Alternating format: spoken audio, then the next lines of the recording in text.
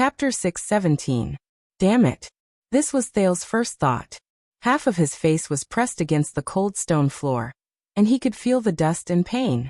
From the moment the prince entered the room to force the emperor to abdicate and raise his sword against his neck, to the moment he was careless and was captured, the situation had changed in the blink of an eye, beyond imagination. The entire Ballard room was so shocked that they didn't even have time to react. Mariko, the center of attention, tightened his grip on Thale's twisted arm. He took a deep breath and reported to King Kessel with a face full of excitement. "Your Majesty, the intruder has been captured." King Kessel did not reply immediately. He only stared deeply at Thales on the ground. His face was as dark as the sea. No one knew what he was thinking. The royal guards were about to swarm forward, but Captain Adrian, who was frowning, raised his hand in a timely manner and stopped them 5 steps away. Many people finally reacted and heaved a sigh of relief. "Is it over?" Sauter stared blankly at the immobilized prince. Gilbert did not say a word. His face was dejected, and his eyes were red. Prime Minister Cullen remained silent as well, lowering his head in deep thought. "My God. Thank sunset, I knew it." Major Domo Kirkirk struggled free of Saldus' hand that was covering his mouth. He was still in a state of shock. Finally, the atmosphere in Ballard was no longer as oppressive as before. But Mariko keenly noticed that his superior, Adrian, who was standing beside His Majesty, had a serious look on his face as he shook his head at him. The king's voice rang out, silencing the room once again. "By the looks of it." Kessel stared at Thales, who had slipped and been captured, and he seemed to be deep in thought. "It won't be that easy for you to commit suicide, child." Everyone had different moods, and their gazes all turned to the young captive on the ground. Of course. Thales tried his best to resist Mariko's suppression. He sucked in a mouthful of air between the dust and the ground and gritted his teeth. "Stop wasting time." Vanguard Mariko, who was riding on him, snorted disdainfully. Seeing that the Duke of Star Lake remained defiant and unruly despite his defeat, whispers broke out in Ballard Room. King Kessel narrowed his eyes. The sharp glint in his eyes almost tore Thales apart. Beside the meeting table, Gilbert, who had witnessed the entire process, heaved a long sigh and slowly stood up. "Your Majesty, as you said." The Foreign Affairs Minister was in a daze and did not look at Thales on the ground. "Prince Thales is overtired. He indeed needs rest." Kirkirk rolled his eyes. Your Majesty, why don't we call it a day?" "If there is a need, Your Majesty," Archdeacon Stylianides sighed and said. "The Sunset Church can confess the lost prince and redeem himself." "No." Viscount Kinney frowned and looked at his colleagues. "Everyone, today's matter concerns the stability of the kingdom. Please keep your mouth shut." The officials were all talking at once, and the meeting room became lively again. Silence. At this moment, Prime Minister Cullen suddenly shouted. The entire Ballard room fell silent. "It's a royal household affair." Out of character, the Duke of Eastern Sea turned to the king in a calm and unquestionable manner. "His Majesty has his own decision."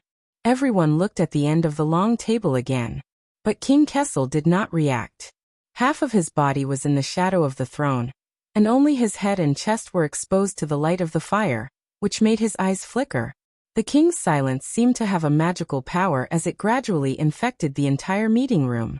From the ministers to the guards, everyone could not help but fall silent. They did not even dare to breathe loudly. Except for one person. "Please, Father." Even though the rebellion had failed, Thale's laughter was still unrestrained and piercing outside Ballard Room. "When the time comes, do you choose to be a stupid idiot, or a suicidal coward?" King Kessel's gaze grew sharper. Vanguard Mariko's expression turned cold.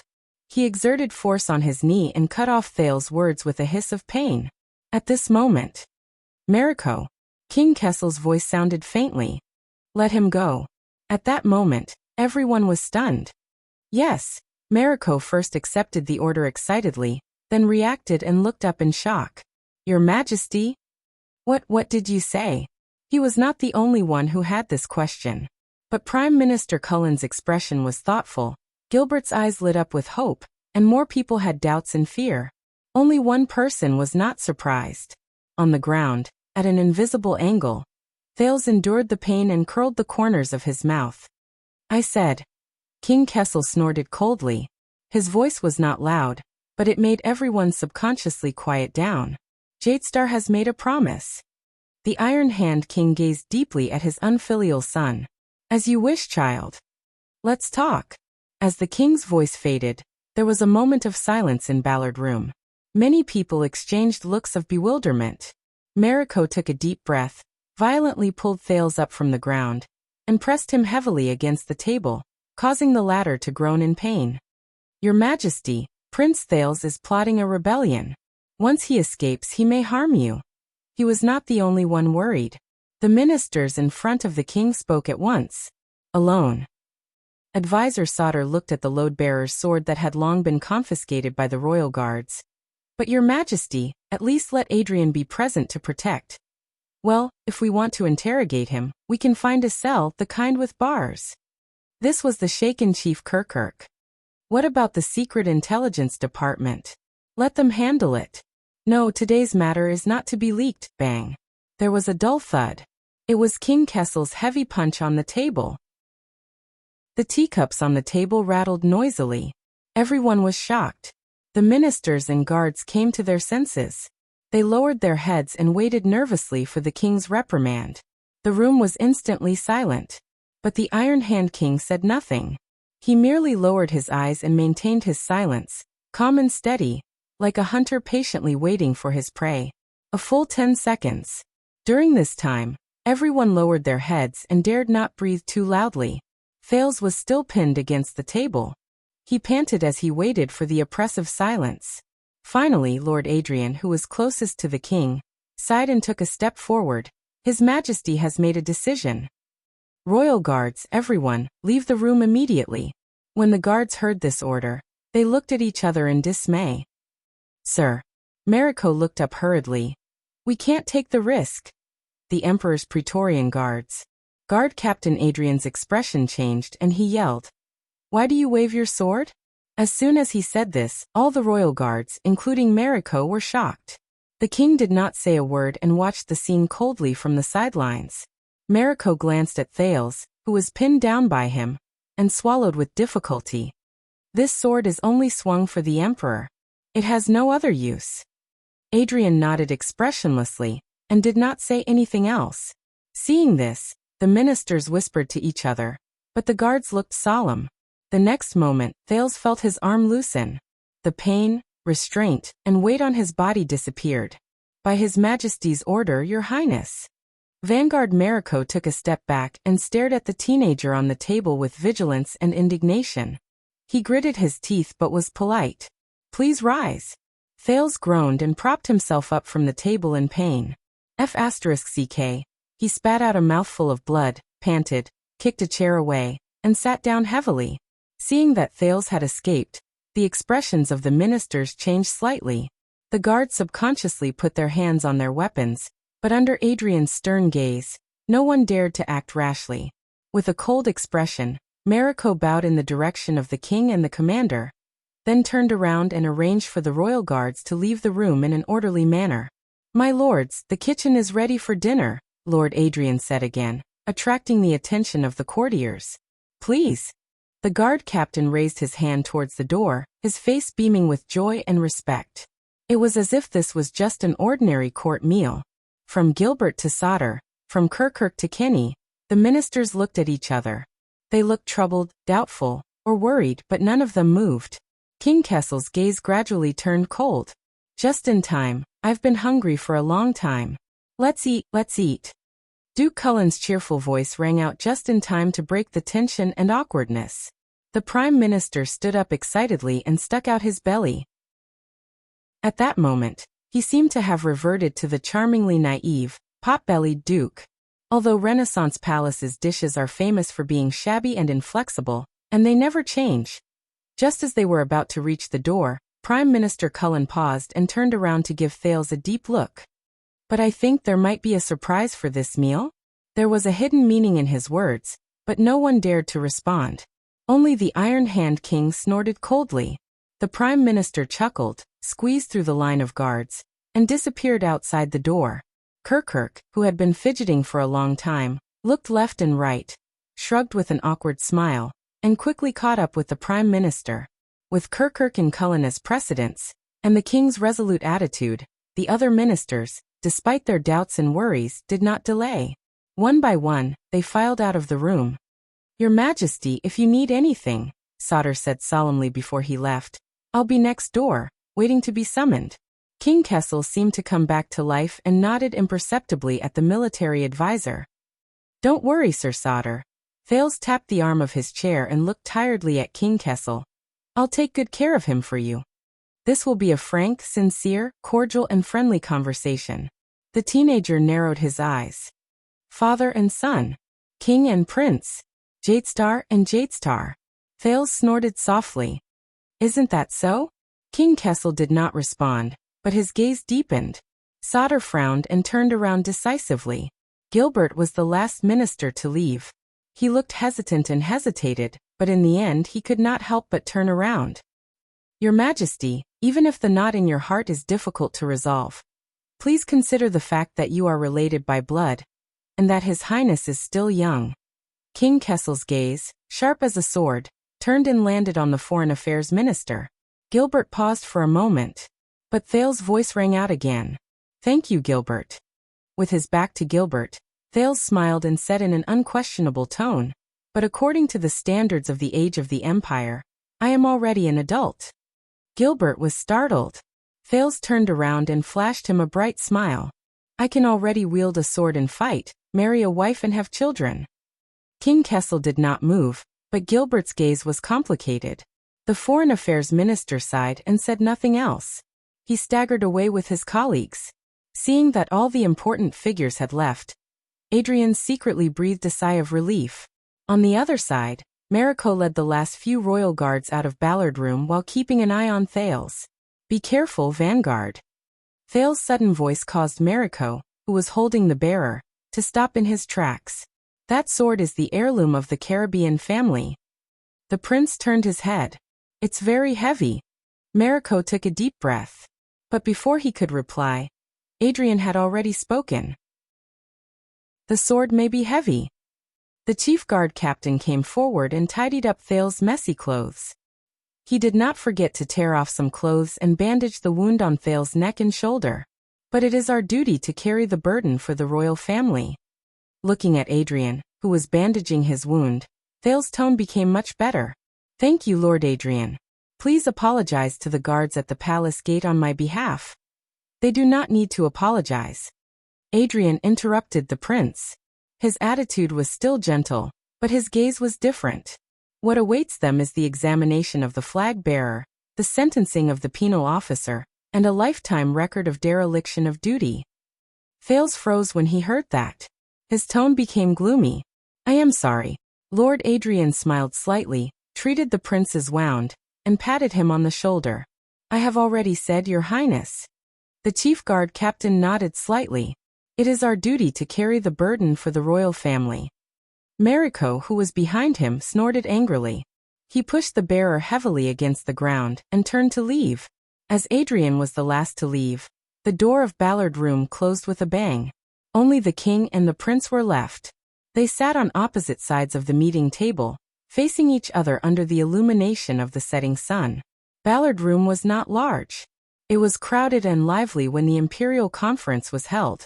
But now that there were only two people left, it gave off a frightening feeling of loneliness. "Speak." King Kessel did not waste any time. His cold words rang from the other end of the meeting table, as if separated by mountains and seas. "How do you live for constellation?" Thales did not answer immediately. He first touched the corner of his mouth, which was gradually becoming red and swollen. He cursed Mariko's old fist in his heart, then patted the seat under his butt and sighed with emotion. He finally sat down. After all, he had risked his life to get this seat. And it was not Gilbert who gave it up for him. And now his battle was just about to begin. If you want to fight, be fully armed. As he thought of this, Thales raised his head and gave his opponent the most sincere smile. "Oh, I thought you didn't understand." The second prince picked up a teacup on the table. He did not care who had used it before, and drank the rest of the tea in one gulp. Or you simply understood, but pretended not to know. Jade Star. Hearing this surname, King Kessel moved slightly. Thales finished his tea and tossed the expensive teacup behind him. Crack. The king looked at the prince's rude and undisguised actions. His gaze turned slightly cold. Seeing his father's gaze, Thales wiped the tea stain from the corner of his mouth and snorted. All right, for the sake of this teacup, Baron Quentin would definitely criticize him in a sarcastic manner again. But who cares? I say, why don't you step down as well? Thales suddenly turned his head and looked at the void around him. Yodel?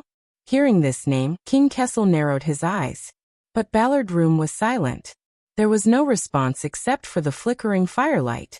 Instead, King Kessel snorted coldly and looked at his son thoughtfully. Thales did not wait for an answer, so he scratched his forehead and laughed self-deprecatingly. I thought he was here. King Kessel snorted coldly without mercy.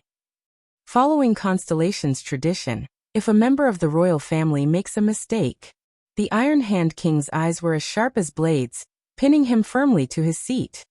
Their punishment will be personally carried out by the chief penal officer of the royal guards, from flogging to hanging. Penal officer. Personally carried out.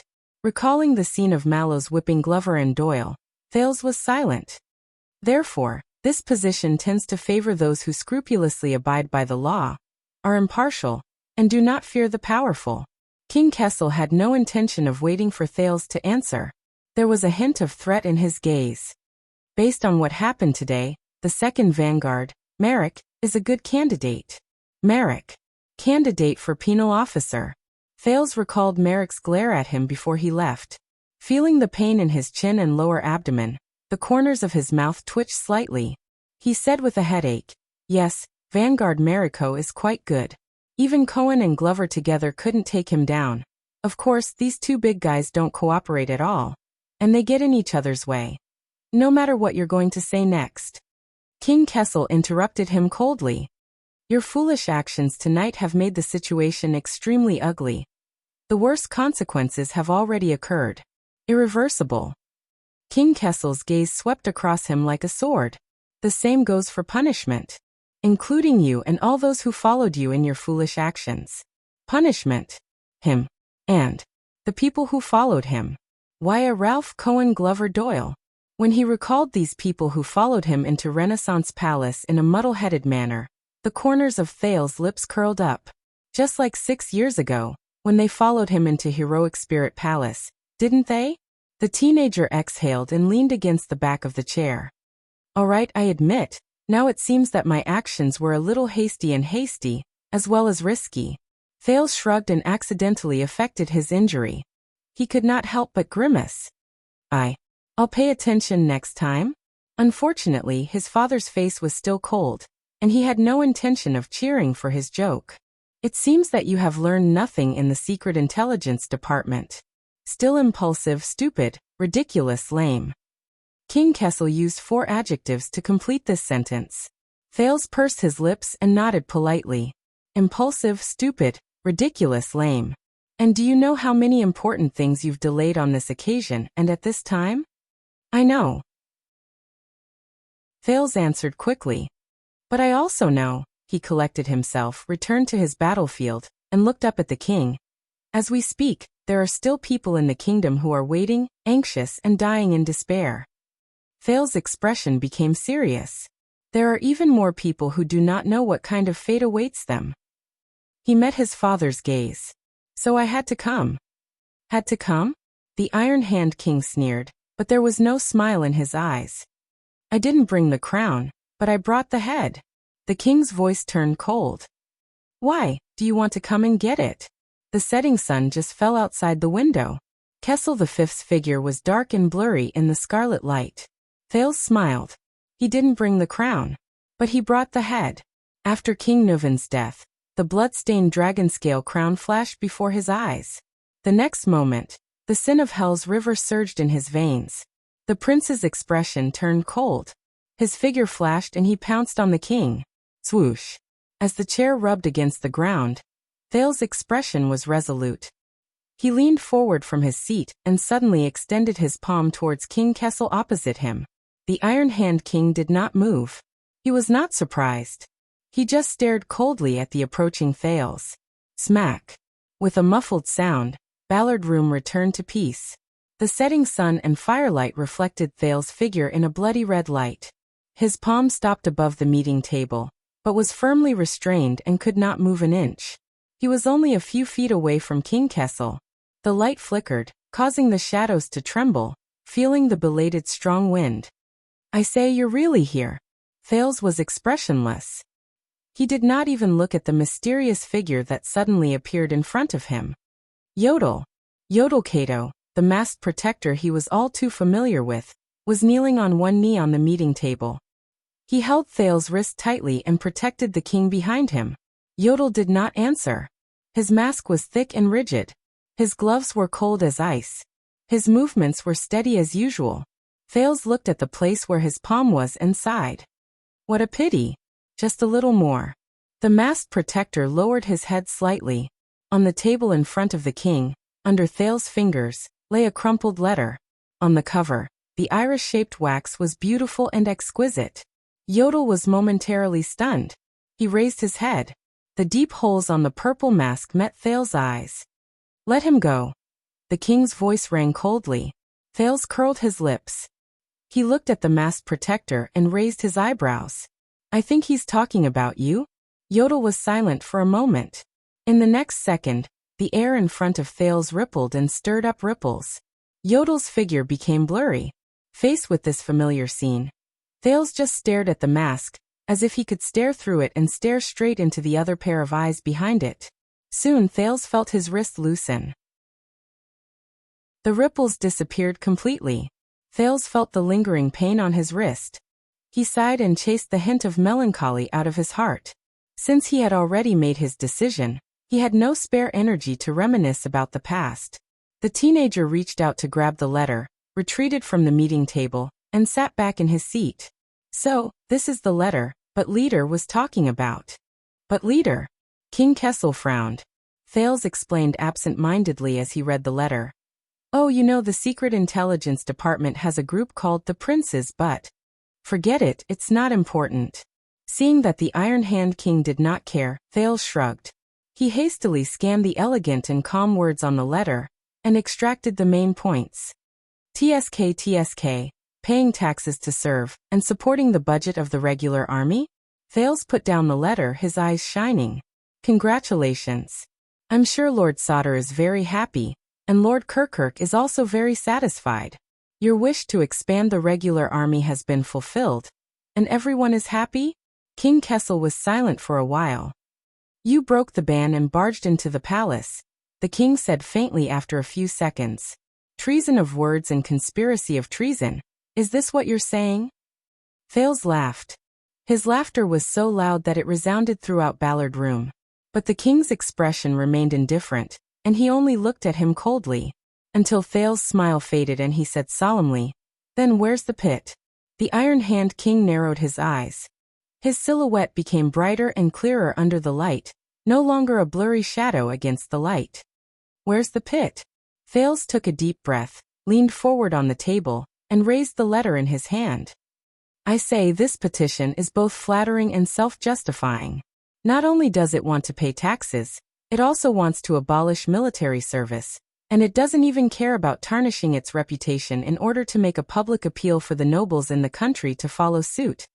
Other than that," the teenager narrowed his eyes, "how many pits did Zayn Covendier leave for you?"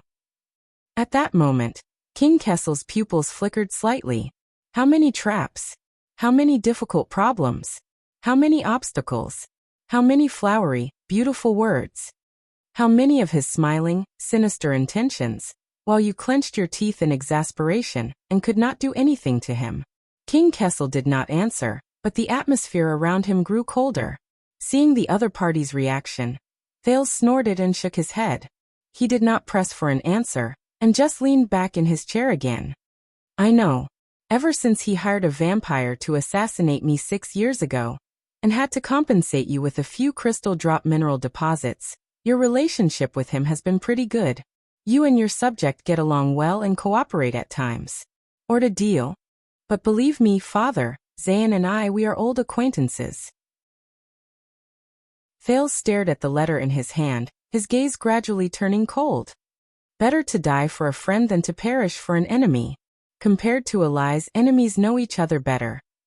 The king looked at him carefully, and was silent for a few seconds before he snorted. Interesting, you know Jade City?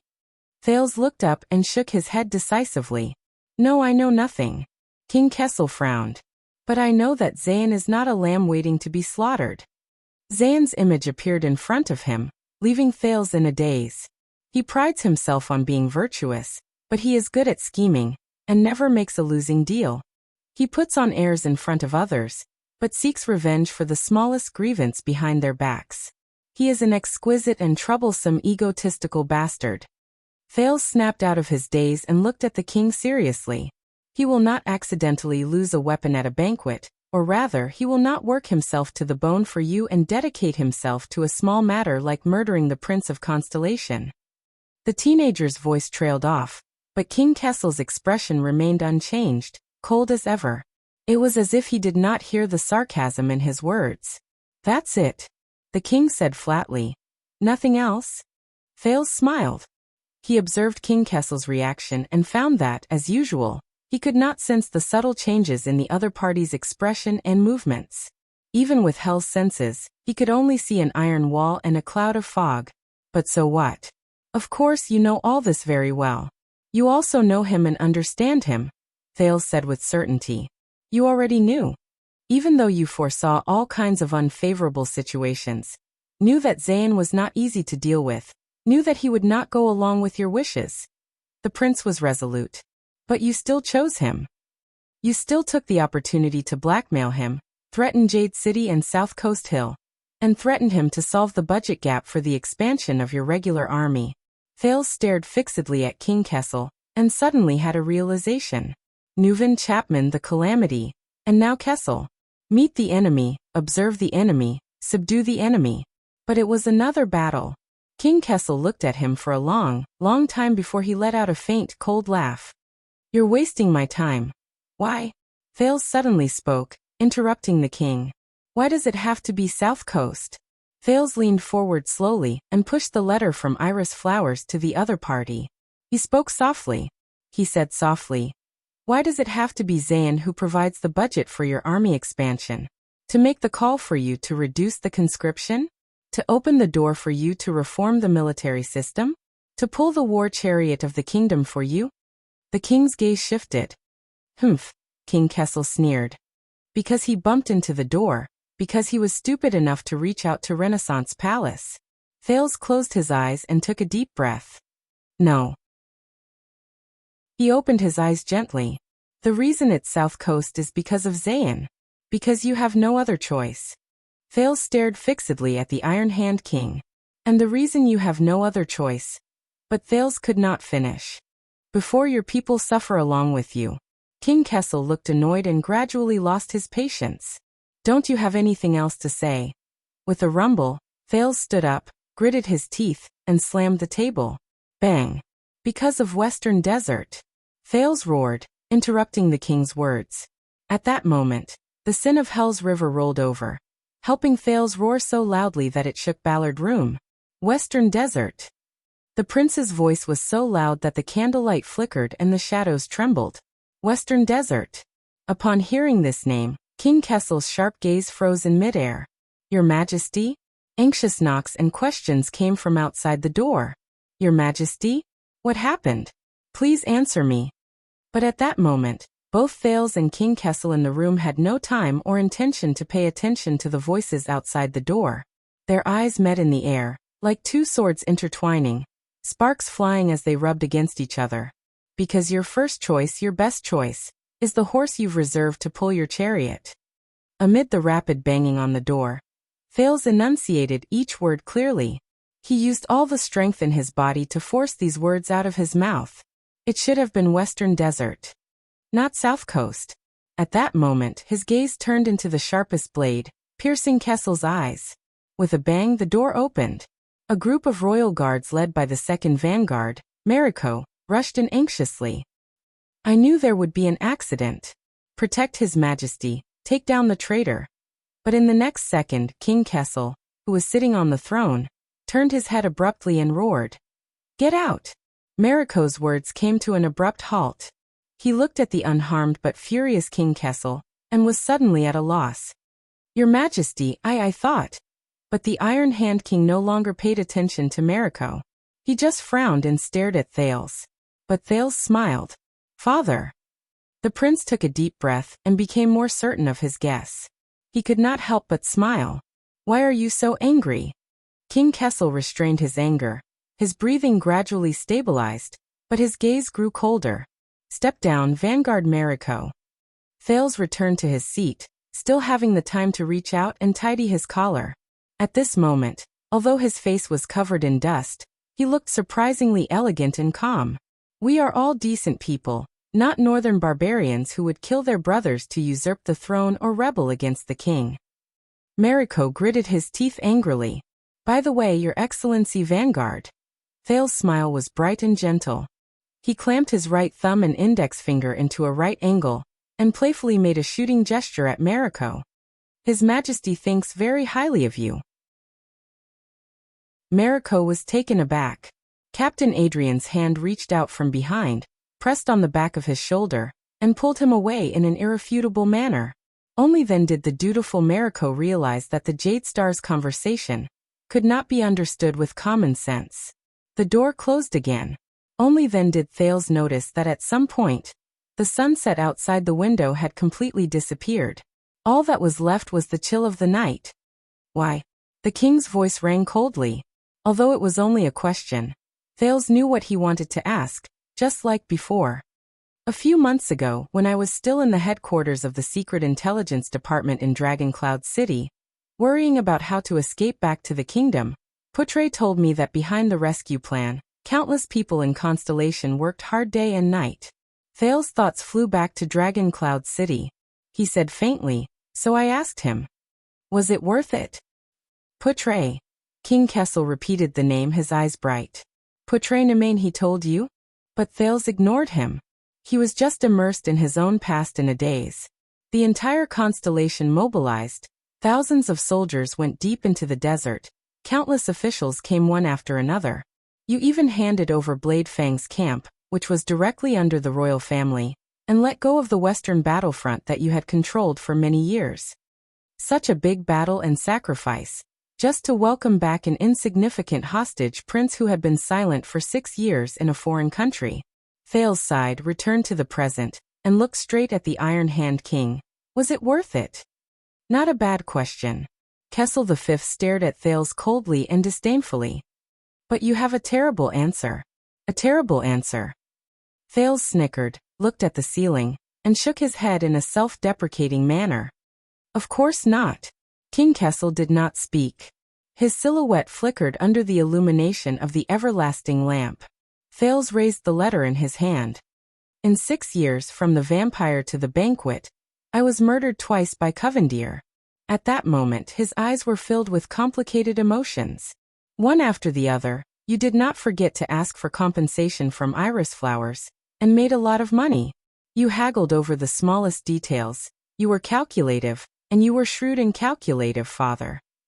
How could you be willing to mobilize the entire country, spend countless resources, and lose an important military town just to do a loss-making business in exchange for an impulsive, stupid, ridiculous, lame? Thales paused for a moment and sarcastically spat out the last word. Son. When he heard Thales use his own words against him, Kessel snorted coldly, unbothered. What, are you here to complain to me? Son. Thales snorted softly and laughed self-deprecatingly. No, in fact, when I was in Western Desert, I vaguely knew that you had other motives for sending troops here. Thales' thoughts returned to the faraway Ghost Prince Tower. After experiencing the chaotic night in Blade Fang's camp, and seeing the legendary Wing's untamed nature, I thought you wanted to use the opportunity of my return to the country to beat down those suzerains of Western Desert, who dared to use me as a bargaining chip to demand Blade Fang's camp and the Western front lines. To show your authority as a king and strike down the local forces of power. In the next moment, Thales' smile disappeared. But I was still too naive, too immature. The teenager stared at the king.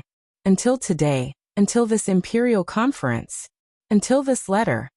Kessel V did not say a word under the dim firelight. But his gaze as he looked at Thales gradually changed. A few months ago, father, the reason why you gathered the royal regular army of an unprecedented scale and entered Western Desert to join forces with the local suzerains was because Thales' eyes dimmed. It was not to intimidate Northland and bring back the prince, much less to recapture Bladefang's camp and beat down the suzerains of Western Desert. It was for a higher, greater, and more shocking grand goal that could affect the future of the kingdom and even the world. At that moment, King Kessel's gaze sharpened like never before. Yes, I underestimated you. Thales took a deep breath, and with a stern expression he called out the king's name. Kessel Jadestar. I also forgot that you are not a merchant in the marketplace, but the king of a country. Your thoughts and desires are not limited to a single item. Not even a city or a place. The light flickered, and the shadows trembled. The Iron Hand King stared at his son from afar, like a falcon staring at its prey. Thales furrowed his eyebrows tightly, feeling an unprecedented weight and pressure. You should not be described as haggling over every penny, being calculative and shrewd, but as Thales gritted his teeth and stared at the Iron Hand King in front of him, as if he was looking at the most terrifying enemy in the world. Stubborn and obstinate. Insatiable greed. Bone-crushing and marrow-sucking. Kessel did not speak. Thales stared at his father, just as the other man's gaze was fixed on him. 1 second, 2 seconds, 3 seconds. Now yodel. Just when Thales thought he could no longer withstand the king's gaze, Kessel V's emotionless voice rose into the air. You may leave. Chapter 6:18. Thales subconsciously turned his head to look around, but the narrow Ballard room was still quiet. There was no movement at all. The sun had set, and the lights were faint. Only King Kessel's cold gaze pierced towards him from afar, like a knife to his throat. How nice. Thales sighed and gave up on trying to find Yodel. He's never been so obedient when we were outside. Thales narrowed his eyes and tried to adjust his mood, just like relaxing his muscles and joints before a big battle. But are you sure he really left? But the Iron Hand King's answer was simple and direct, his tone cold and unhesitant. You have 15 minutes. 15 minutes. Thales was silent for a second. Clearly, this was not the time to talk about a father and son reunion. As he thought, he snorted and nodded. Not bad. You know, the Northland barbarians only gave me 2 minutes back then. Kessel V snorted coldly. And you've already wasted half of it. His tone made Thales feel pressured. Listening to Kessel's merciless words, Thales had no choice but to take a deep breath and brace himself. After all, he had already come so far and sacrificed so much. To come to the windmill that belonged to him, wasn't it? At this thought, Thales put away his expression and put on a stern face. After last night's banquet, you extorted this petition from Little Flower, I mean the Duke of Iris Flowers, forcing him to pay taxes as a substitute laborer, and calling for the rest of the country to follow suit. Thales leaned forward slightly and pressed the letter on the table. Now it seems that you did that to solve the problem of today's imperial conference. Lord Sauter wants to expand the regular army, and is in urgent need of money and reputation. King Kessel shifted his gaze to the petition, and did not say a word. That's why you and Advisor Sauter are echoing each other in Ballard Room today. Thales said coldly with a cold gaze. Or rather, it was the two of you who communicated with each other in advance. He charged in front, and you sat in the tent, coordinating with each other from inside and outside. But his words obviously did not have any effect. You must be a genius to have seen through the dark side of the kingdom. King Kessel mocked him expressionlessly, completely unaffected. Why didn't the other lords at the Imperial Conference think of this? Thales frowned slightly. Yes, this matter is very obvious. Perhaps even the Star Killer can see it. The ministers just don't want to expose it. Or he didn't dare to say it out loud. In the next second, Thales' expression changed. But something isn't right. The youth picked up Zayn's letter and leaned forward. Timing. King Kessel narrowed his eyes. Thales fixed his gaze on him. Neither of them spoke. The flame of the everlasting lamp flickered, and the entire conference room was illuminated by ripples. Shadows flickered. It was as if he was at the bottom of the sea, enduring the surging undercurrents. An accident that happened last night has solved this morning's problem? Thales spoke slowly, his eyes never leaving the Iron Hand King's face. What a coincidence. King Kessel did not react, as if this was just a bunch of nonsense to him. Thales flung the letter in his hand and shook his head gently. But there are no coincidences in politics. You want it? Did you foresee and arrange the accident at the banquet in advance? Waiting for Zayn to come knocking on my door and offend me so that I can use him against me? Extortion. You want it? Did you improvise and force Zayn to write the petition on a whim after the accident at the banquet? Instructed Lord Sauter to propose it in front of the Emperor? Made a prompt decision and did it in one go. Ballard Room was silent for a moment. Self-righteous? Baseless assumptions. King Kessel appeared disdainful. The Secret Intelligence Department's evaluation of you is indeed correct. But Thales smiled lightly. He nodded. That's it. This letter? Whether it was premeditated or impromptu, I still feel that something is wrong. Thales' gaze froze. Until I obeyed your orders and went to the Secret Intelligence Department. At that moment, the Iron Hand King frowned slightly. Thales' speech sped up and became urgent. First of all, I confirmed that Anchor Byral's assault at the banquet was not instigated by anyone, at least not by you. The motionless King Kessel made Thales feel as if he was talking to a stone statue, but he knew that he was not. If I hadn't shouted in public, no one would have known that it was Zayn who brought the weapon. Putting the conflict between Byral and Doyle on the table is not beneficial to the kingdom's governance, nor is it in your interest. Thales shook his head and said with certainty, at least I can confirm one thing. The accident at the banquet was not part of your plan. King Kessel did not comment. He only added a few words softly. They're letting you meet the felon. The Secret Intelligence Department is too lenient with you. Thales smiled politely in response. Secondly, let me go to the Secret Intelligence Department to take a look at my mess, so that I'll be more obedient. The king snorted coldly. Obviously you didn't learn anything. Thales adjusted his breathing and looked down at the cut on his left hand. He recalled what the Black Prophet had said in the interrogation room. What's important isn't what you do, whether you do it or not, or whether you do it right or wrong. It's just that you are there.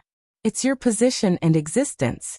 Under the power of power, your position is different from others, and the gap is set. No matter what you do in the upper reaches of power, what's bound to happen will happen. Thales looked up. That's right. Sitting in this position, every move I make is of great significance and far-reaching. Whether it's because I don't like to drink, or only eat lettuce, or accept duels, or help the Northlanders smuggle, whatever is good at the top is bad at the bottom. I should see, know, and be responsible for the consequences of my actions. Very well, King Kessel said with a light snort. Then have you thought about how you're going to be responsible for the prince's rebellion? But in the next second, Thales' expression turned serious and he changed the topic. But what's bound to happen will happen. Thales paused for a moment and said decisively, later someone told me. Do you know how many hurdles you have to go through from finance to the market, from taxes to the budget, from administration to the people's livelihood, from top to bottom, from one end of the chain to the other? Thales sneered and pointed at the darkness outside the window. Do you think this is a marionette show, where the gangsters on the streets will start when the king moves his fingers? At that moment, the king's gaze flickered. Who said that? He said coldly. But Thales shook his head and did not answer. So, after connecting it with what I saw and heard at the royal banquet, I thought of more. As Thales spoke, he propped himself up on the edge of the table and locked his gaze on the king. These days, the Central Territory, especially the agriculture, medicine, tobacco, alcohol, forging, leather, textiles, and other industries around the capital have all experienced a rare, substantial, and long-term upheaval. And that is not something that can be affected by Thales Jadestar's behavior alone. At that moment, King Kessel raised his chin slightly. Even though it was only for a moment, Thales captured this detail. So I began to suspect that behind the prince likes lettuce, but the farmer starves to death public opinion and propaganda. He took a deep breath and recalled the series of encounters from the banquet to the secret intelligence department, to Red Street Market and Lower City District. Thail's gaze sharpened. What is the secret intelligence department trying to hide? What is happening in the kingdom? Thail's voice faded away. The cold wind poured into the room, blowing the flame of the everlasting lamp into a mess. The light and shadows were a mess. What answered him was the king's snort. Groundless accusations and baseless conjectures. King Kessel turned his head and buried one side of his face in the darkness. He seemed to be in low spirits. Are you done with the conspiracy theories? A wave of indignation welled up in Thail's heart. It was both familiar and unfamiliar. So I saw it. The teenager unconsciously raised his voice and spoke faster.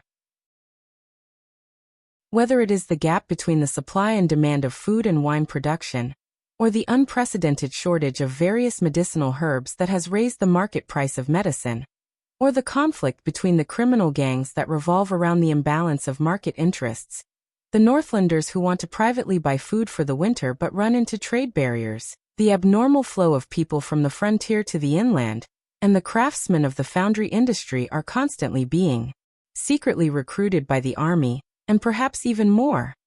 Thail subconsciously clenched his teeth. At that moment, it was as if he had returned to heroic Spirit Palace and faced the 6 archdukes of Northland, and the archduchess. All of these tremors at the end of the power chain, they are not the normal state of the market, nor are they the effects of a prince has a thin waist. They are more like the mess left behind after a certain power intervenes in various industries. Mass production, material hoarding, population movement, goods movement, centralized allocation, and they have to be carried out in secret to deceive the public. At this moment, the king suddenly spoke and interrupted him. Where? Thales was startled. Where? King Kessel spoke faintly, his voice deep and powerful.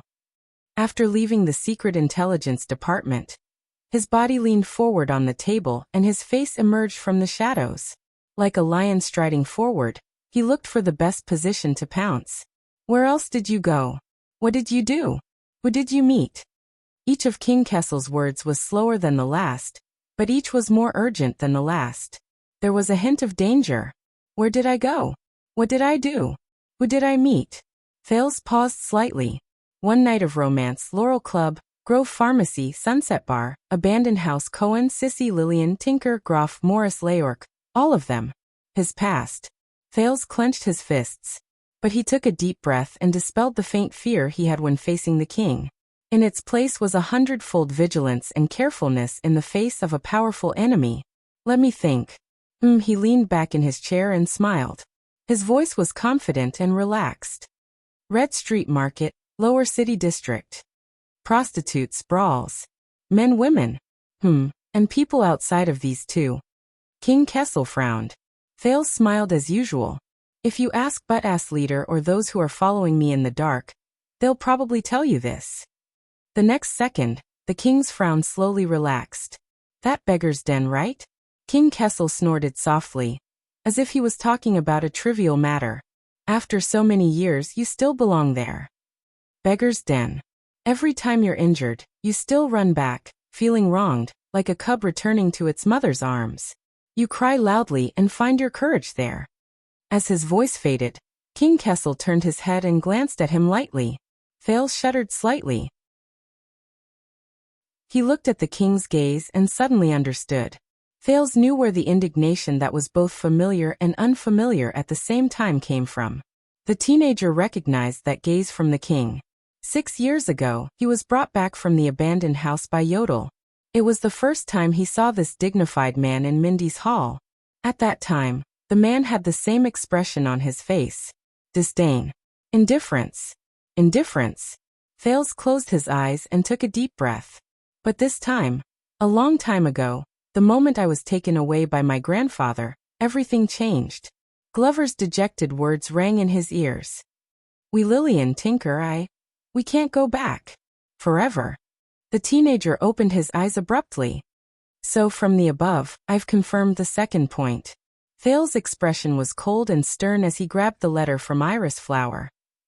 What this letter involves is not something you came up with on the spur of the moment, Father. King Kessel frowned, as if he was surprised.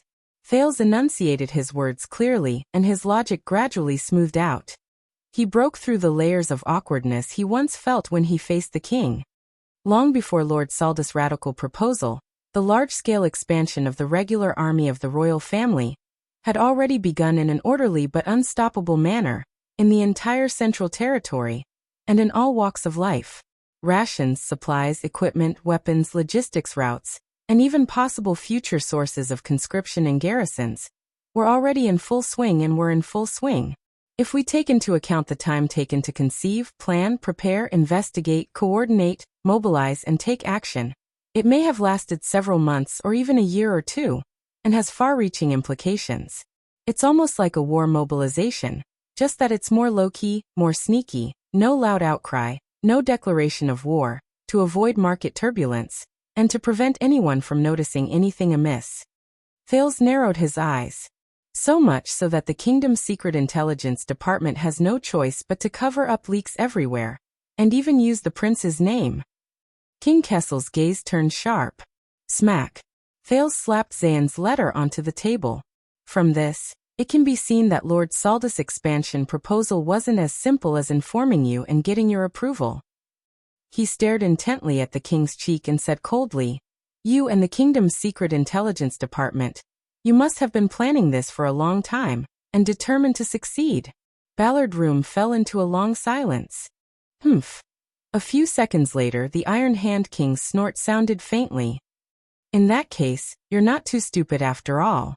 At least a little smarter than the money-minded Kirk. Why would Banker promote him back then?" Seeing the king's reaction, Thales was even more certain of his judgment. He chuckled, forgetting the previous oppressive feeling. That brings us to the next question. If Zayn's letter in support of the expansion wasn't premeditated by you, but the expansion proposal wasn't something you came up with on the spur of the moment. Thales' expression turned serious. His voice was slightly cold. Then what exactly are you up to? In the face of the prince's questioning, King Kessel responded in silence, but his gaze grew sharper. Thales pried open his fingers and began to speak. From secretly preparing for the expansion, to the accident at the royal banquet, to blackmailing Zayn's letter, to the debate at the Imperial Conference regarding the expansion, all these steps to achieve the goal, some were clearly planned and prepared, while others were purely coincidental. He sneered. Don't tell me that when it comes to the politics of the kingdom, you can still plan half by chance, half by calculation, and half by luck? King Kessel responded with an equally cold smile. Isn't that what you're doing now? The king clicked his tongue, breaking into the palace to seek a voice, killing people to gain an audience. Half by calculation, and half by luck? Thales' words faltered. He paused and exhaled softly, reminding himself not to fall into the other party's trap. Then I remembered this morning's Imperial Conference. Today, Lord Sauter spoke highly of the drawbacks of conscription and advocated for the expansion of the regular army, but met with unprecedented opposition.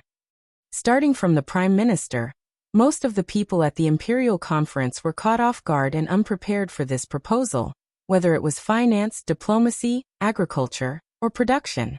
The Department of Finance was short of funds and had no budget, public opinion and morality were not in their favor, and the various departments were complaining about the lack of resources.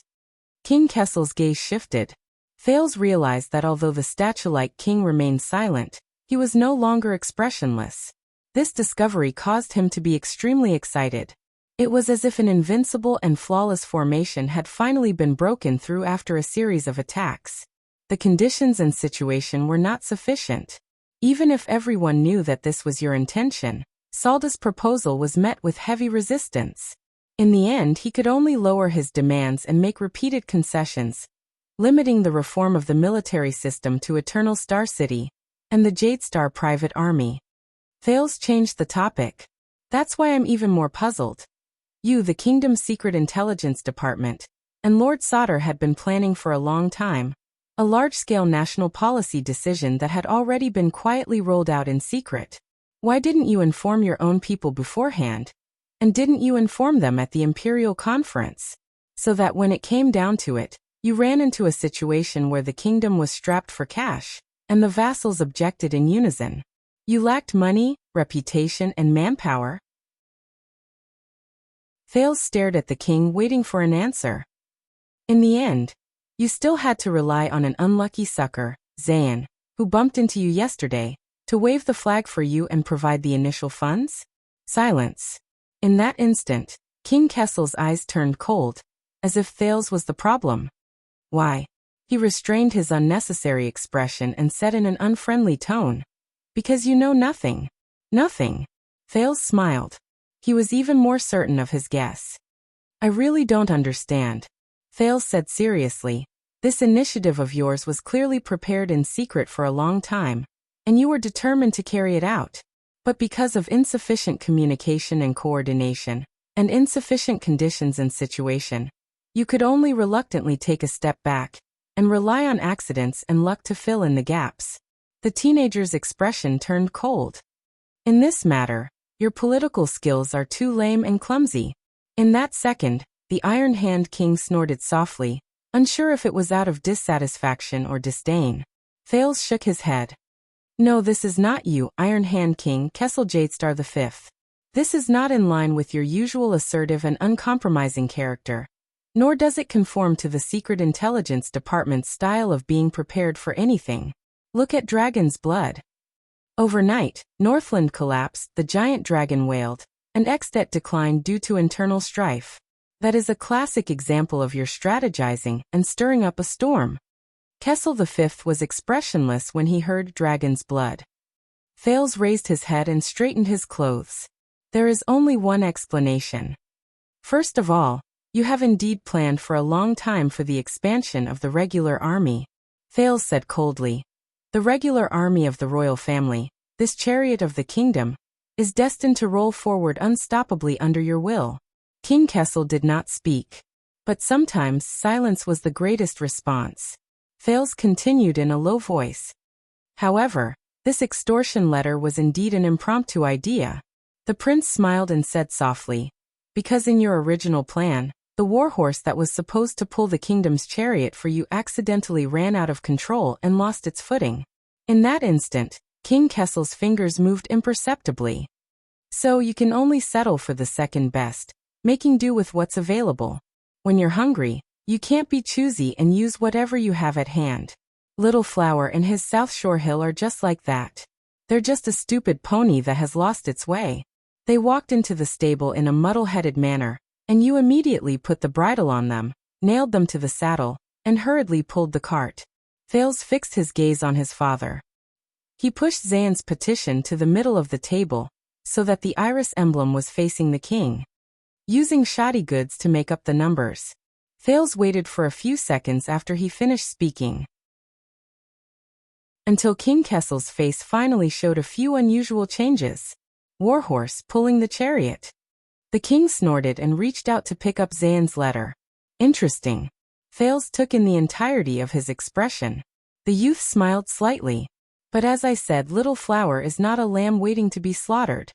The prince's smile faded and he said solemnly, "It can be foreseen that this new fake horse is not only dispirited, but also unsteady in its steps.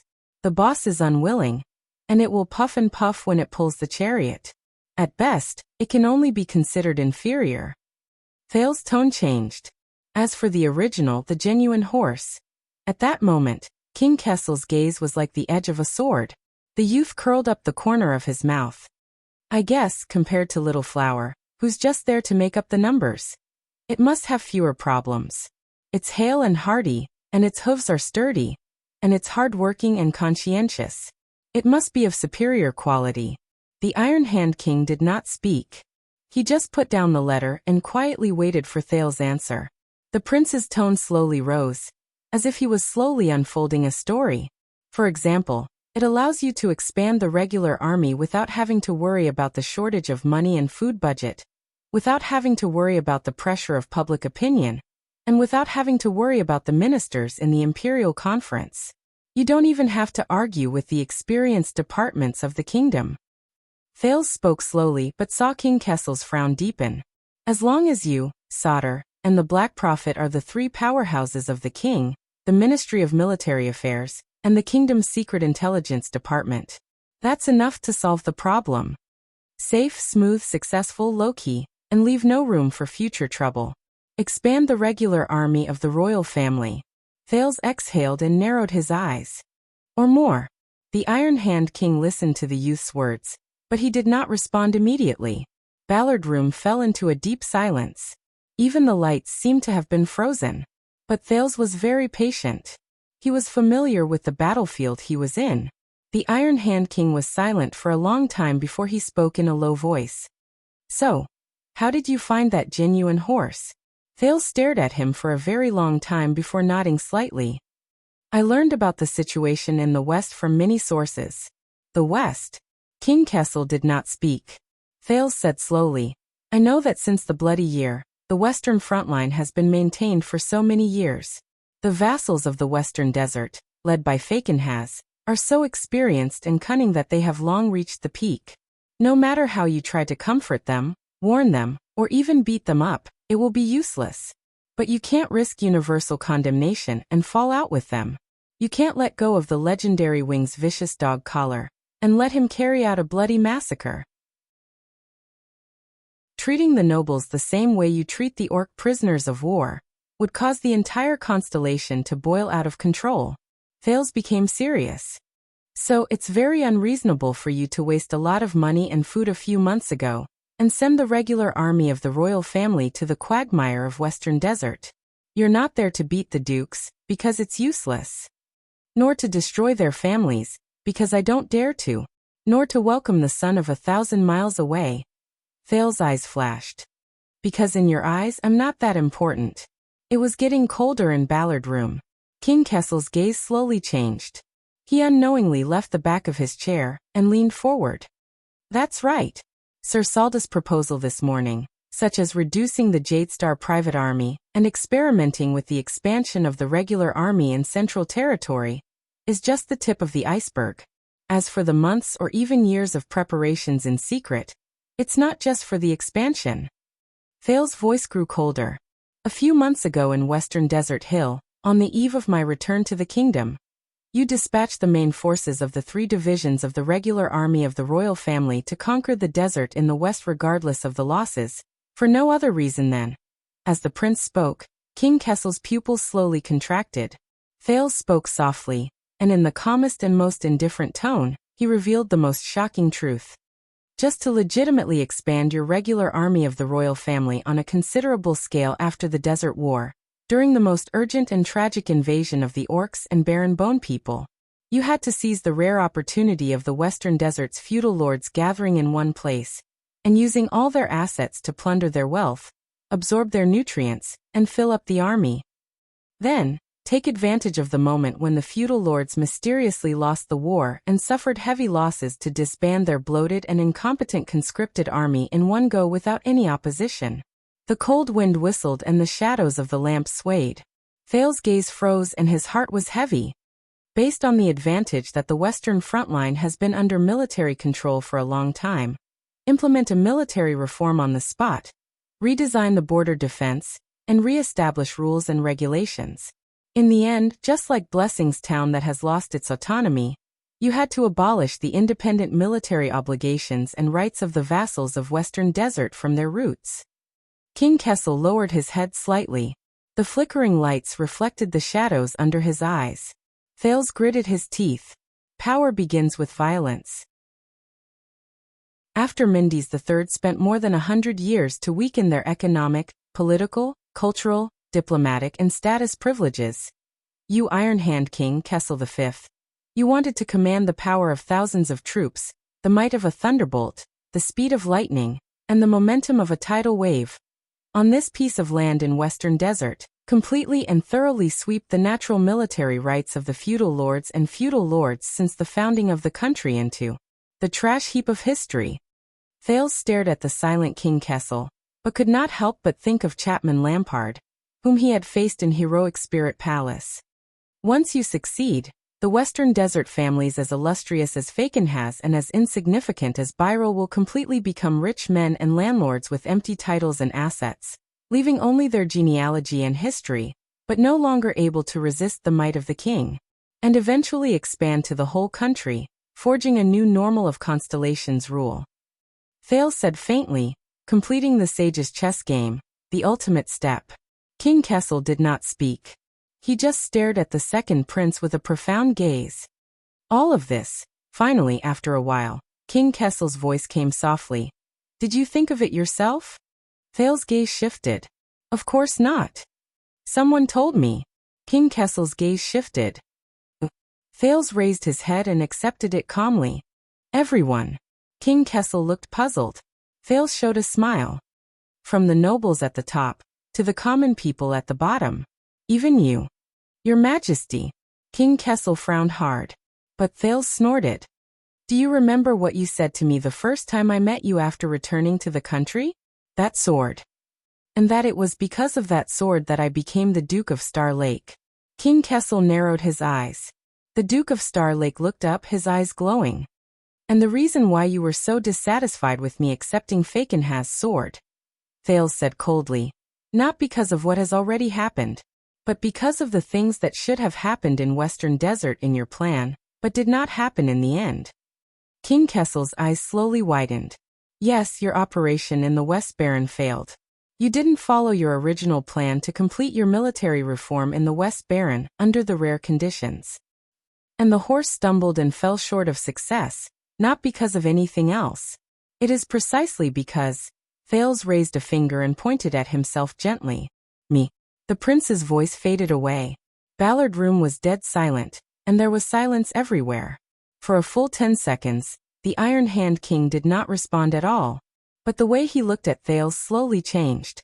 From the previous disdain and indifference, it became, now I know. Finally, Kessel V spoke softly. How did you survive in the north? Polaris. Polaris. Under the table, Thales clenched his fists tightly. He was not mistaken. At that moment, the king's eyes revealed a deep solemnity, unfamiliar, and wariness.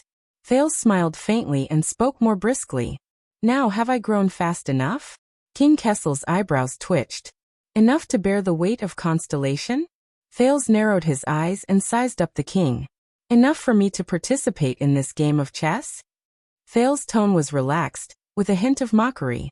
But at that moment, the Iron Hand King suddenly looked up, and his aura suddenly changed. From just now until now, Kessel's tone was extremely cold, and his gaze was incomparably sharp. Can these things you have said make up for the stupid consequences of your brazen intrusion into the palace? Thales was stunned. Maybe these are two things. But King Kessel snorted disdainfully and rudely. Then what's the use of saying these things? Bearing the weight of a few swords. Hearing this vulgar response, Thales could not help but be stunned. I admit your performance was quite good.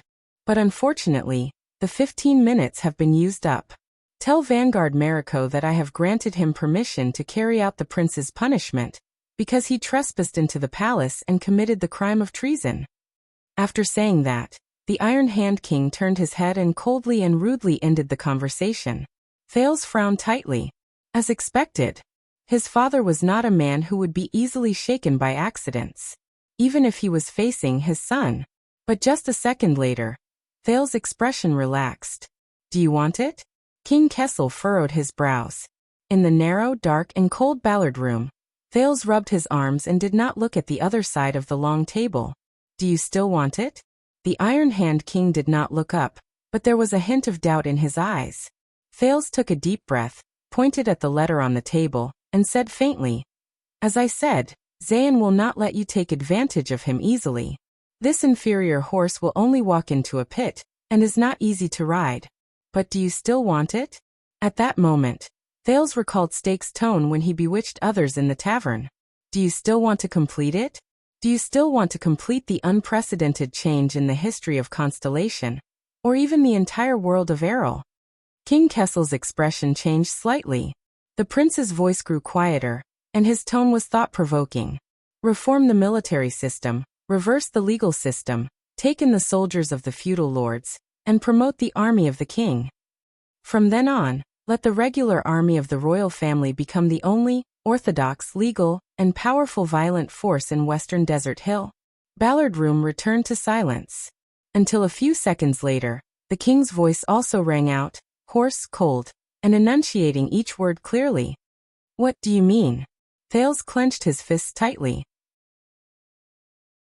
At that moment, he suddenly felt that the pressure that the king had once brought him, that made him breathe heavily, had completely disappeared without a trace. If the answer is yes, Thales' voice was steady. Then, his gaze met King Kessel's in the air. I can help you. I can help you. At that moment, the Iron Hand King's gaze became dangerous, cold, and subtle. He turned his head and faced Thales again. You, remember, father, Thales interrupted him, feeling that the air had never been so light, when I said, I'm here to save you. He smiled faintly, his eyes sparkling. I was serious. When you, Constellation's king of High Iron Wrist, can only ride Zayn, this inferior horse, wear a rusty armor, step on the uneven and bumpy road, and still have to pretend to be cool and domineering to pursue your dreams of Constellation. King Kessel's gaze suddenly turned cold. Thales burst into laughter and spread his hands. Why, do you really think that I care about that broken crown of yours? In Ballard Room, the two faced each other from a distance. The lights and the cold wind were their only audience. The Iron Hand King was silent for a moment, but he shook his head firmly. It can't make up for the consequences of your foolish actions today. The Prince of Constellation plotted a rebellion to force the abdication. You can't escape punishment. Thales' mood sank. I know, but that's another matter. Thales looked back at him. What do you say, father? King Kessel did not speak. He just stared at him unblinking. Thales was the first to admit defeat in the stare. All right, I know. Even if it's not Western Desert, there's still South Coast. Anyway, you'll have a way. He sighed, left his seat, and walked towards the door. Then I'll be leaving. Thales indifferently waved behind him. Put me under house arrest in Mindy's hall. Whether it's flogging or hanging, it's up to you. Wait, forget about hanging. I don't like the feeling of being strangled. At this moment, Sand King. Thales stopped in his tracks. His fingers stopped on the doorknob. The Duke of Star Lake raised his head, but did not turn around. He only stared at the dark, cold stone door. What? The king's thunderous voice came from behind him. It was as cold as ever, and it was impossible to tell whether he agreed or refused. This is an action plan that Brother Midier, together with the Department of Military Affairs, the Department of Foreign Affairs, and the Kingdom's Secret Intelligence Department, came up with a long time ago. Action codename, Sand King. Midier. Secret Intelligence Department. Sand King. Thales grasped the most crucial few words.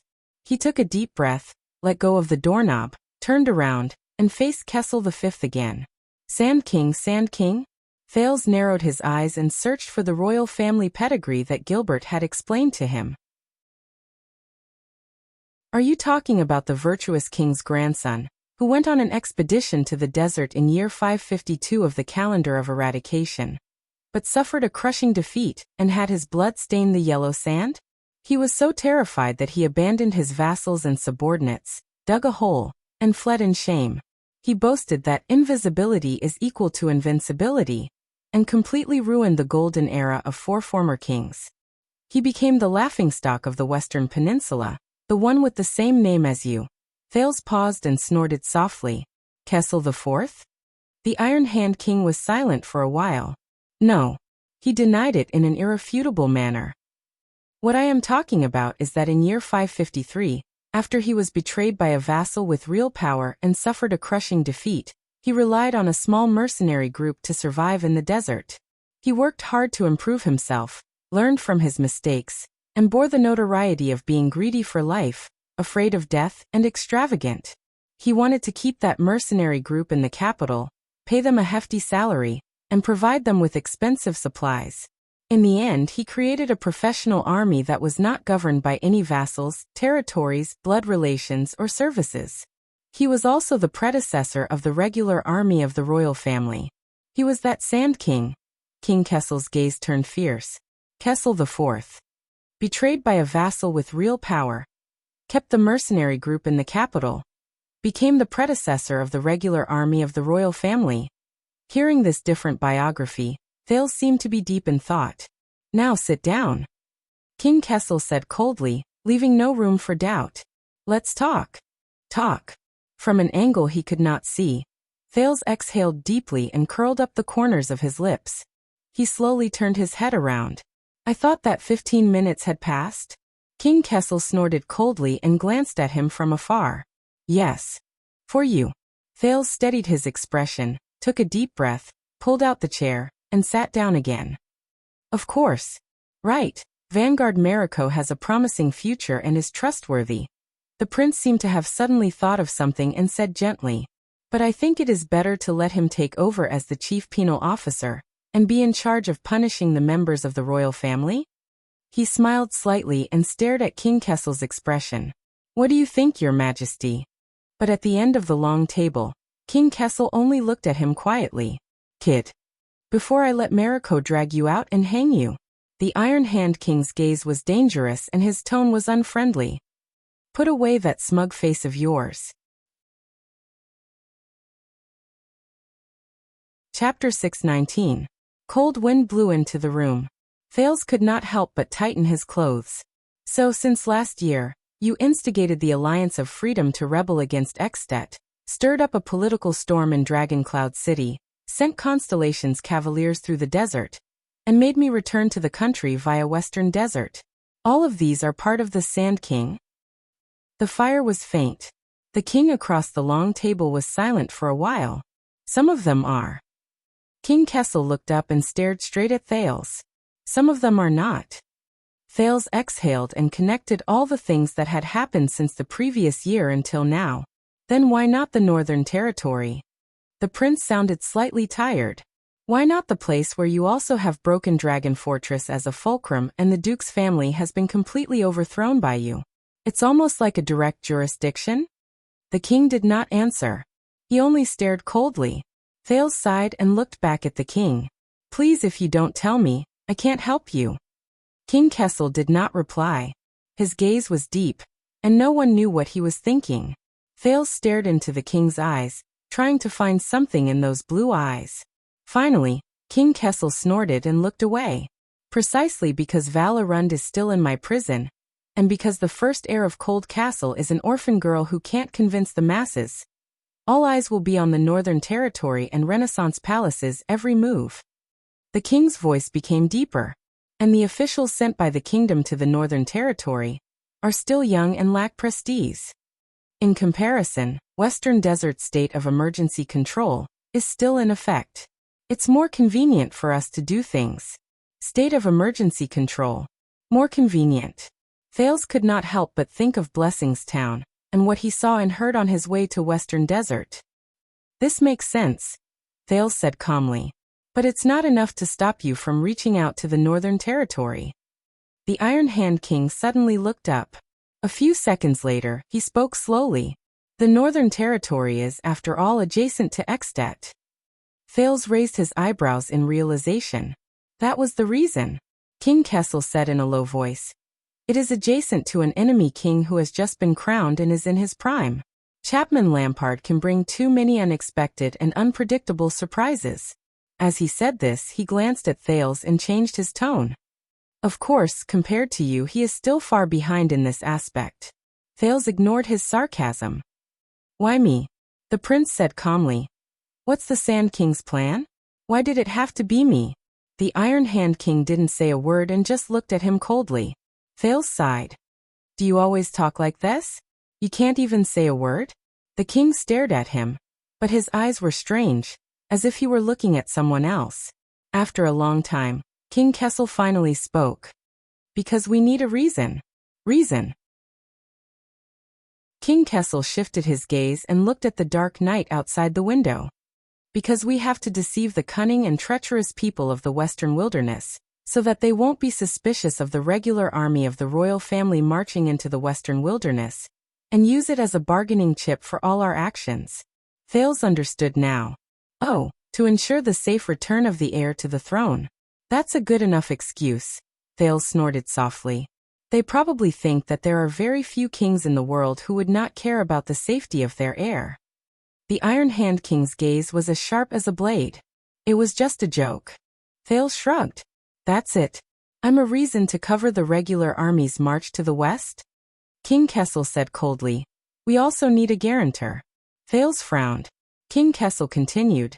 So that the people of the western wilderness will believe during the bargaining that the regular army of the royal family was forced to give up Blade Fang's camp and withdraw from the western front line in exchange for the support of the troops mobilized by the dukes of the western wilderness, so that you can be protected and brought back to the capital. And I will be that guarantor, Thales said faintly as he came to a sudden realization.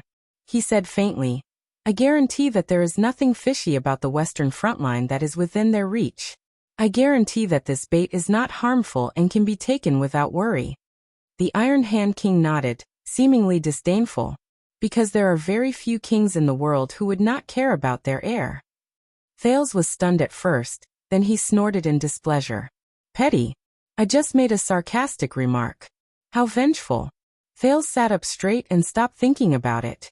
So, in order to carve up the vast territory in the western front line that you gave, the suzerains of the western desert who took the bait will gather their troops, willingly walk out of the castle that they have been entrenched in for many years, and walk into the camp of the regular army of the royal family without any precaution, so that you can capture them all in one fell swoop, and save yourself the trouble of taking them down one by one? King Kessel was silent for a while. More than that.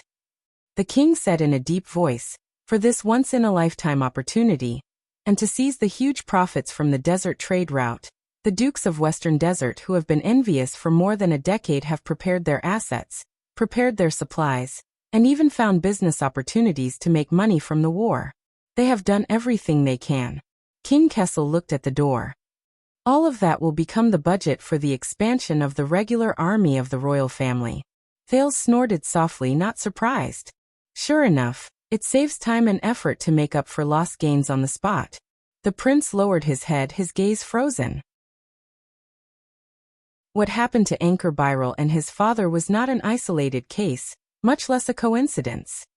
Because in the Sand King's plan, the Dukes of Western Desert were destined to be attacked by the forces of the desert, or even friendly fire from the legendary wing and the regular army, losing everything. Queen Kessel leaned back in her chair and nodded. When Western Desert suffered a crushing defeat, and the war situation became urgent, his gaze sharpened. For the sake of the overall situation, in order to recapture the extraordinary Blade Fang's camp, the regular army of the royal family, who came late, had no choice but to break tradition and act at their own discretion. They punished and deprived the incompetent noble generals, and dispersed the defeated soldiers of the conscription army and reorganized them. Naturally, it was only right and proper, and they had no reason to resist. Thales exhaled and continued, but accidents always happen in war. If things don't go well during the reorganization, and progress isn't good. King Kessel's gaze shifted and looked at him. Thales paused. He recalled his first meeting with Mallows and understood a little. I'm guessing that since the heir of the kingdom is in Western Desert, for the sake of the kingdom's bloodline, Renaissance Palace would also be justified in sending reinforcements there to deal with accidents, such as the troops you sent to welcome me. Thales recalled the confrontation between the Western Desert Army and the regular army on the Avenue of Blessings. King Kessel did not speak. Thales said in a daze. As for the aftermath, what's done can't be undone. Whether it's the disbanded and reorganized conscription army, the nobles who are punished and stripped of their commanding rights, the families who have their conscription rights revoked, or Western Desert Hill, which has its military jurisdiction redrawn. Everything you want will be temporarily passed down in Western Desert under the guise of the Emergency Control Order, and in the name of wartime exceptions, just like Blade Fang's camp and Blessings Town. Thales recalled what the Count of Wingfort, Derek Chroma, had said to him during the escort. He could not help but be lost in thought. 1 year, 2 years, 5 years, 10 years, until forever. King Kessel snorted disdainfully, seemingly dissatisfied. The lights flickered, and the shadows in the room swayed back and forth, illuminating the surroundings so that it was bright and dark. It was turbulent. Thales took a deep breath. He returned to the present and adjusted his state of mind. So, from the moment you negotiated with the Western Desert vassals and used the Western front line in exchange for them sending their troops, to when the regular army marched westward to rescue the prince, to when the foreign enemies took the opportunity to invade Western Desert and suffered a crushing defeat, to when the regular army was forced to resort to extraordinary measures to act on the spot, until the flames of war subsided and the dust settled. Thales's tone grew heavier. After such a combo, you will truly be able to twist the scattered and disordered military forces of the vassals of the Western Desert into a rope. Change the military conscription system that has a long history. Thales restrained his expression and slowly raised his head. He took in the king's figure across the long table. The name, reason, power, and benefits are all in your hands. Even if the other Western Desert vassals and the other nobles of the kingdom have doubts, they can't say anything, let alone raise their troops to resist. There was no response from the end of the long table. Moreover, the Western Desert's matters have been settled in Western Desert. At the end of the day, this is just a sudden incident in a local area. It is not a mandatory decree that affects the entire territory, so it will not cause the masses to be agitated and pay the price of chaos in the kingdom. There was a sentimental tone in Thales's words. Of course, the wool comes from the sheep's back.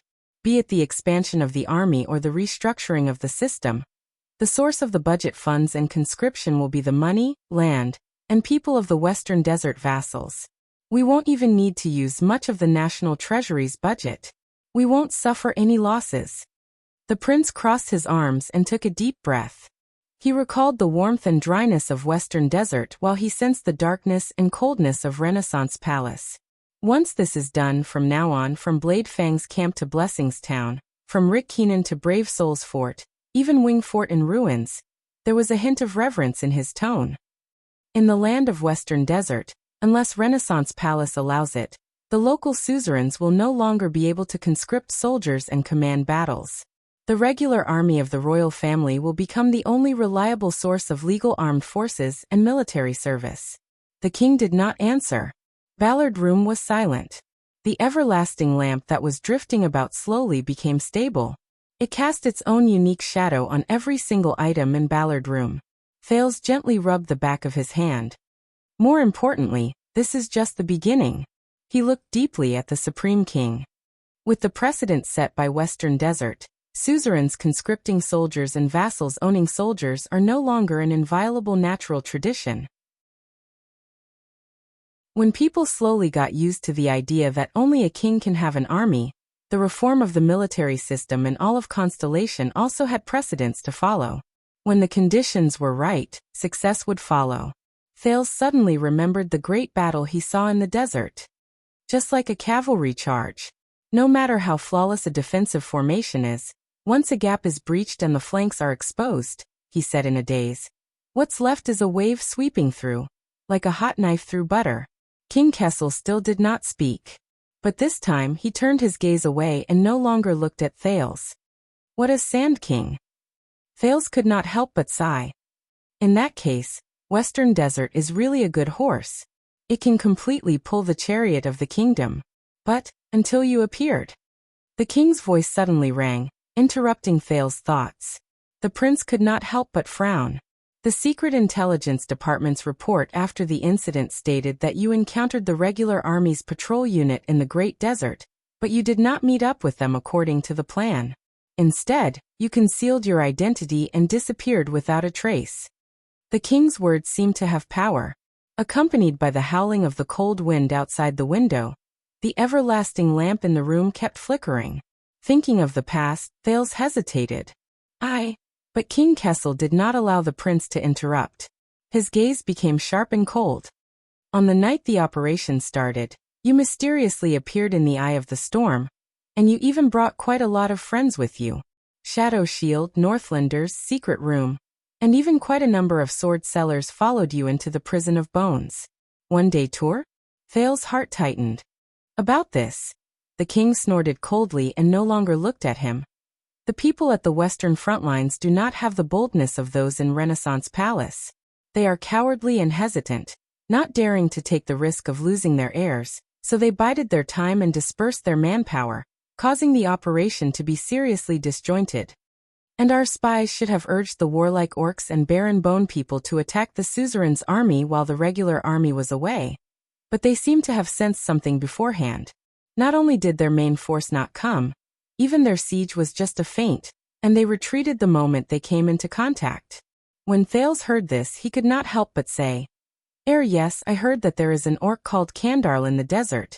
But in the next second, King Kessel's gaze was like a blade. Heir. Thales put away his smile, and decided not to say anything else. It's fine.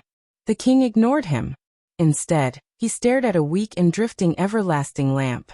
The coldness and dissatisfaction in his gaze was clear. Williams was lying in ambush at the side of Bladefang's camp. That idiot has always been swift and decisive, but on that day, he dragged his feet and waited until the battle was almost over before he led his troops back to the camp and delayed the battle. When he heard the familiar name, Thales instantly froze. This allowed the suzerains of Western Desert in Bladefang's camp to retreat calmly. The main forces of the ruins, Wing Fort, Brave Souls Fort, and the three great families of Western Desert were also unusually vigilant. After they noticed that something was amiss, they stayed far away and did not fall into the trap. Thales recalled the Duke of Western Desert telling him that power comes from violence, and his frown deepened. After that old man Fakenhas visited Bladefang's camp in front of everyone. Not only did he chat cheerfully with you, he even gave you his family heirloom sword. The news quickly spread throughout the kingdom. Thales took a deep breath and remembered the sentinel sword Fakenhas gave him. He subconsciously clenched his fists. As for Crow and Black Lion, they acted as if they were fawning over the king. They ostentatiously and respectfully escorted you out of Western Desert. They also blocked the reinforcements sent by Renaissance Palace while they were at it. King Kessel snorted softly. In the end, the kingdom's secret intelligence department activated an emergency plan to try their best to reduce their losses. His gaze was directed at Thales. At that moment, it was as if he wanted to dig out his heart. As you said, the matter in Western Desert was a failure. The Sand King failed on the verge of success. Thales closed his eyes, leaned against the back of his chair, and heaved a heavy sigh. So that night, when he was running for his life in Bladefang's camp, in places that he couldn't see, many soul-stirring and significant things were happening. But a mere failure of a horse, a mere failure of Western Desert, will not make the kingdom stop. The king's voice became stern, causing Thales to open his eyes. King Kessel's expression was extremely calm, but there was an endless storm in his eyes. That's why this letter was written. Thales lowered his head and looked at the letter beside his hand. The iris flower's wax was dark and indistinct under the everlasting lamp. If Western Desert could not do it, we will change to another place. The Iron Hand King's tone was cold and brooked no argument. No matter how much it costs. How much it costs? At that moment, Thales gritted his teeth. Fakenhas' voice rang faintly in his ears. And a person like your father, will he accept reality and give up? Or will he look at me and Western Desert strength in a different light? Go all out and pay back 100-fold? Now, King Kessel's gaze returned to Thales. It's your turn to speak. It's your turn. The king's words were calm, but they echoed in Thales' heart countless times. What do you have? What can you do? King Kessel said coldly. To make up for your foolishness? Thales was silent. He stared at the faint light in the room, not knowing what to think. What? King Kessel sneered, his tone mocking. You can't even say a word after so long? But in the next second, Thales suddenly spoke. Do you hate me? His tone was ethereal and indifferent. At that moment, even someone as calm as King Kessel could not help but feel puzzled. What? Thales took a deep breath and stared at the empty corner before he spoke absent-mindedly.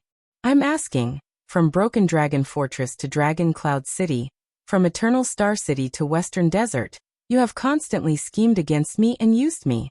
You have also repeatedly put me in danger, trapped me to death, and left your own son to the wolves. King Kessel frowned deeply. Why? Thales sighed. Why do you hate me so much? Is it like what's written in many novels, that my birth caused my mother's death, so you bear a grudge against me? At that moment, King Kessel's gaze turned fierce. Or is it that my mother, Baron Joranna, did something that angered the heavens and made you hate her for the rest of your life before she gave birth to me? Thales stared at King Kessel. Baron Joranna. Sure enough, the name worked. Because the Iron Hand King, who had always been resolute, was now frowning and his gaze was deep. It was as if he was facing an unprecedented chess game. Thales smiled. How can I complete the Sand King, promote the reform of the military system, and use it as a bargaining chip to prosper the kingdom? He gritted his teeth and stared at the silent Kessel V.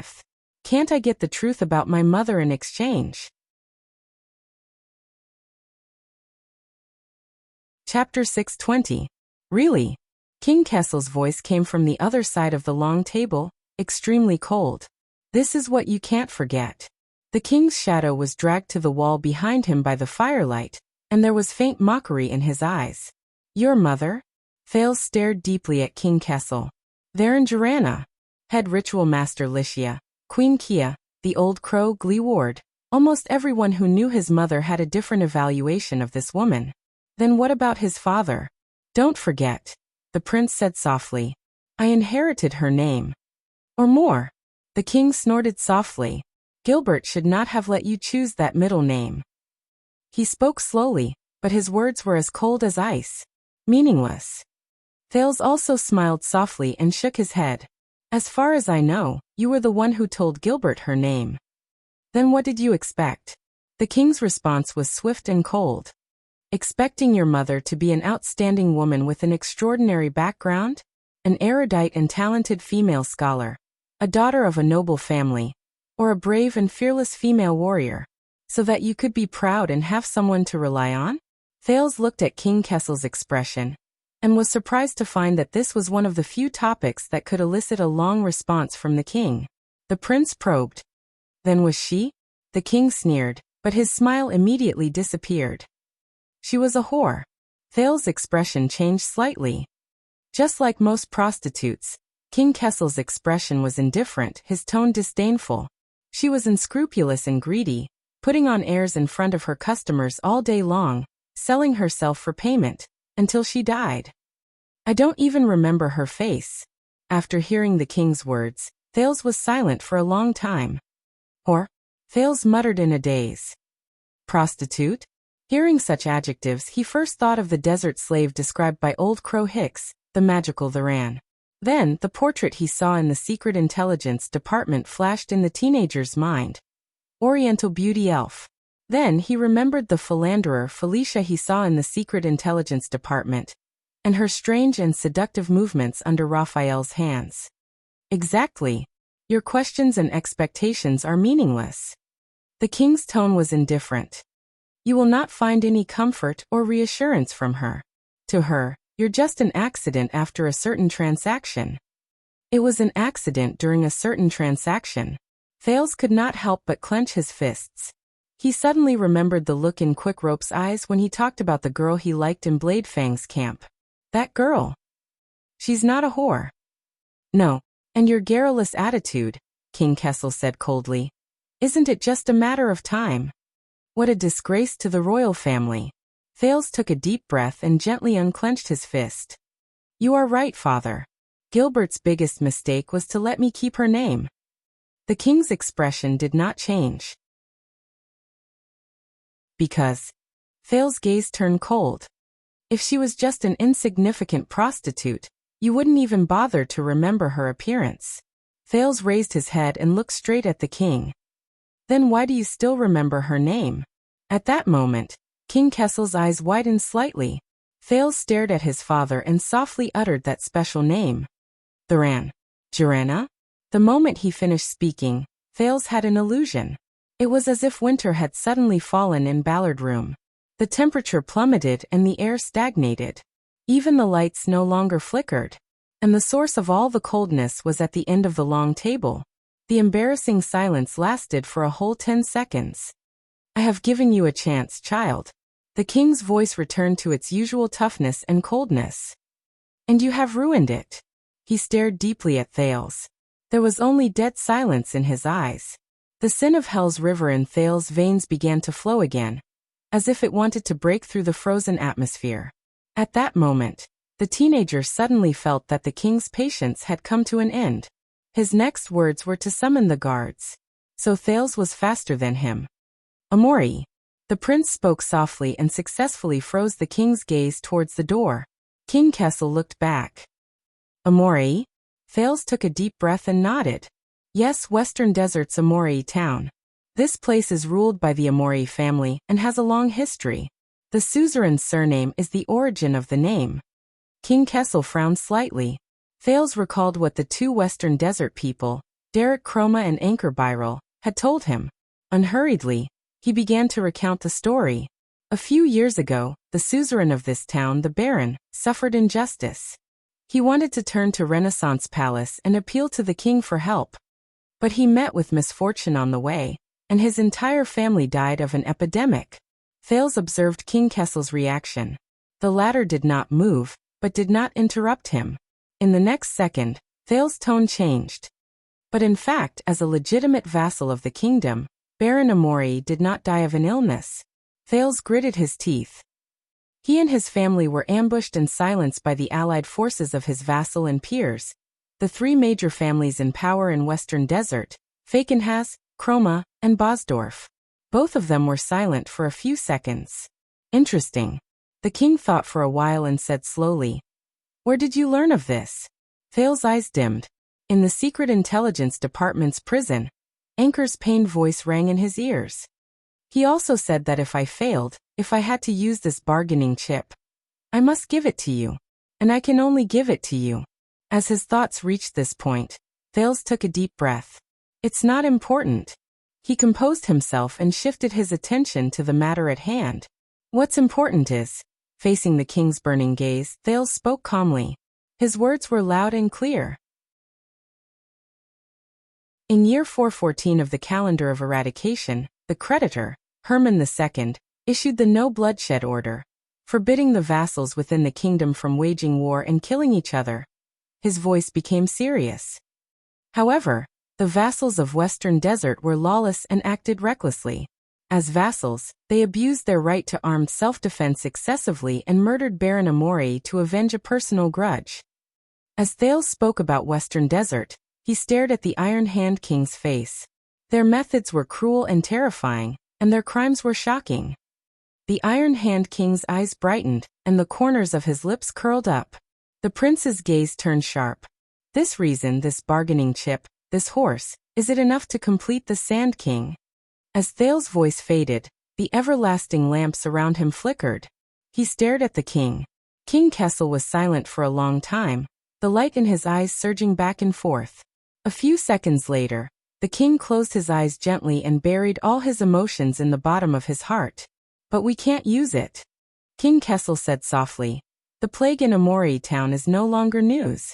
The people of Western Desert dealt with it very cleanly. Dead men tell no tales. Seeing the other's reaction, Thales could not help but chuckle. That's right, he said confidently, unless it's not that dead men tell no tales. Thales' words came to an abrupt halt. Wait. He looked at King Kessel's indifferent expression and figured something out. The youth's expression changed slightly in disbelief. You know. Thales stared at Kessel and frowned. You knew about Amori town and this case a long time ago? The next second, King Kessel opened his eyes gently. The king was expressionless and did not answer.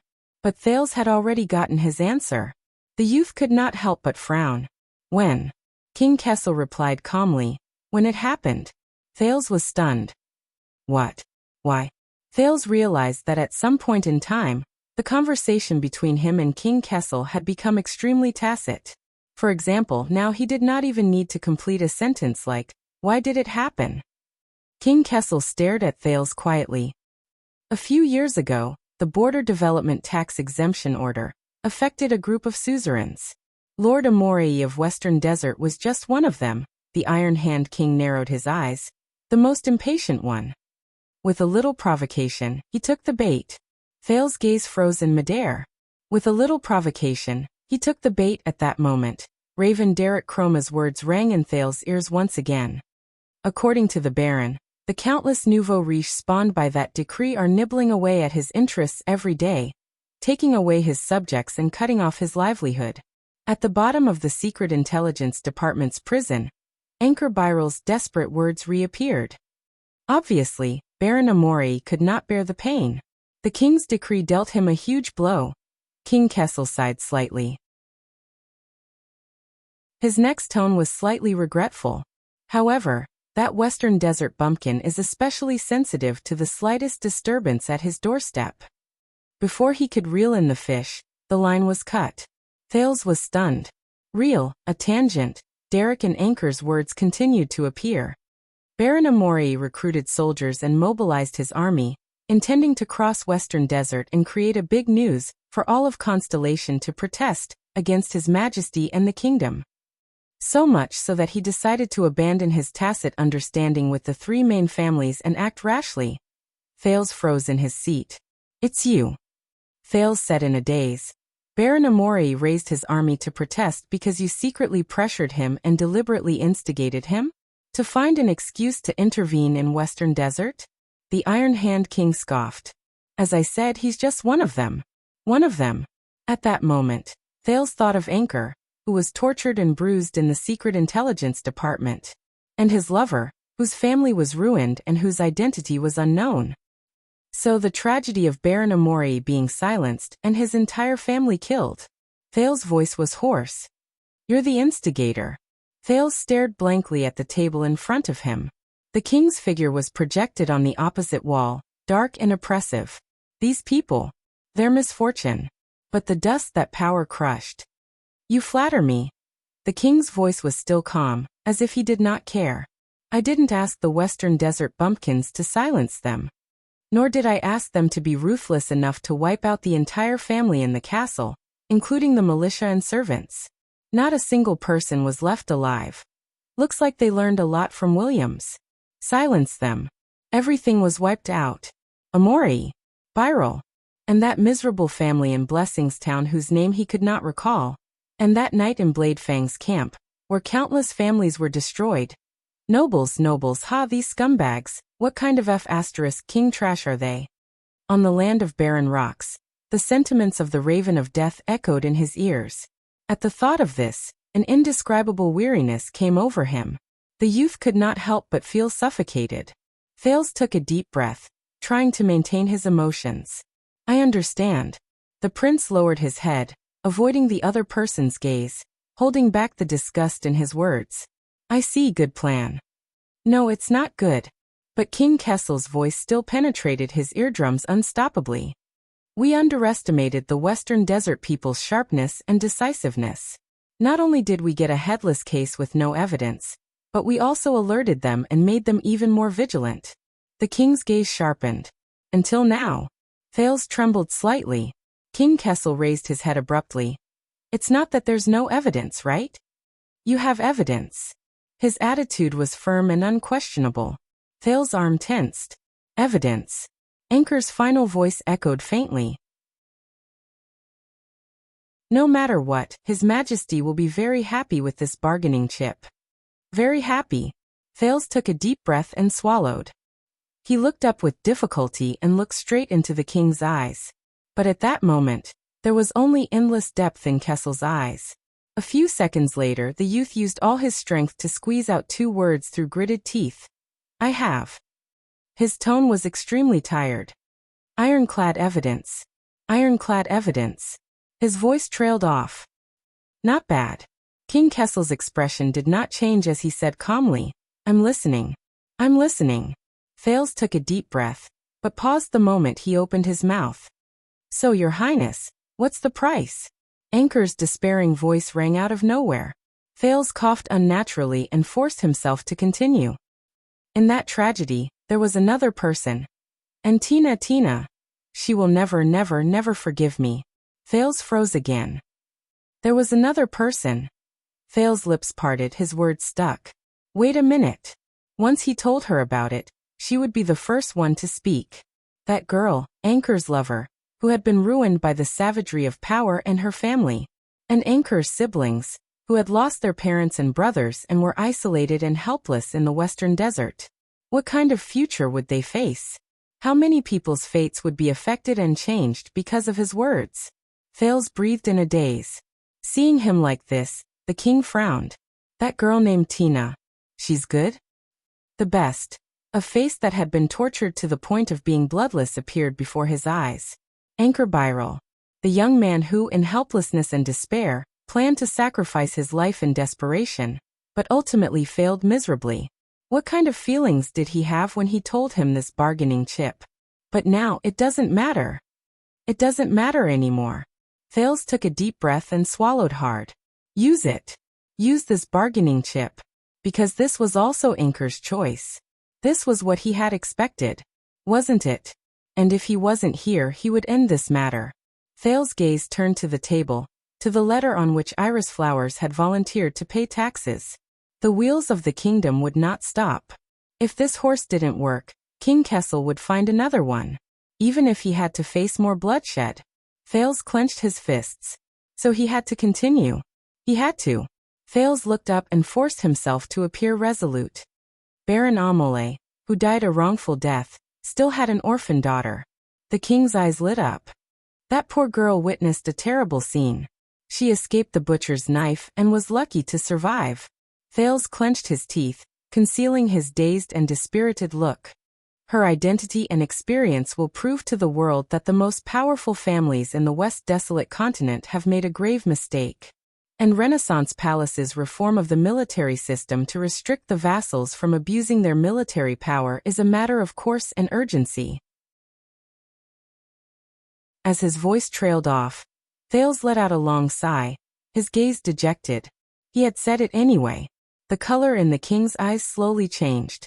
He stared at the prince across the long table for a long, long time, as if he was sizing up a fine steel weapon.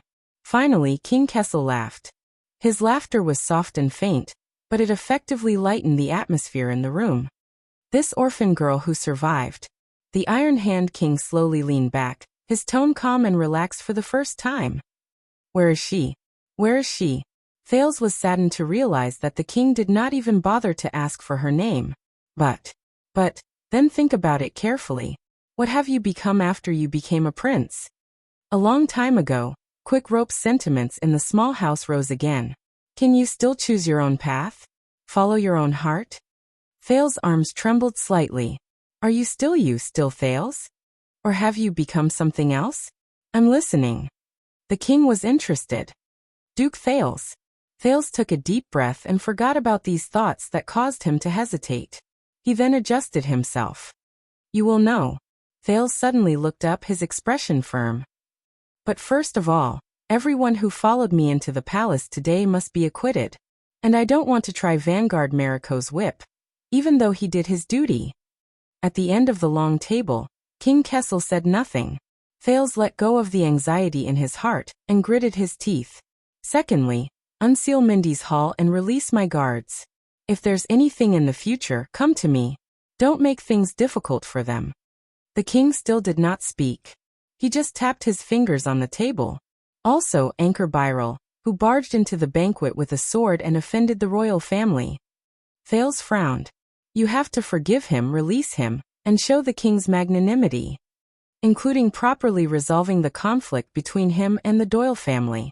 But when he thought of this, Thales froze again. Anchor. No matter how the king forgives him, she will never forgive me. Thales lowered his head sadly. Before I show my bargaining chips, King Kessel snorted softly, seemingly in a good mood. You really want a lot. Thales exhaled and forced himself to look up. And I'm not done yet. Finally, about Sand King. Sand King. King Kessel's gaze shifted. At this moment, Thales' expression was firm and cold. Your plan to expand your army in Western Desert, including how to deal with the local suzerains, must be handled by me personally and completed by me. Asterisk thud. Asterisk the Iron Hand King's fingers knocked heavily on the meeting table, producing a shuddering thud. The king slowly raised his head and met Thales' eyes. The prince did not avoid it, but stared back at him resolutely. You say that again? The king spoke softly, hoarse but cold. Thales puffed out his chest and faced his father. Yes, I will personally write a letter to the Duke of Western Desert and the others, using this case, this bargaining chip, to threaten them into submission. Thales said decisively. I promise that Cyril Falkenhas and his vassals will listen patiently, they will be receptive, they will cooperate with Renaissance Palace's schedule, and support all the initiatives of the Military Affairs Division. They will reflect on the oversight of their own military system, and gradually reduce the number and frequency of conscription. They will accept your regular royal army stationed there, and accept the reorganization of Western Desert's defense. They will be happy to support the daily work of the legendary wing, and pay taxes to support the expansion of the regular army, to fill your financial gap, and to protect the kingdom's border security. Thales took a deep breath. Western Desert will become a good steed, and your plan for Sand King will not fail, he said solemnly. The chariot of the kingdom will still roll forward. Ballard Room fell silent again. But this time, the silence was particularly ominous. A few everlasting lamps burned to the end and quietly extinguished.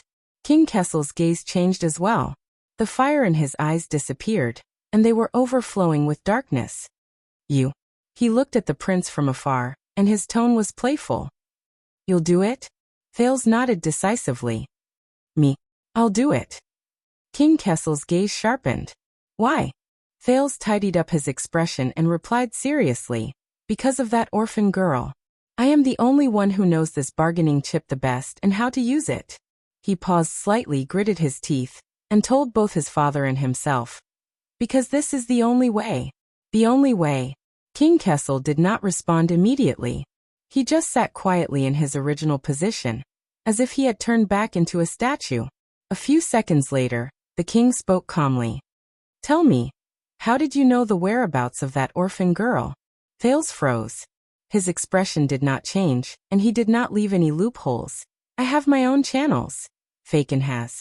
King Kessel spoke softly, interrupting Thales. Falkenhas. As soon as the surname came out, the prince was shocked. The king snorted and looked elsewhere.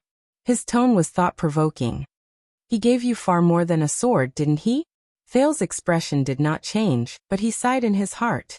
He knows. The king said coldly. His gift is the reason why you have the guts to break into the palace today.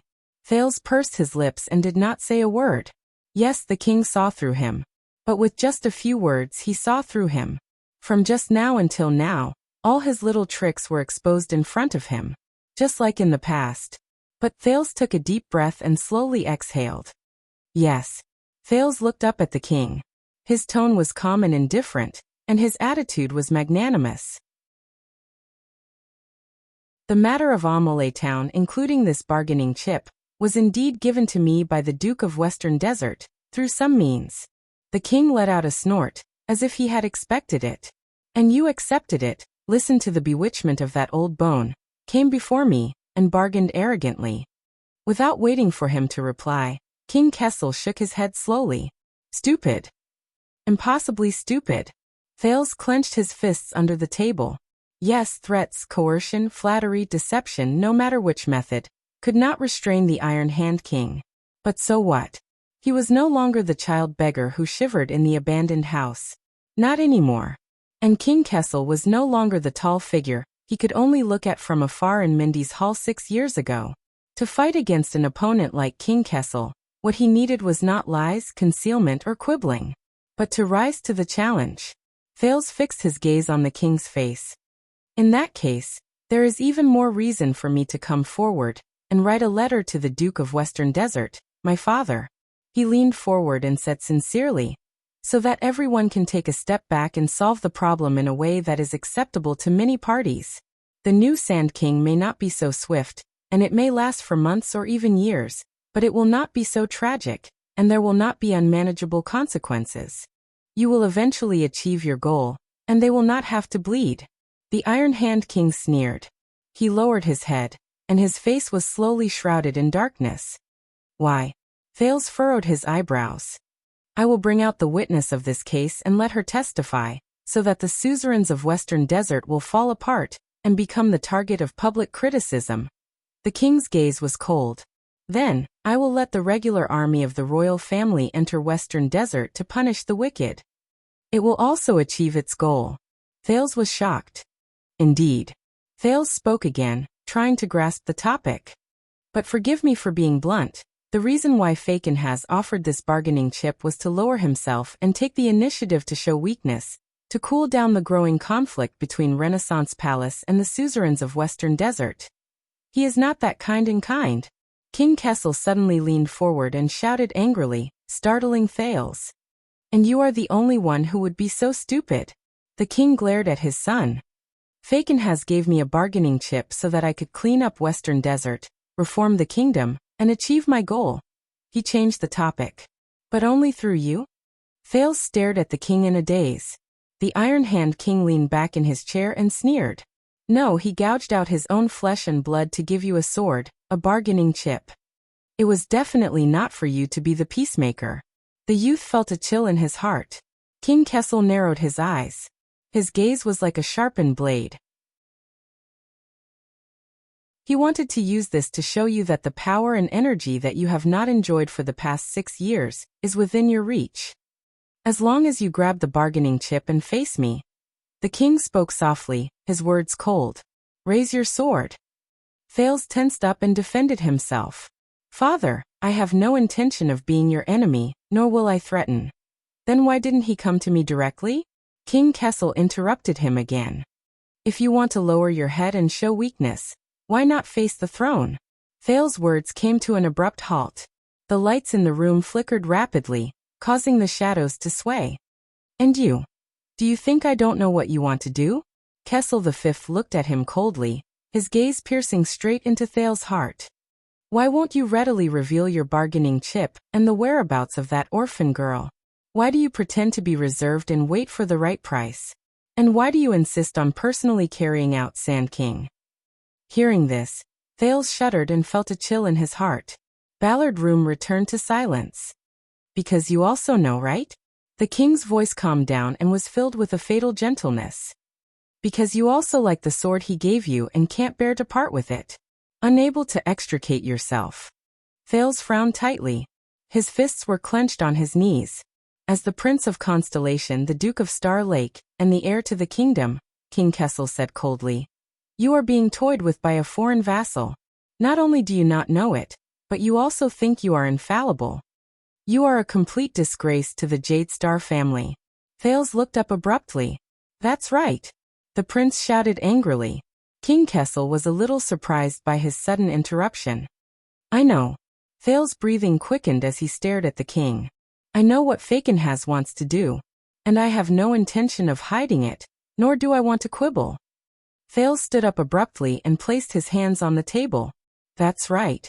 Empower me, support me, and help me so that I can eventually become strong enough to fight against you, threaten you, and obstruct you. This is indeed Faken has wishful thinking. Simple, clear, and direct. The king's expression became increasingly hostile. But believe me, father. The prince stared at the king, serious and solemn. If you really want to succeed, not just with Sand King alone, and not just in Western Desert, but throughout the kingdom, inside and outside Constellation, realize your grand and crazy plans and ideas. Hearing this, King Kessel's gaze changed. If you have really made up your mind, father, if you want to live for Constellation at all costs.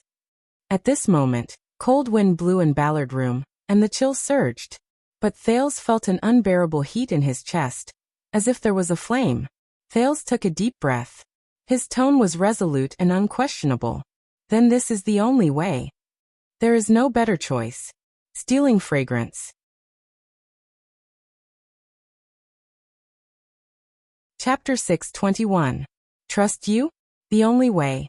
There's no better choice? King Kessel chewed on these words and seemed to be deep in thought.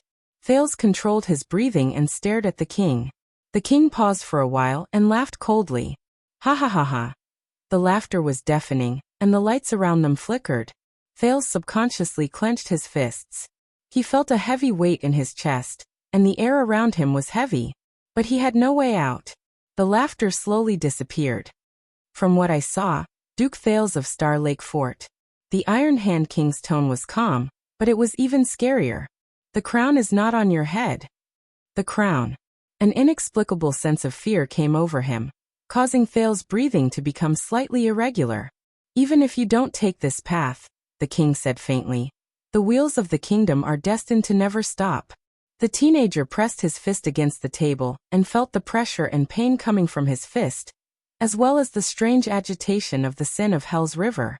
He knew what the other party cared about. He knew. Or did he think he knew? Thales took a few deep breaths and looked up. Of course, you are the supreme king of Constellation. The Iron Hand King was expressionless. You can ignore me, scoff at the West Baron, and reject this proposal with one vote. Thales adjusted his mood and changed the topic. Anyway, you are very confident, and you have more than just Sand King in your hands. He pointed at the letter on the table, and maintained a calm tone.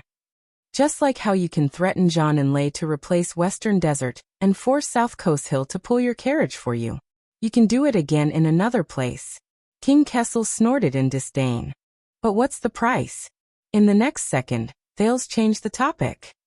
In order to execute Sand King, father, how much have you invested? How much have you paid? As he listened to Thales' words, King Kessel frowned slightly. Whether it is the huge amount of money spent on preparations, the astonishing scale of the standing army of the royal family, or the western front lines that you have been operating for more than 10 years. The prince was unhurried as he continued to speak. Human, material, financial, and mental strength, including the political games behind the scenes, are not easy to do. Even the opportunity is too rare. It's not every year that there's an unlucky prince wandering outside, convenient for you to use as an excuse and bait. The king coldly snorted. If your plan had succeeded and you had reaped huge benefits, then these costs would have been nothing. But now. Thales paused for a moment and looked at him. King Kessel pursed his lips. His expression was tense. My guess is that the reason why Supervisor Kirk complained about being poor in the Imperial Conference, and why the Department of Finance had insufficient budget is because... Thales spread his arms towards the table. In the end, it was because you mobilized the regular army for Sand King, and emptied the national treasury, didn't it? At that moment, King Kessel suddenly raised his eyes. His gaze was so sharp that it was as if it had physical form, and he inched closer to Thales. The atmosphere in the room was extremely stifling. That bargaining chip, that orphan of the Amelie family. A few seconds later, the king spoke coldly. Where is she? The teenager exhaled and glanced at Zayn's letter. In that case, father, you're not satisfied. You don't want to give up on Sand King's efforts for nothing. You're denying yourself and wasting all your efforts. Iron Hand King's eyes grew colder and colder. However, Thales' tone became harsher. He withstood the pressure and insisted on finishing his sentence. Otherwise, father, your so-called Sand King plan will be tantamount to a tyrannical and evil act. The gains do not make up for the losses. It will harm the kingdom. The crime lies with you. At that moment, the coldness in King Kessel's eyes reached its peak. It could not be any colder. The everlasting lamps in the room seemed to have sensed something. They flickered rapidly in that second, as if they were shivering. It seems that the sword Fakenhas gave you is really useful. The king enunciated each word clearly. It was meaningful and ominous. Who told you to be arrogant and fearless? But the prince only laughed bitterly and ignored the king's hint. But this is not the end. The Iron Hand King's gaze was fixed on Thales. It was as if his gaze was about to pierce through him. Thales said loudly, after Sand King's failure at the last minute, the regular army of the royal family took back Bladefang's camp, removed their armor, retreated and ceased all activities. The people of Western Desert returned to their hometown dejectedly. They were dejected and admitted that they were unlucky. The second prince arrived safely in the capital. Father and son were reunited, and he was conferred the title of Duke. These peaceful appearances kept most of the people in the kingdom in the dark. They slept peacefully and did not know the truth. Thales narrowed his eyes. But father, you and Fakenhas. If he is the only one. All of you know the undercurrent of Sand King. All of you know what happened a few months ago, and what did not happen. King Kessel did not say anything. Only his gaze was distant, reflecting the shadows of the lamps. When you passed by each other, you saw the sharp blades behind each other's backs. But both of you have excellent acting skills and enough self-control. That is why you pretended not to know and greeted each other with a smile. You maintain the most hypocritical peace and the most fragile tacit understanding. Asterisk bang. Asterisk Thales slammed his palms on the table, causing the everlasting lamps around him to flicker. Trust me, father. This is the last step between Renaissance Palace and the West Baron. Behind us is a bottomless abyss. The prince stared at the king. Next time, you will not be so lucky. King Kessel lowered his eyes. No one knew what he was thinking. One of the everlasting lamps behind him dimmed, pulling the king's side profile into darkness. Thales took a deep breath and said solemnly, "When that time comes, if you want to deprive the vassals of Western Desert of their armies, and expand the regular army of the royal family, the price will only be higher, and the situation will only become worse." King Kessel did not respond. He only turned his head silently, and buried the side of his face in the darkness without any light. Admit it, father. Sand King's failure left behind a huge mess that pushed you and Western Desert to the edge of a cliff. You no longer have any room to maneuver, unless you completely give up on Western Desert.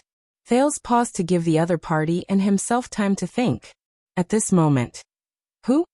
The king's voice rang faintly, as if he was not there. "What?" Thales was puzzled. "What who?" King Kessel's expression was complicated.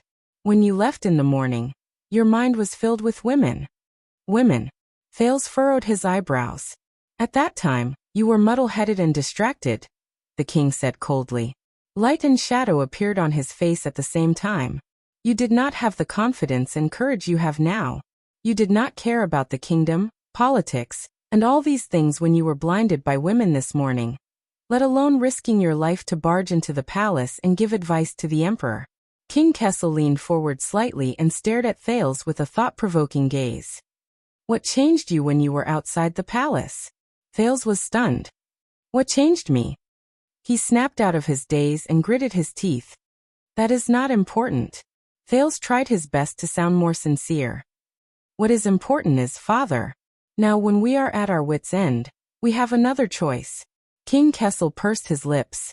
Thales suppressed his restless power of eradication, slowed down his tone, and probed. Fakenhas was the first to take a step back. For this they offered their most powerful bargaining chip, enough to suppress Western Desert. King Kessel turned his head and snorted in displeasure. "Amore." The prince nodded and fixed his gaze on the king. "Accept it. Even if you don't earn a lot, at least you have a chance to make up for Sand King's huge loss. Accept it. Perhaps you can't solve the problem once and for all, but you can minimize the worst consequences. Accept it, let me communicate with them, give us a chance, and give Western Desert a way out of this mess." The king snorted softly and did not comment. "Please believe me, be it from a realistic perspective or a long-term perspective, this is the only way. It is also the most efficient, easiest, most peaceful, and the path closest to success." Thales' words had unknowingly become urgent. "If you still want to complete Sand King, father, at least don't let it become a mess. Then this is not only the best choice. It is also the last choice." Thales looked straight at the king. "Father, for the sake of the kingdom, don't be rash and act in a fit of pique. Don't drag this out until you are beyond cure. Let me do it. End it now, right now, before it is too late." Once he finished speaking, King Kessel did not answer immediately. He sized up Thales carefully, as if he wanted to see every detail on his face clearly. This made Thales feel uneasy. "Very good." Thales observed the king's reaction and silently cheered himself on. This is indeed something he cares about. At least he still cares. Fortunately, he still cares. I hope he still cares. More than 10 seconds later, the king snorted softly. Extravagant rhetoric and eloquent words. King Kessel changed his sitting position and said softly, "But you avoided the important in dwelling on the trivial. You missed the most important point." Thales felt a chill in his heart. The king turned his head and said with a playful tone, That is, even if I accept this proposal, why is it necessary for Sand King to be carried out by you, Duke Thales? In that second, Thales' eyelids twitched. He subconsciously pressed down on his knees. Because Fakenhas gave me the bargaining chip. Thales took a deep breath and met the king's gaze. And I, as the introducer, the middleman and the guarantor, should have some remuneration, right? King Kessel snorted softly. So this is actually a deal. The king stared at Thales, and his tone became more dangerous. A two-party deal between Fakenhas and me. A deal. Thales clenched his fists. You can interpret it that way. But my existence is one of the conditions for Fakenhas to accept the deal. From this deal, you will get, and I mean you will gradually get Western Desert and become Sand King. The prince tried hard to find logic, and tried to convince the king. The price is just. In the next second, King Kessel looked up. His eyes were like lightning, and he made Thales choke on his words. No, the king said softly, and it sent chills down Thales' spine. You are not a guarantor or an intermediary. Kessel's gaze was like a sword that pierced Thales. You are the real bargaining chip in the deal. Thales Jadestar. The heir to the throne. Thales' breathing froze. In this deal, I will hand you over to him. The king said slowly, but every word he said was unsettling. Only then will he hand Western Desert to me. Isn't that so? Thales furrowed his eyebrows tightly. Damn it. I will not let this go. Listen, father. He could only reorganize his words. I know what you are worried about. Thales racked his brains. But please relax. I will not interfere with specific matters. I will not participate in the promulgation of any government decree, and I will not touch a single soldier's file. I will only be in charge of negotiating with the people of Western Desert. It will not be too complicated.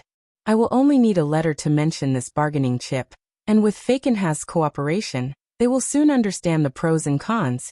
You will be in charge of the rest of the matters. At this moment, the king suddenly spoke loudly and interrupted the prince. And the people will understand. Thales was stunned.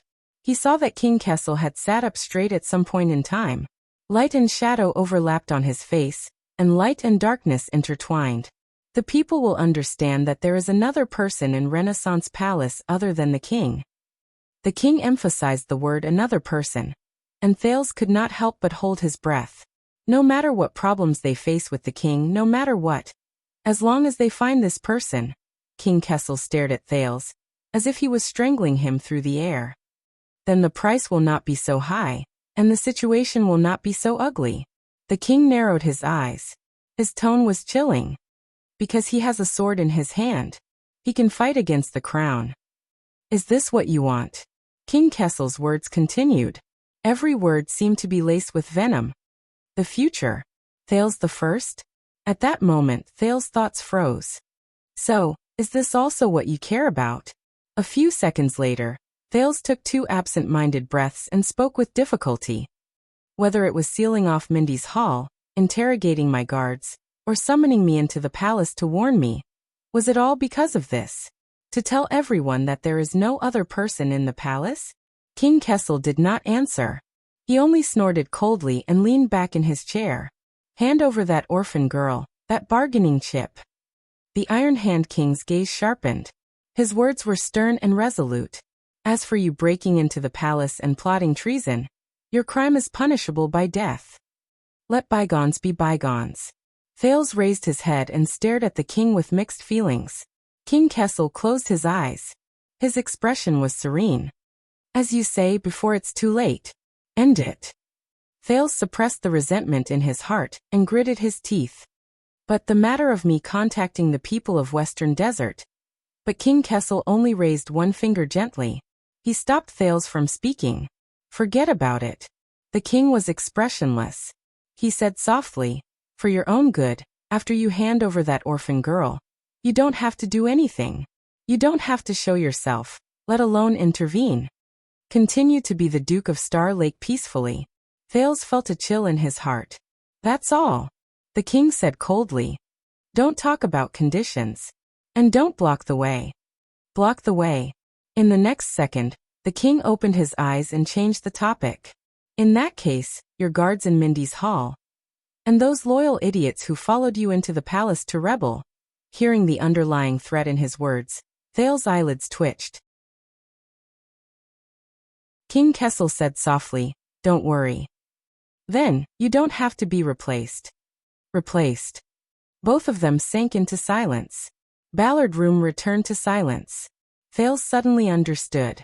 He understood what the other party cared about from the moment he made this suggestion. This made him feel a little tired. "I don't understand." Thales lowered his head and sneered. "Be it you or Fakenhas, why is everyone's gaze only on that crown?" King Kessel glanced at him. "Is it really so mysterious and precious that it can capture everyone's soul? We are obviously talking about the future of the kingdom." Thales raised his eyebrows and said indignantly, "And were you born for the stars or for the crown?" Hearing this, King Kessel snorted lightly and curled his lips. "You don't understand. Maybe it's because it's not on your head yet." Thales clenched his teeth. In the next second, the king's expression became stern. "I'll ask you again, where is the orphan girl of the Amory family?" Thales clenched his teeth and ignored the faint threat in the king's tone. He forced himself to calm down. He could not convince him. At least, not in this way. This was not enough. Far from enough. Thales took a deep breath. He had to give more. Even himself. When he thought of this, Thales closed his eyes and opened them again. "What if I say no?" The king looked up and said in a playful tone, "No?" Thales puffed out his chest with a stern expression. "That's right. If you don't accept my conditions." The prince's attitude became firm. "Then there will be no deal, no bargaining chips, no Amory's orphan girl, no Western Desert people giving in, and no Fakenhas taking the initiative to cooperate." Thales snorted angrily. "Say goodbye to your Western Desert." The king's pupils constricted slightly. "Then you will no longer be pardoned for breaking into the palace and rebelling." "That's right," Thales retorted without hesitation. "But you, father, you will bear the great damage and loss of Sand King's failure. You will be stuck in the impossible situation of Western Desert. You will gradually drift away from your desires." The king frowned. Thales paused for a moment and chuckled. "Of course, with the Iron Hand King's personality and methods, you will definitely not let this go. You will definitely think of new ways to fix Western Desert. You will cheat, swindle, and seize. You will not give up until you achieve your goal." When he said this, Thales' expression became solemn. "Then in your next failure, you will fall into the abyss and detonate the West Baron. It will be like detonating an oil barrel that will last forever." Thales lowered his head and glanced at King Kessel coldly. "Believe me, I have seen it before. It is an unforgettable scene." The Iron Hand King's gaze turned cold. "Are you threatening me?" "No." Thales snorted and shook his head. "I am just showing you the future reign of Kessel V." Thales' smile disappeared. Western Desert is just the beginning. When the situation there is completely out of control, and there is no way to control it, you will finally ignite the entire kingdom. King Kessel's expression became even more unpleasant. "Tell me, father, do you really want to?" Thales paused. He stared at the king, took a deep breath, and said word by word, "When you see the bloody year?" "The bloody year." His voice faded away. The room was silent. King Kessel was silent, and he did not move. Only a pair of eyes gazed into the void, reflecting the light. He did not seem to care. Thales stared at him aggressively. Until the next second. "You are asking the wrong person." The king's voice rose faintly. "After all, you are the one who holds the bargaining chip." In the next moment, Thales shuddered. He felt the sin of hell's river roaring angrily in his blood vessels, bringing with it a piercing pain. It made him restless. "You should ask yourself, if I do not accept your conditions, if I am not willing to give you the weight of the crown."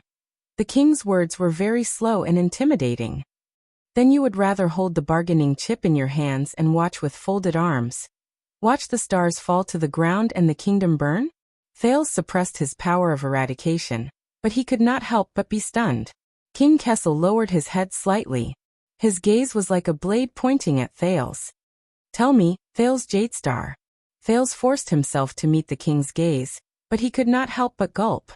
Do you want to witness the bloody year with your own eyes while you are alive? The king said casually. Believe me, I have seen it before. That scene is unforgettable. Thail's breathing froze.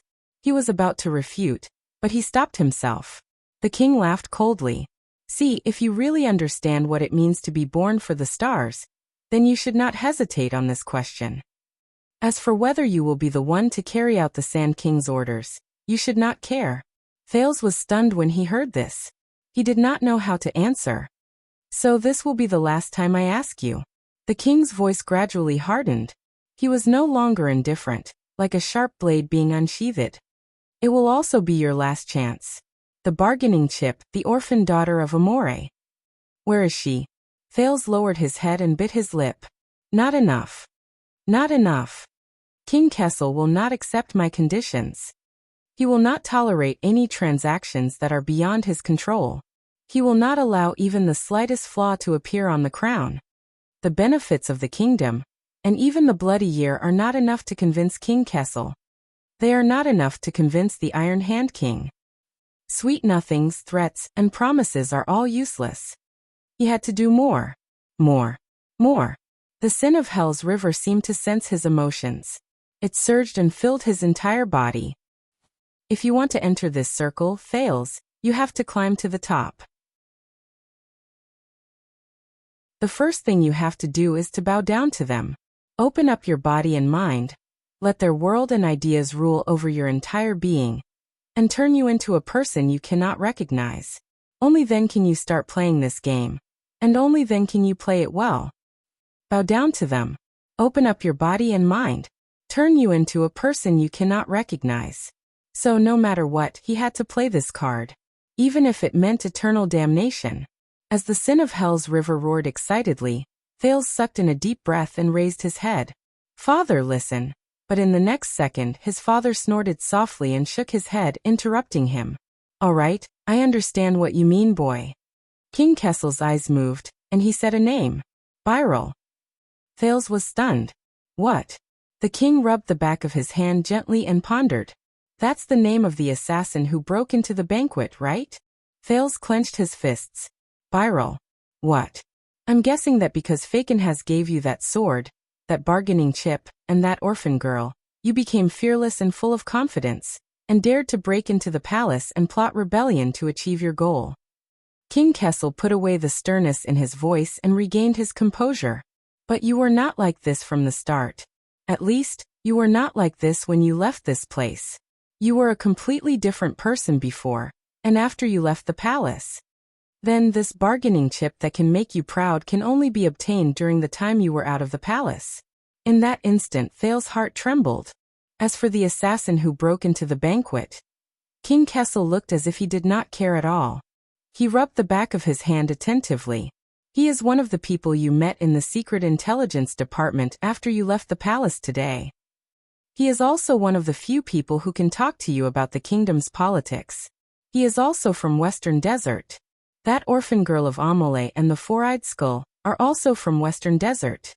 Midir once said that there are no coincidences in politics. In that instant, Thales' mind froze. What? King Kessel raised his head and looked at him. He sneered. So this is why the assassin did not want to commit suicide after he failed at your homecoming banquet. Instead, he put down his weapon. The king stared at him like a hunter holding down his prey. Because he is counting on you. He is counting on that Prince Thales, who is famous for being compassionate, to go back and look for him after this. All right, Fakenhas' real sword, the bargaining chip that can overturn Western Desert, Amole's orphan girl, will be given to you. Thales forced himself to maintain his expression, but without realizing it, he was drenched in cold sweat. The king's gaze became fierce. And it's only for you. To make things difficult for me. To overturn the situation. Hearing this, Thales' breathing became irregular. Impossible. No. His bargaining chip, the only card he can use to bargain with King Kessel. Just like that, it was easily overturned by his opponent. The king chuckled and no longer looked at Thales. It was as though the latter was no longer important. It's all right, Murat will pry everything out of his mouth. King Kessel leisurely said, including that orphan girl. Pry everything out. Thale's pupils slowly dilated. Byral. Ankh Byral. Thank you, Your Highness. Thank you for being willing to come here and listen to my voice, or my last words. Although there is no sunlight here, it is not that dark, right? No. When he thought of this, Thales took a deep breath and clenched his teeth with difficulty. No, you are wrong. Fakenhas and I have a secret communication channel. Then it is the others. Kessel V interrupted him without hesitation. The others you met after leaving the palace. It does not matter. It is enough to know that this orphan girl is alive. The king did not even look at him. Whether it is the people you met after leaving the palace, or the places you went, the secret intelligence department will know what to do. The people you met. The places you went. Lilian Yani, the abandoned house. No. Thales could not believe it. His breathing gradually became stiff. King Kessel raised his eyebrows and spoke in a relaxed tone. Do not worry. That orphan girl will soon regain her title with the support of the royal family, and become Baroness Amory. Her surname is destined to go down in history. The king said playfully. If her father knew after his death, perhaps he would be proud of it? Go down in history. Thales was in a daze. So, Your Highness, what is the price? The Byral family will become traitors and the target of public criticism. Tina, she will never, ever forgive me. No. Thales looked up abruptly. Under the influence of the sin of Hell's River, an unprecedented resentment surged into his chest. The teenager no longer hid it and glared angrily at the king. You are not listening to me seriously, are you? Thales clenched his teeth and said angrily. You talked to me for so long just to figure out where I found out about Amory's orphan girl. King Kessel snorted lightly, unbothered. Thank you, child, but you have completed your mission. By the way, no matter who played along with you in this farce. The king's tone was calm, but every word was piercing. They will pay the price. For your foolish actions. Thales took a deep breath. Why, Ralph, Doyle, Glover and Cohen, who I tricked into coming here. No. You can't do this, the prince said with difficulty. Remember, it's not that I didn't give you a chance, many chances. King Kessel did not even look at him and responded coldly. You gave it up yourself. The Iron Hand King reached out gently and turned the handle on the table to inform the people outside. Now get out of my meeting room. He concluded the entire conversation in a low voice. Go and ask Vanguard Mariko how many lashes he should receive for trespassing into the palace and offending the king. At that moment, Thales felt a bone-chilling cold. Western Desert Hill Ruins Floating Sand Palace. Yo, Scarface, come over here and play chess with me. Duke Fakenhas, who was by the window, tightened his cloak and waved at the Baron Bone Man behind the pillar. The tall and strong Baron Bone Man turned his head and approached the Duke, causing his ponytail to swing back and forth. A younger guard looked at the sawtooth tattoo on the Baron Bone Man's body, and put his hand on the hilt of his sword warily. However, he was stopped by another older guard. The Baron Bone Man walked past the nervous young guard. He did not even look at him, as if he was used to it. He came before the Duke of Western Desert and rudely slammed his butt on the chair. He looked at the chessboard between them and frowned. Fakenhas gestured happily. The Baron Bone Man shook his head. His words were stiff and unpleasant. Koh, you won't. Fakenhas sighed and quickly waved his hand. I know. Why else would I look for you? Koh was stunned for a moment. He looked at the chessboard, then at the Duke. His face was full of disdain. He pointed at the moon through the sandstorm outside the window. Little crowhead, let's go. After him. Koh's words were unpleasant and difficult to understand, but Fakenhas did not seem to be affected by it. He shook his head. No. Let Derek go. He has to rush back to Wing Fort to prepare for important matters. The Duke looked at the victory and loss record book for the entire afternoon with resentment. Besides, why should I chase him back? I can't win against him. Little bone cub, I'm here. After him. I was the one who taught my son how to play chess. It's meaningless to play against him. Fakenhas clapped his hands. Come, let's play chess. Koh snorted angrily. He extended his hand and moved a chess piece randomly. Scarface, how can you move the queen first? That's not how you move. But it's okay. Look, I'm eating it now. Tisk tsk. That move of yours is not smart. It's the same as giving me a chess piece to eat. Clack. Haha. Ko, you don't understand. It's okay if you don't understand. You'll understand once you lose more. Ko, food. Don't go. Ask the servants to bring you whatever you want to eat and drink. Come look at my move. Ko, kill. Don't be angry, Scarface. It's just a game of chess. Winning or losing is not important. Back and forth. Fakenhas was having a lot of fun. Not long after, the chessboard was filled with Ko's pieces that had been eaten. After he finished his last move, the Duke grabbed Ko's hand in satisfaction and pushed the latter's king down. He lay on his chair and sighed. It's been a long time since I had such a satisfying victory. Awesome. Awesome. Awesome. Fakenhas leaned back in his chair and shook his head. However, the Baron Bone Man stared at the satisfied Fakenhas and said in a muffled voice, Bone Cub kill. When he said that, Fakenhas' smile disappeared. The Duke got up from his chair and stared coldly at the Baron Bone Man. His expression was disgusting and terrifying. Ko stared back at him without showing any signs of weakness. A few seconds later, the Duke of Western Desert laughed and waved his hand. Nonsense, I'm playing chess. Why would I kill someone for no reason? However, Ko shook his head. His gaze became terrifying. The surrounding guards felt a sense of discomfort. Bone Cub, the Baron Bone Man said sternly, kill, great kill. Fakenhas' smile froze again. He pointed at Ko and shook his head. You. Bone Cub lie. Ko clenched his teeth. His expression instantly became ferocious. Ko kill. Kill. The Baron Bone Man's abnormal behavior made the Duke's personal guards around him nervous. Then Fakenhas waved his hand, indicating that he was fine. The suzerain of the ruins sighed. All right, I'll tell the truth. Fakenhas supported the chessboard and looked into the distance. I'm a little frustrated. Only you can see that, Scarface. The Guardian Duke of Western Desert looked out of the window in a daze. You know, waiting is the most torturous. Ko flashed a cruel smile.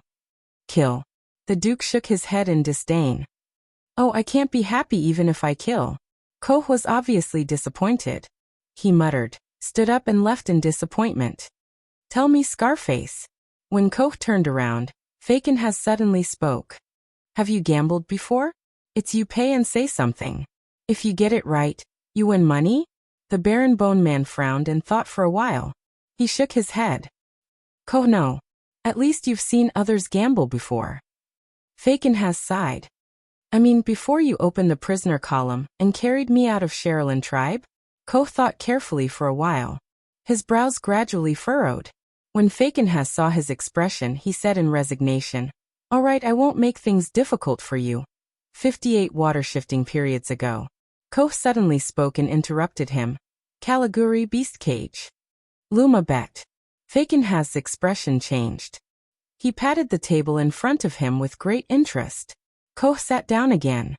All right, so when your tribe went to Caliguri, they played with beast cages. Who did your brother bet on? Tribal warriors? Slaves? Exiles?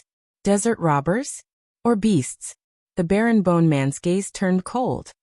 Ko kill. Fakenhas' eyes lit up. Ha, your brother made a bet, and you personally went down to fight and kill? Ko nodded. Look at this tattoo of yours. How many did you kill? Ko stood up and pulled open the clothes on the side of his back. He pointed at a few serrated tattoos as if he was very familiar with them. 8. Wow. Fakenhas sighed and said, I guess you're rich. But Ko was silent for a while before he shook his head. Luma lose. What? Fakenhas frowned in puzzlement. But you're still alive. How did your brother lose? Did he bet on the wrong thing? Ko's expression turned gloomy. Tribe, bet on bloody thorn lizards. Fakenhas' smile also gradually faded. Oh, your tribe has ordered you two brothers to fight each other in pairs. The Duke sighed and said, This is the highlight. This is the highlight of the show. My guess is that he wants to attract big bets and make a big profit. Koh gritted his teeth. His cheeks trembled. Luma no. Koh no. Faken has nodded. Of course you refused, so you can only lose money? The Baron Bone Man paused. After a while, he looked up with difficulty. Tribe kill. Cage Master kill. Holy Chief kill. Tribe kill. Sand Servant kill. The Duke shrugged. Yes, I guess so too. Everyone is very unhappy, especially those who place bets. I heard someone mention it before. He snorted softly. Your tribe set up a monster cage, and perhaps even received bets, but did not complete the duel. He must have lost a lot. Koh did not say anything. The Baron Bone Man only shook his head. His gaze was terrifying.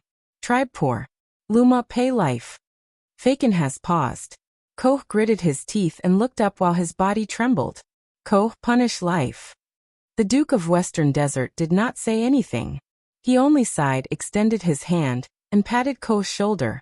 Koh turned his head and revealed a ferocious expression towards the invisible Heir. I remember now. Your bastard old tribe. Fakenhaz's eyebrows twitched as he came to a realization. That unlucky fellow who was attacked from the bottom to the top by you, from the head to the ribs, and only died after wailing in pain until dawn. Koh snorted and did not answer. Fakenhaz chuckled. Well done, Scarface. You have avenged your brother. Koh did not say anything. After a while he suddenly looked up. Bone Boy bet. Fakenhaz was stunned. He understood and nodded. Yes, I am betting too. The Duke looked to the east and giggled. Bet on another round.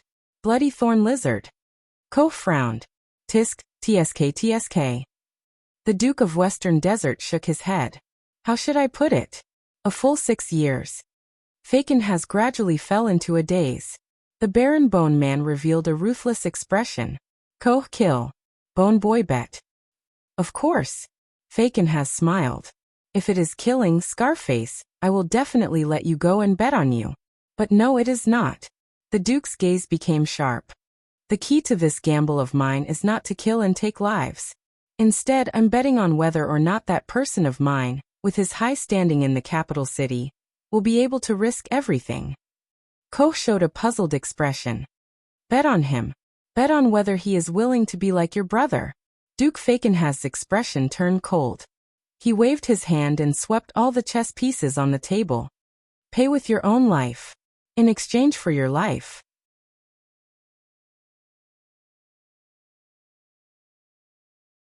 Chapter 622. You can't do this. Thales's despondent voice rang in Ballard Room. But what welcomed the teenager was the king's nonchalant reply, as if the thrilling confrontation was over. Get out. Thales's breathing froze. His nails dug into his palms, bringing pain. No, it's not over. It can't be over. Thales took a deep breath and made one last effort. That orphan girl is a bargaining chip to control Western Desert, but it's just an excuse, even though it's a shocking excuse. He leaned forward on the table and gritted his teeth. And the real bargaining chip, as you said, is me. But the king was unmoved, his expression indifferent. Are you going to protect your dignity and get out, or are you going to wait for the royal guards to come and drag you out? Thales tried his best to ignore the king's words and refocused on the topic. Without me, Fakenhaz won't go along with you. Without me, Amoliai's orphan girl is worthless in your hands. But King Kessel had clearly lost interest. He lowered his head and pondered again, no longer responding. Damn it, damn it, damn it. Thales was anxious as he looked at the king's stubbornness. The Duke of Western Desert won't let you get what you want. Thales unconsciously raised his voice. Since he dares to take the risk and offer a bargaining chip, he must be prepared. He might even lead the Western Desert people to retaliate fiercely, causing the situation to deteriorate. But he was disappointed. King Kessel still did not respond. When that time comes, Thales stopped. He looked at the king, who was deep in thought with his eyes closed, feeling tired and annoyed. What to do? What to do? Anxiety and resentment burned in his chest at the same time, causing the sin of Hell's River to become untimely excited, making Thales even more irritated. The man in front of him was stubborn, headstrong, not threatened, unwilling to compromise, self-centered, and did not listen to advice. He refused to be convinced by the hard way, and refused to be hooked by the soft way. He was covered in thorns and disgusting. Why wasn't such a person beaten to death when he was young? How did he become king? Were the nobles who made him king all blind? Hey! The king's attitude angered the teenager. He stood up abruptly and slammed the table. Hey! Buddy! Didn't you hear what I said? King Kessel seemed to have turned back into a statue, and did not move an inch. I'm fucking talking to you. Thales threw away all manners and shouted rudely and angrily. Kessel Motherf * Ker Jade Star. There was a cracking sound behind him. The door to Ballard Room opened. What followed was a cold wind and a cautious request. Your Majesty, we're ready. The king is still alive. The prince interrupted angrily. If you really want to kill your father, for the sake of the sunset goddess. Without turning his head, he roared angrily. I will warn you before I act. Vanguard Mariko, son of AB *TCH. Thales' roar echoed in the corridor, eliciting whispers from the royal guards outside the door. A few seconds later, as if someone had given them a hint, the air became completely silent. On the other side of the long table, King Kessel finally opened his eyes and frowned. Very well. Thales looked at the king and exhaled. His anger had yet to dissipate. I thought you'd had a stroke, father. A friendly cough came from behind, but it was not Mariko. My apologies, your highness. The voice of the chief commander of the royal guards, Lord Adrian, was heard along with his footsteps. I'm just here to deliver dinner. Thales turned around and saw the chief guard captain walk steadily into the room with 2 trays in his hands. The royal guard stood guard outside the room, still vigilant. Thales was a little surprised, but he slowly came to his senses. After he calmed his breathing, he became more and more disappointed. It's over. The royal guards came in. That meant, I know. Dinner is supposed to be Baron Quentin's job. Lord Adrian walked to the king's side and served the food nimbly to ease the atmosphere. But after he settled the bill with a few glass merchants, he had a headache and asked for sick leave. King Kessel interrupted him. You're right. No need, Adrian. The king glanced at Thales coldly, then looked at the vigilant guards outside the door. We're done talking. Thales felt a chill in his heart. Captain Adrian had just finished preparing the king's meal, and his movements also froze when he heard that. He put away his smile and turned to Thales deep in thought. Really? So fast? King Kessel did not move. Thales took a deep breath and slowly exhaled. His heart gradually turned cold. You really don't care, do you? With despair and exhaustion, Thales said dejectedly, I don't understand. If the whole kingdom is destroyed, what's the point of all the things you've done? The expeditions, the reforms, the tax increases? What's the point? The volume of his desolate question was extremely high, and his words echoed in the corridor. King Kessel turned a deaf ear to the prince's questioning, and only curled his lips in disdain. But Adrian's expression changed. He hurriedly turned to the door and signaled his subordinates to close the door. Once he was done, Adrian sighed and carried the tray to Thales' side. Don't bother, Adrian. He won't be eating here. The king said coldly. Of course, but... Adrian put down the tray, picked up a small wine pot, and filled Thales' cup. He squeezed out a smile. As far as I know, you haven't had a good meal all day, your highness. At least have a cup of wine to refresh yourself. Northern rye from the Northern Territory, I hope it's to your liking. But Thales had no interest in dinner at the moment. He just stared at King Kessel with bloodshot eyes. I don't drink. Oh right, I heard Mallows say that before. Hearing that, Adrian had no choice but to take the wine pot away and sighed. It's a pity. From the harvesting of raw materials, brewing in the cellar, long-distance transportation, to the selection of dishes in the kitchen, countless people overcame all difficulties and advanced wave after wave, just to deliver it to you. Countless people overcame all difficulties and advanced wave after wave, just to deliver it to you. Just like himself, he fought hard just to sit here. But listening to Adrian's words, Thales looked at the expressionless king, but felt even more sorrowful. Smack. A crisp sound rang. Adrian turned his head in surprise. The wine cup in front of Thales had been swept to the ground and shattered. Your Highness! Before Adrian could finish his sentence, he was stunned again. Thales' hand had appeared out of nowhere, grabbed the wine pot in his hand, and pulled at it in an unquestionable manner. The prince still stared at the king. He lifted the lid, aimed at the mouth of the pot, and tilted his head back to drink. Uff! The wine entered his throat. Thales only swallowed a mouthful before he spat it out pathetically. Damn it! This wine is definitely not produced in the Northern Territory. Feeling the taste that he could never get used to, the prince coughed painfully while he stared at King Kessel with bloodshot eyes. It's from further north, from Ekstedt. Is that so? Adrian was slightly surprised. Then I admire them even more.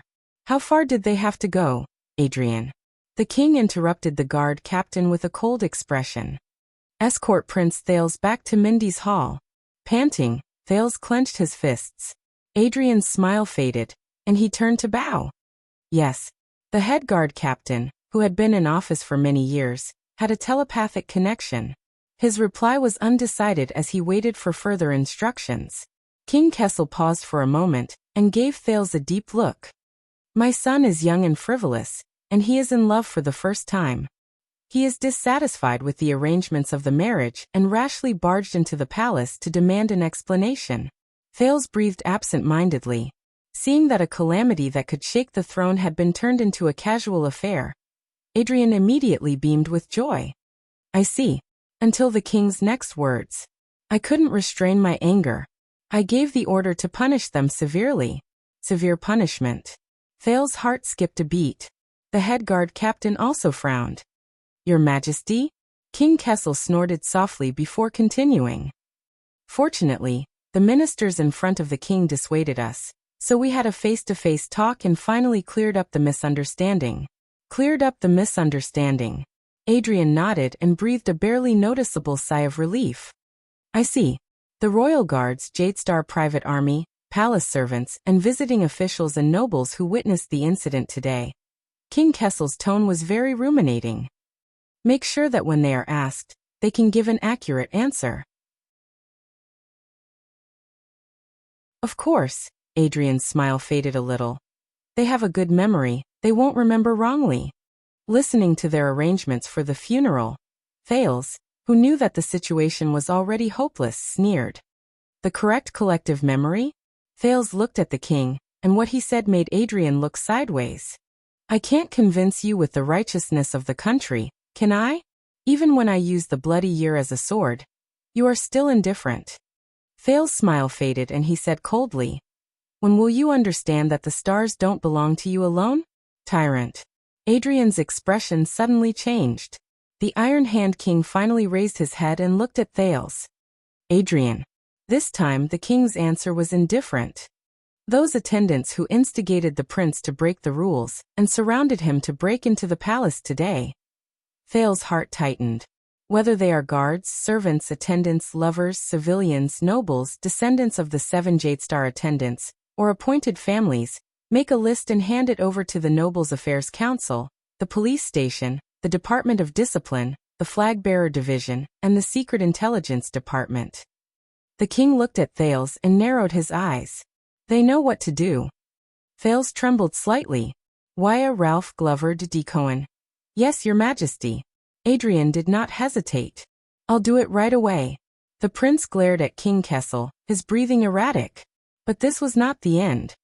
As for Mindy's Hall's carelessness in allowing an assassin to sneak into the royal banquet, the king raised his chin and looked down at Thales. Tell Flag-Bearer Vogel that this concerns the prince's safety and the royal family's reputation. Be sure to investigate and interrogate them strictly. The king paused, his gaze cold. Investigate strictly. Investigate strictly. Thales gradually fell into a trance. Also, let Mallows return to his post. Perhaps you are right, he is not suitable for this position. King Kessel retracted his gaze and scoffed. As for the prince's guard captain, we have another choice, Vogel or Mariko. Both are good choices. Adrian did not say a word and only bowed again. At that moment, Thales' fingernails clenched tighter and tighter in his palms, almost tearing his flesh apart. You will not succeed. The prince's voice rang coldly in the room.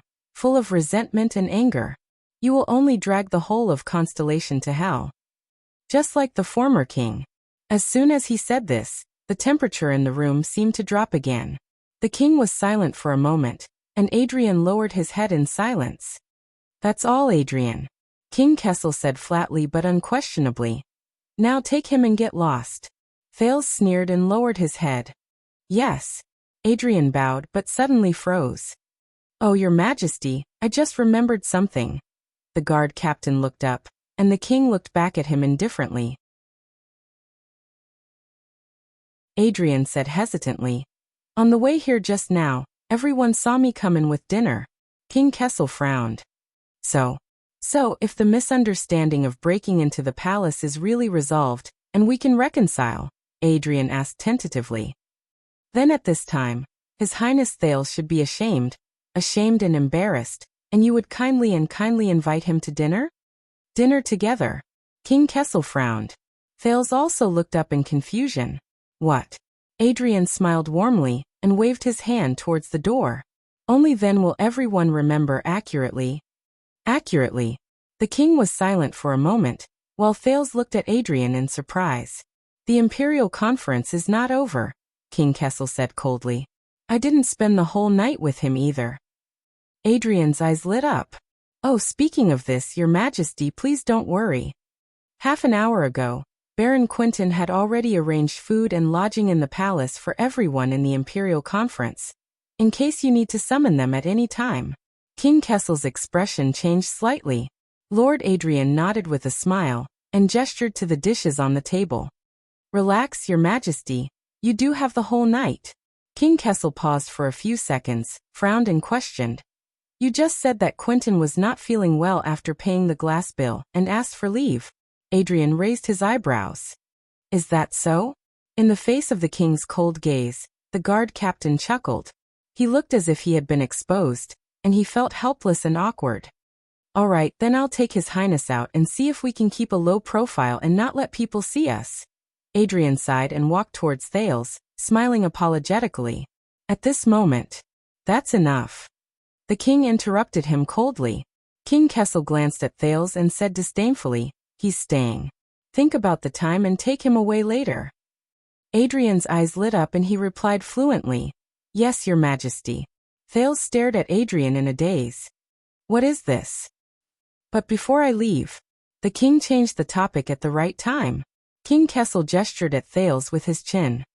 Take this idiot to Mariko and tell him that the king is strict with his son, and ordered him to replace the discipline division in carrying out the punishment of the royal family. Strict with his son? Thales clenched his teeth. He stared at the king, a myriad of thoughts surging in his mind. Adrian was silent for a moment, suddenly remembering something. Oh, speaking of this, I'm sorry, Your Majesty, I just remembered. The guard captain looked up, his face full of smiles. Mariko has left for some reason. I just sent him to Mindy's Hall to meet up with the flag-bearer division, to express my condolences to the brothers of the Star Lake Guards who were detained for some reason. The king sneered. Just left for some reason? Just like Quentin on sick leave. Yes, just like Quentin, Adrian answered without hesitation. But he realized something was wrong halfway through his sentence. He chuckled and said, You're right. He chuckled and said, maybe it's still different. There was a moment of silence in the room. The king turned his head and glanced at Thales, who had a complicated expression on his face. You take good care of him. Of course. Adrian did not even blink and answered without hesitation, as if he could not read between the lines. Mariko is still young, he should run more errands and train more. Bang! The king slammed his palm on the chair. Adrian. King Kessel snorted angrily, his gaze as sharp as a sword. You've made up your mind to go against my wishes? Adrian's expression turned solemn. It's my fault, Your Majesty. He took a step back and bowed deeply. It may not go against your wishes, the guard captain said respectfully, but it suits your needs. King Kessel stared coldly at his guard captain, anger boiling in his eyes. Suits your needs. Thales watched the confrontation between Adrian and the king in silence. Dinner together. He suddenly understood what the other party was doing. But what's the point? His battle in Renaissance Palace. 10 seconds of silence. King Kessel did not answer, but the anger in his eyes slowly faded. It's Gilbert. Did he beg you to soothe his cheeks? Adrian looked up. He was confused at first, but then came to a sudden realization. What? Oh, your majesty, if you want to summon Count Casso, I'll... King Kessel exhaled, feeling a little helpless and annoyed.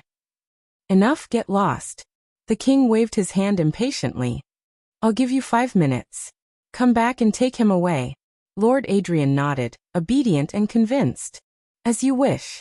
But the guard captain's footsteps immediately stopped. But from an outsider's point of view, Your Highness will at least have to finish your meal and chat before leaving with me, Adrian said awkwardly. A quarter of an hour? A quarter of an hour? The king and Thales were stunned for a second. Clang. In the next second, King Kessel, who could not take it anymore, knocked over his wine glass and glared at Adrian. Ed. Yes, your majesty. Lord Adrian bowed and hurriedly replied before the king. Lord Adrian. Then a quarter of an hour it is. Once he finished speaking, without waiting for the king's response, Adrian turned around and left, but he stopped halfway. I'm sorry, your highness, but I have to take away your knife and fork. The guard captain walked to Thales' side, glanced at the stunned prince, and apologetically took away the knife and fork beside the plate. I believe a spoon will be enough. After all, the Far Easterners can eat with only 2 thin wooden sticks. Thales looked at the guard captain with a complicated expression. Thank you, my lord, he said hoarsely. Thank you and Gilbert for fighting for me. A quarter of an hour. But things had already come to this. What else can I do? You're welcome, your highness. Adrian smiled as he weighed the knife and fork in his hand. By the way, your sword is indeed quite heavy. It's not easy to hold it in my hand. Thales laughed bitterly and ignored the king, whose expression was almost frozen. That's not mine, it's Caribbean's. But Adrian didn't let him continue. Instead, he said to himself, he continued, but after we found its scabbard, it will be much more convenient. The guard captain of the royal guards nodded in a profound manner. After all, since ancient times, swords cannot escape its scabbard. Cannot escape its scabbard. In the next second, Thales suddenly raised his head. What? He looked at Adrian in surprise. Lord Adrian smiled faintly, blinked, and immediately left. As the door opened and closed, he walked out of Ballard Room. Thales stared in the direction he left in a daze. Tormund Mallows. You son of a B*TCH watchman, the guard captain I hate the most. Isn't he being interrogated by the flag-bearer division? And unable to take care of himself? And he still has time to care about my business? Thales clenched his fists. The door closed. The room returned to silence. Looks like you're very popular. The king stared at the door, and seemed to be deep in thought. And this makes you feel uneasy. Thales took a deep breath, returned to reality, and looked at his father. The king snorted coldly. Eat. King Kessel nonchalantly grabbed his knife and fork. Unless you want to starve and be whipped. That doesn't feel good. Thales grabbed his spoon and stared at his soup bowl. He could not fight against the king. He could not turn into another sword. Just like Temple and Imperial style. The source of their formation determined that they were bound to fight against each other. And they were as incompatible as fire and water. Neither of them would easily lower their heads to the other. And him. Thales stared at his own reflection in the bowl. So he could not use the bargaining chip given by Fakenhas to negotiate terms with King Kessel. He could not hold the sword given by the Western Desert people, and claim credit from Renaissance Palace. That would not work. Thales clenched the spoon in his hand and frowned slightly. Not enough. He had not given enough. Not enough. Far from enough. The sin of Hell's River surged and filled his brain, but it made him think more clearly. He had to give more. More. Since ancient times, swords cannot escape their scabbard. 1,000 blades are sealed, and they are evil. Thales stared at King Kessel, who was quietly eating. He slowly became lost in thought and gradually understood. Are you ready? Deep in his heart, a small voice reminded him. Thales? In the next second, the prince suddenly raised his head. I know. Thales fixed his gaze on King Kessel. His tone was calm and unperturbed. I know that I can't hide Amoliai's matter from you. As long as I still want to use it as a bargaining chip, I can't hide it from you, much less convince you. But Thale's tone changed. But you won't succeed, even if you have that orphan girl in your hands. But it's not because Fakenhas won't compromise, nor is it because you lack means. Kessel V did not say a word. He just lowered his head and ate. Thales sucked in a deep breath.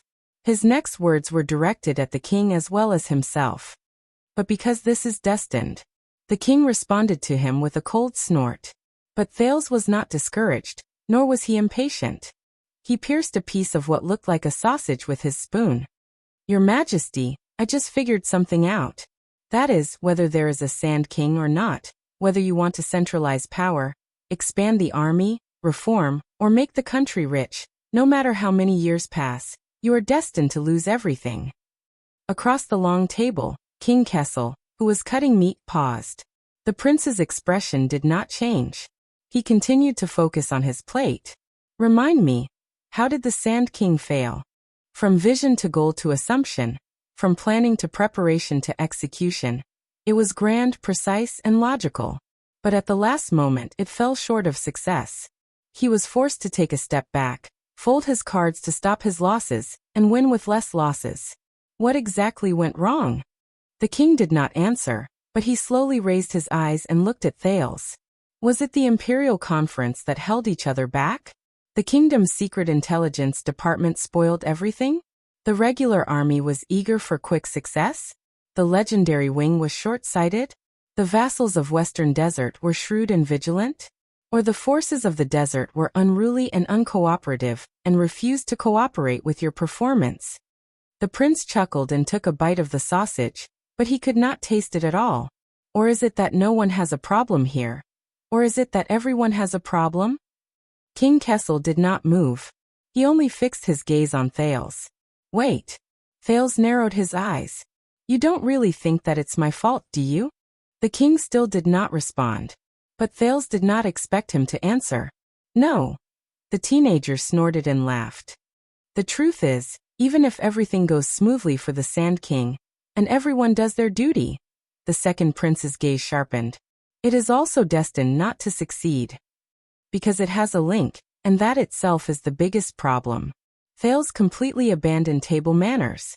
As he chewed, he pointed his spoon at King Kessel. You.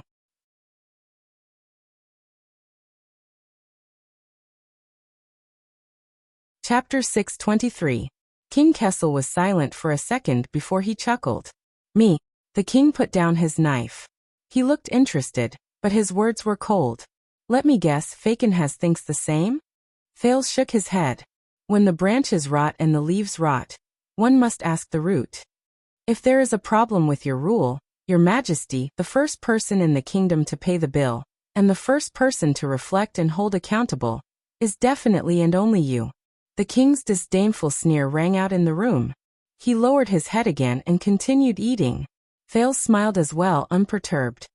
Yes, you probably think that if the kingdom's rule is unsatisfactory, and there is a problem with Constellation's development, it must be due to the officials' deviation in execution, and the poor governance of the lower ranks.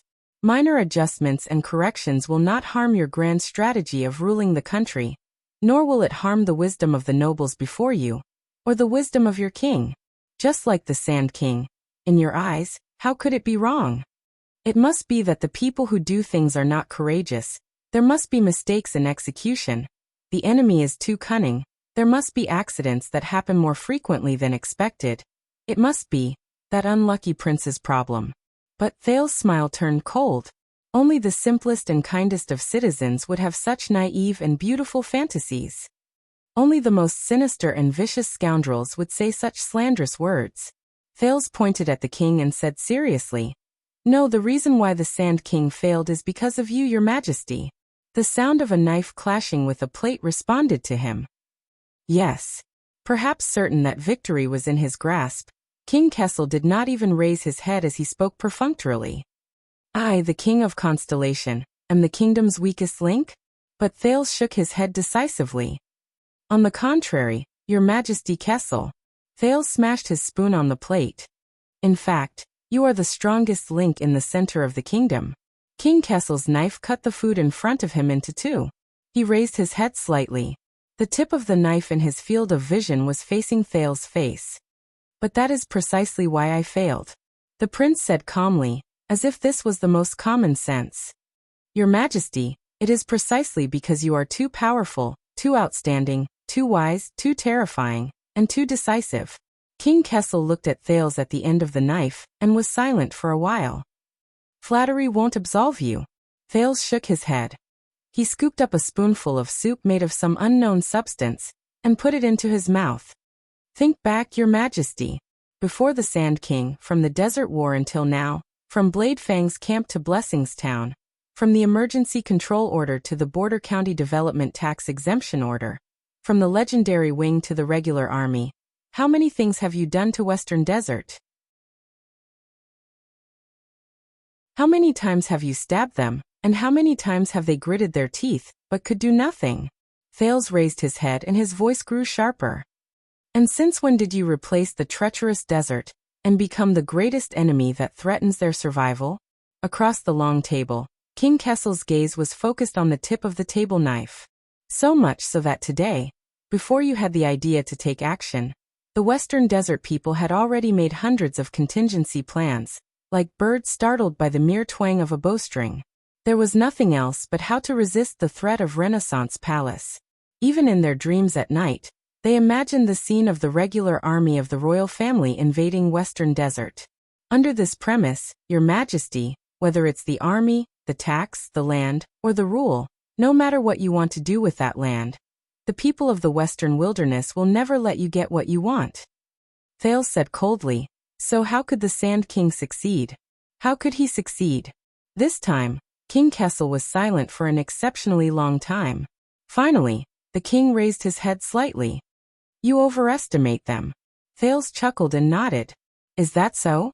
So you think that when you ordered the army to march west, everyone believed that they were going to rescue me? You think that the suzerains of Western Desert really took your bait, and were unaware of the conspiracy? You think that the main forces of the three great families did not fall into the trap only because the legendary wing dragged things out? You think that the kingdom's secret intelligence department and the regular army messed up the plan because they were not capable enough? You think that between you and Fakenhaz, who was the first to find me in the desert and seize the initiative in the Sand King? At that moment, King Kessel's gaze turned sharp. Thales sat up straight and said solemnly, You are the one who underestimated them, Your Majesty. King Kessel did not comment, but his gaze flickered. I know, I made the same mistake. Thales was slightly dazed as he recalled the past. Before the new year, when I escaped from Dragon Cloud City, I thought that my plan was flawless and that no one could see through it. With the help of the kingdom's secret intelligence department, such a complicated political situation, such a strange situation, and such a coincidental time, anyone would first suspect that Prince Thales was kidnapped by the forces of Dragon Cloud City, and did not sneak away on his own. Thales heaved a deep sigh. But I was still caught. On the first day I escaped from Dragon Cloud City. King Kessel's gaze shifted. Thales stretched out his left hand and rubbed an abnormal bone. He furrowed his eyebrows tightly, as if he was feeling the pain of it cracking again. I was caught by a boorish man in Dragon Cloud City who was one of the best in the Western Peninsula when it came to sword-wielding, but whose political IQ was said to be the lowest in the world. Thales sneered faintly, even though it was later proven that the reasoning logic that the Star Killer relied on to track me was simply mechanically copied, and made no sense at all. That damned Ryland paper. Thales raised his head and looked straight at the king with a solemn gaze. So just like you, I lamented my bad luck countless times, cursed the guy who made me give myself away, and cursed that stupid logic of a lucky hit. But I never doubted my own plan and reflected on my own responsibility. King Kessel did not say a word. I was wrong. Thales sighed and said calmly and helplessly, because no matter how powerful my methods were, or how brilliant my schemes were, he was destined to catch me at that time and that place. Because during the 6 years of good times in Dragon Cloud City, Thales clutched his left arm tightly and sullenly said, Sorry, Nicholas, the Star Killer, regarded me as his greatest and most dangerous enemy. Sorry, Nicholas, the Star Killer. He treated me as his greatest and most dangerous enemy. If he ran into an accident, he would suspect me. If he was attacked, he would be wary of me. If he made a mistake, he would look at me. If I suddenly disappeared, he would still think of me. Even if one of the sewers in Heroic Spirit Palace was clogged. The prince sneered indignantly. In his eyes, I must be the one playing tricks behind the scenes. It was a shocking conspiracy that I had been planning for 6 years. So I was caught, and almost brought back to Dragon Cloud City. Thales looked into the distance, which he could not see. And later, I understood that the reason why I was targeted by him was because I was caught in a trap of my own making. I went on a rampage that night in Dragon's Blood and turned myself into the most terrifying, bizarre, and dangerous variable in Dragon Cloud City in the eyes of others. I changed the fate of all of Extet. The king listened quietly, his thoughts unknown. It's the same in Western Desert. Thales sighed and returned to the reality before his eyes. Especially when they see you as the strongest enemy, your majesty. King Kessel pursed his lips. Them. The king said coldly. With that group of selfish, fat and short-sighted rotten nobles? They are like a sheet of loose sand, fighting incessantly among themselves. They can't even unite under one flag. Thales' voice became stern. Then it's even more impossible for them to be obedient to you. King Kessel raised his chin. They will do it. King Kessel's gaze sharpened. He also raised his voice, resolute and unquestionable. They have to do it. They have to. Thales smiled. Yes, just like how King Nuvan once thought that he could make the troubled citizens of the Alliance of Freedom bow their heads and obey Extet with just a bloody massacre and a little political maneuvering. That way, they would never rebel against his granddaughter and shake up the entire political situation in Northland, he said sarcastically. In the next second, the youth's expression turned cold. His tone changed. But do you really think that as long as you are strong enough and clever enough, everyone will bow their heads and everything will go smoothly? Then why don't you simply declare that everyone in Western Desert is a traitor and rebel, and order the regular army to attack and annihilate them in order to pacify the country? Why do you still do everything possible to bypass the Imperial Conference and keep a low profile to advance Sand King? Why do you still use me as a famous chess piece and bait? Thales paused, looked at the king, and called him by his name. Because you also know this, Kessel. The king frowned. Looking at King Kessel's deep expression, Thales understood something. Unlike his previous opponents, this time he could not hold up a sharp sword and face the Iron Hand King. In the face of a ruler, a person may cooperate, be loyal, or obey.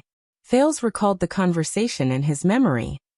But a large group of people?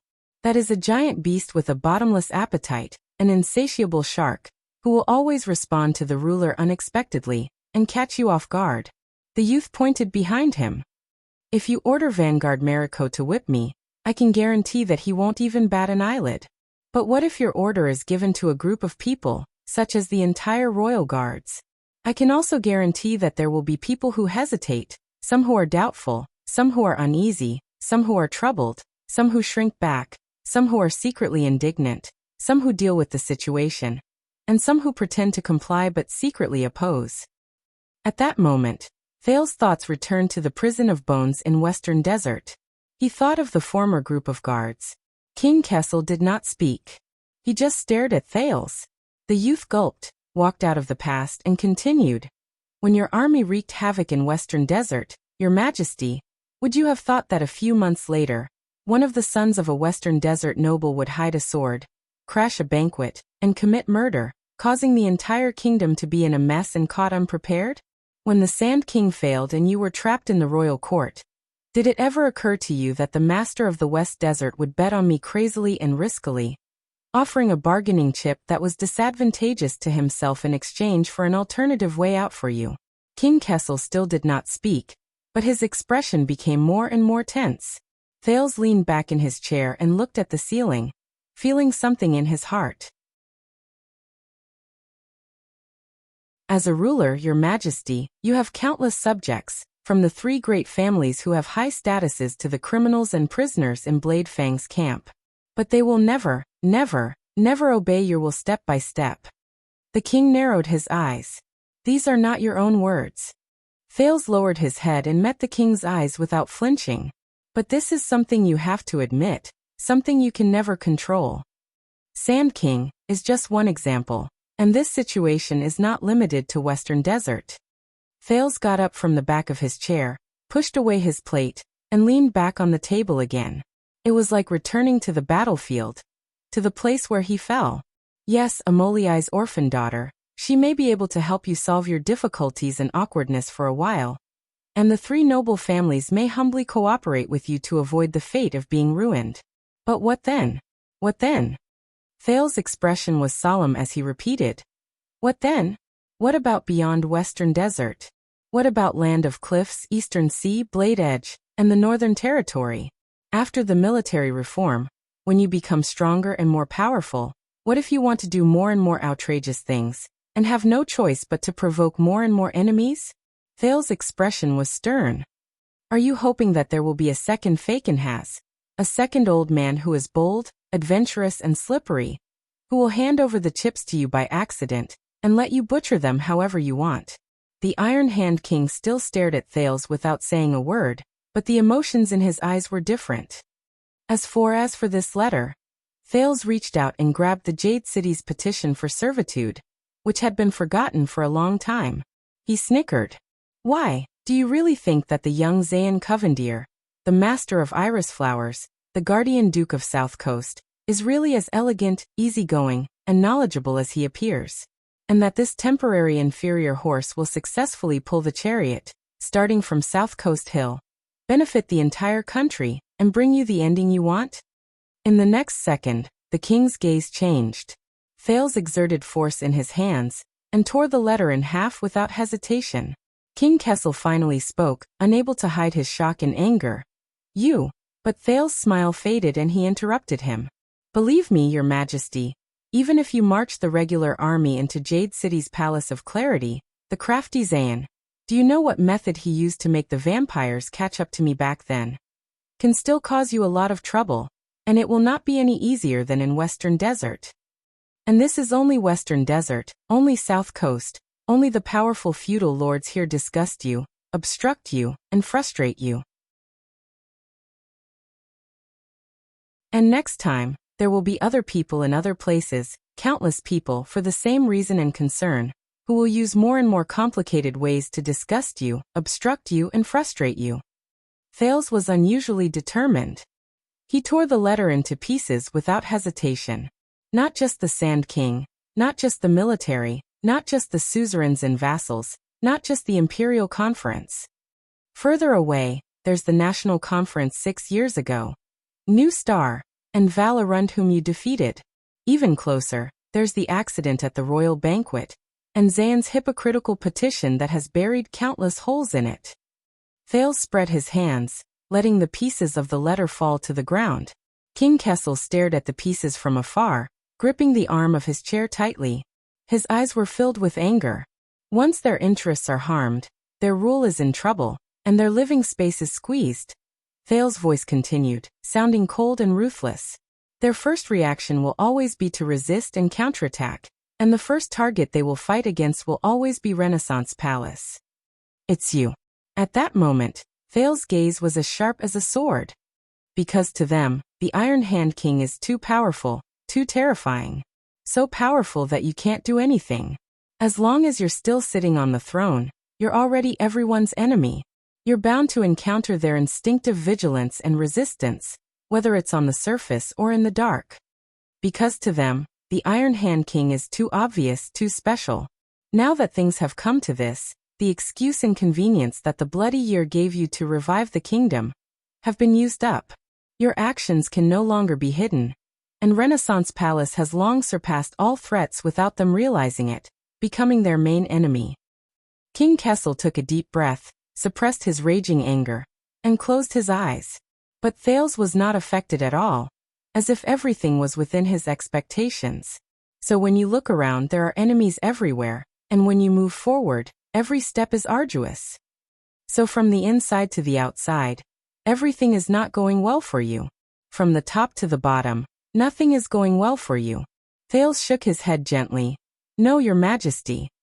You can't do anything. Can't do anything. His voice was deep and sorrowful. Can't do anything. In the next second, King Kessel suddenly opened his eyes. Alarmist, he said coldly. Eloquent and eloquent. Thales hummed in agreement and spread his hands. But there's nothing you can do. The youth's eyebrows gradually furrowed. You can defeat them, but you can't destroy them. Faced with a pile of loose sand and a mess, you are caught in a dilemma and don't know where to start. You don't even know where they will jump out to stop you, or which part of the chain will go wrong. Throughout the Sand King, you looked awe-inspiring and took the initiative to attack, and no one dared to face you head-on. In fact, most of the time, you were just swinging your sword in vain and suffering from hidden losses. At that moment, King Kessel's expression became a little ferocious. But Thales' words continued, making him feel uneasy. And they are all over the kingdom, at all levels, all over the world, north, south, east, west. They are hiding in every gap of interests, ambitions, desires, stances, and will. They are unexpected and unpredictable. They can change from cowardice to fearlessness at any moment, from meekness to zealotry, from indifference and selfishness to fury and desperation, and from conformism to boldness and aggressiveness. You can never see them. When you swing your sword to kill, the opponent is nowhere to be seen. But when you suddenly look back, you are shocked to find that enemies are everywhere. Thales thought of something and could not help but snort softly. It's just like a police officer on the streets of the capital. It's useless to only kill the most ferocious and vicious criminals, because he's facing the entire lower city district. His enemies are hiding in the unreachable corners, and the most inconspicuous mediocrity. They are constantly sprouting and sprouting, leaving him overwhelmed and powerless. Thales raised his gaze and looked straight into the king's eyes. And you, Your Majesty, what you are facing is the entire constellation. At the end of the long table, the king sank his face into the darkness where the light could not reach. The enemy is weak, I am strong. The enemy is rotten, I am new. The enemy is scattered, I am one. Thales said in a low voice. That is your greatest and only advantage. But the enemy is divided and I gather. The enemy is hidden and I show. The enemy is in the dark and I am in the light. The enemy is confused and I am clear. The enemy is outnumbered and I am outnumbered. The enemy is strange and I am upright. Thales said coldly. These are your most painful and uncomfortable predicaments. King Kessel looked at Thales with a strange gaze. If you behave as usual and act as usual, Your Majesty, Thales said, then it is not hard to foresee that not just the Sand King, but everything else that you want in the future will be greatly hindered. In the next moment, Thales' gaze turned fierce. You won't succeed. That's what I'm telling you. Be it military reform, land inspection, tax reform, centralization of power, or other bullshit. You won't succeed.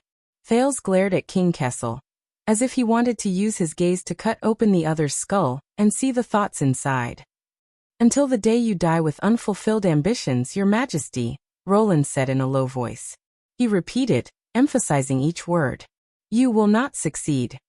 His voice fell. Ballard Room was dead silent.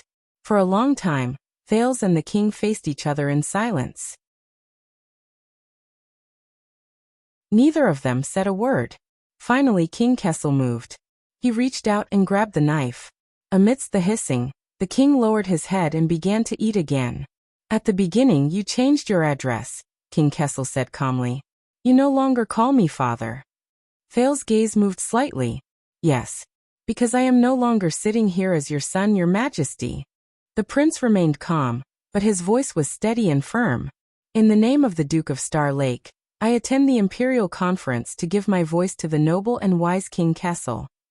The king stopped cutting the meat for a second. Interesting. King Kessel's expression was indecipherable, but he began to eat again. Then what's your suggestion? Thales took a deep breath and spoke cautiously. You know I'm right. You've always known. It's just that you're used to holding power. You're no longer willing to lower yourself and bow down, the prince said with a frown.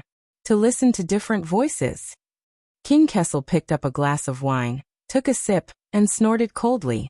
Thales lowered his head and adjusted his breathing. The old way no longer works, Your Majesty, the teenager said seriously. We need. Thales paused and changed his words. No, it's still you, only you. In the face of such a predicament, you need to change your mind. King Kessel's gaze moved imperceptibly. Change my mind? Thales nodded slightly, his expression serious. Let me handle the matter of Western Desert, Your Majesty. I'll take over and fulfill your wish. The king was silent for a while, then smiled coldly. So in the end, this is still the same condition as before.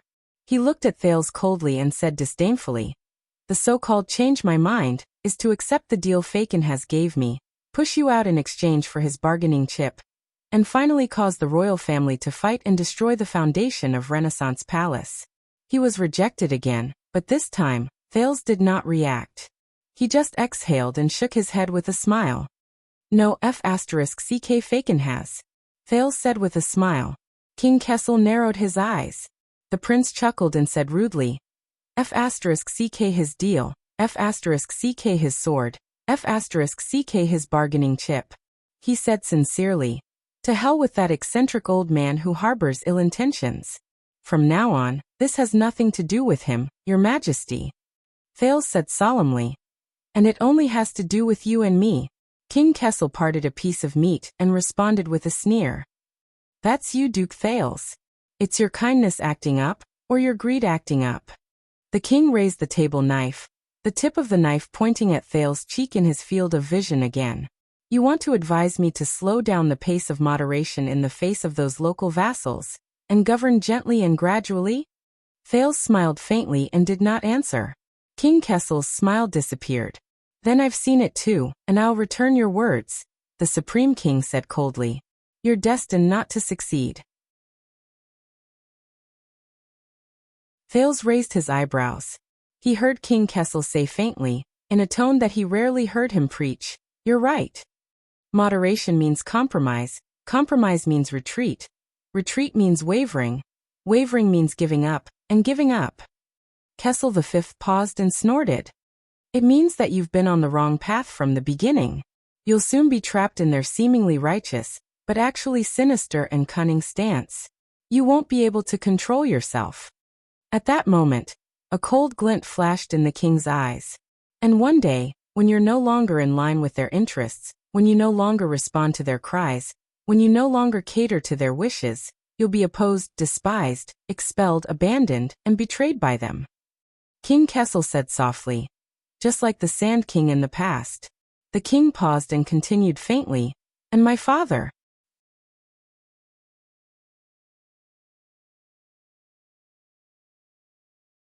Chapter 624. Thales' eyelids twitched. He scrutinized King Kessel's face. For the first time, he discovered that there were different emotions on this resolute and cold face. Is that so? His father?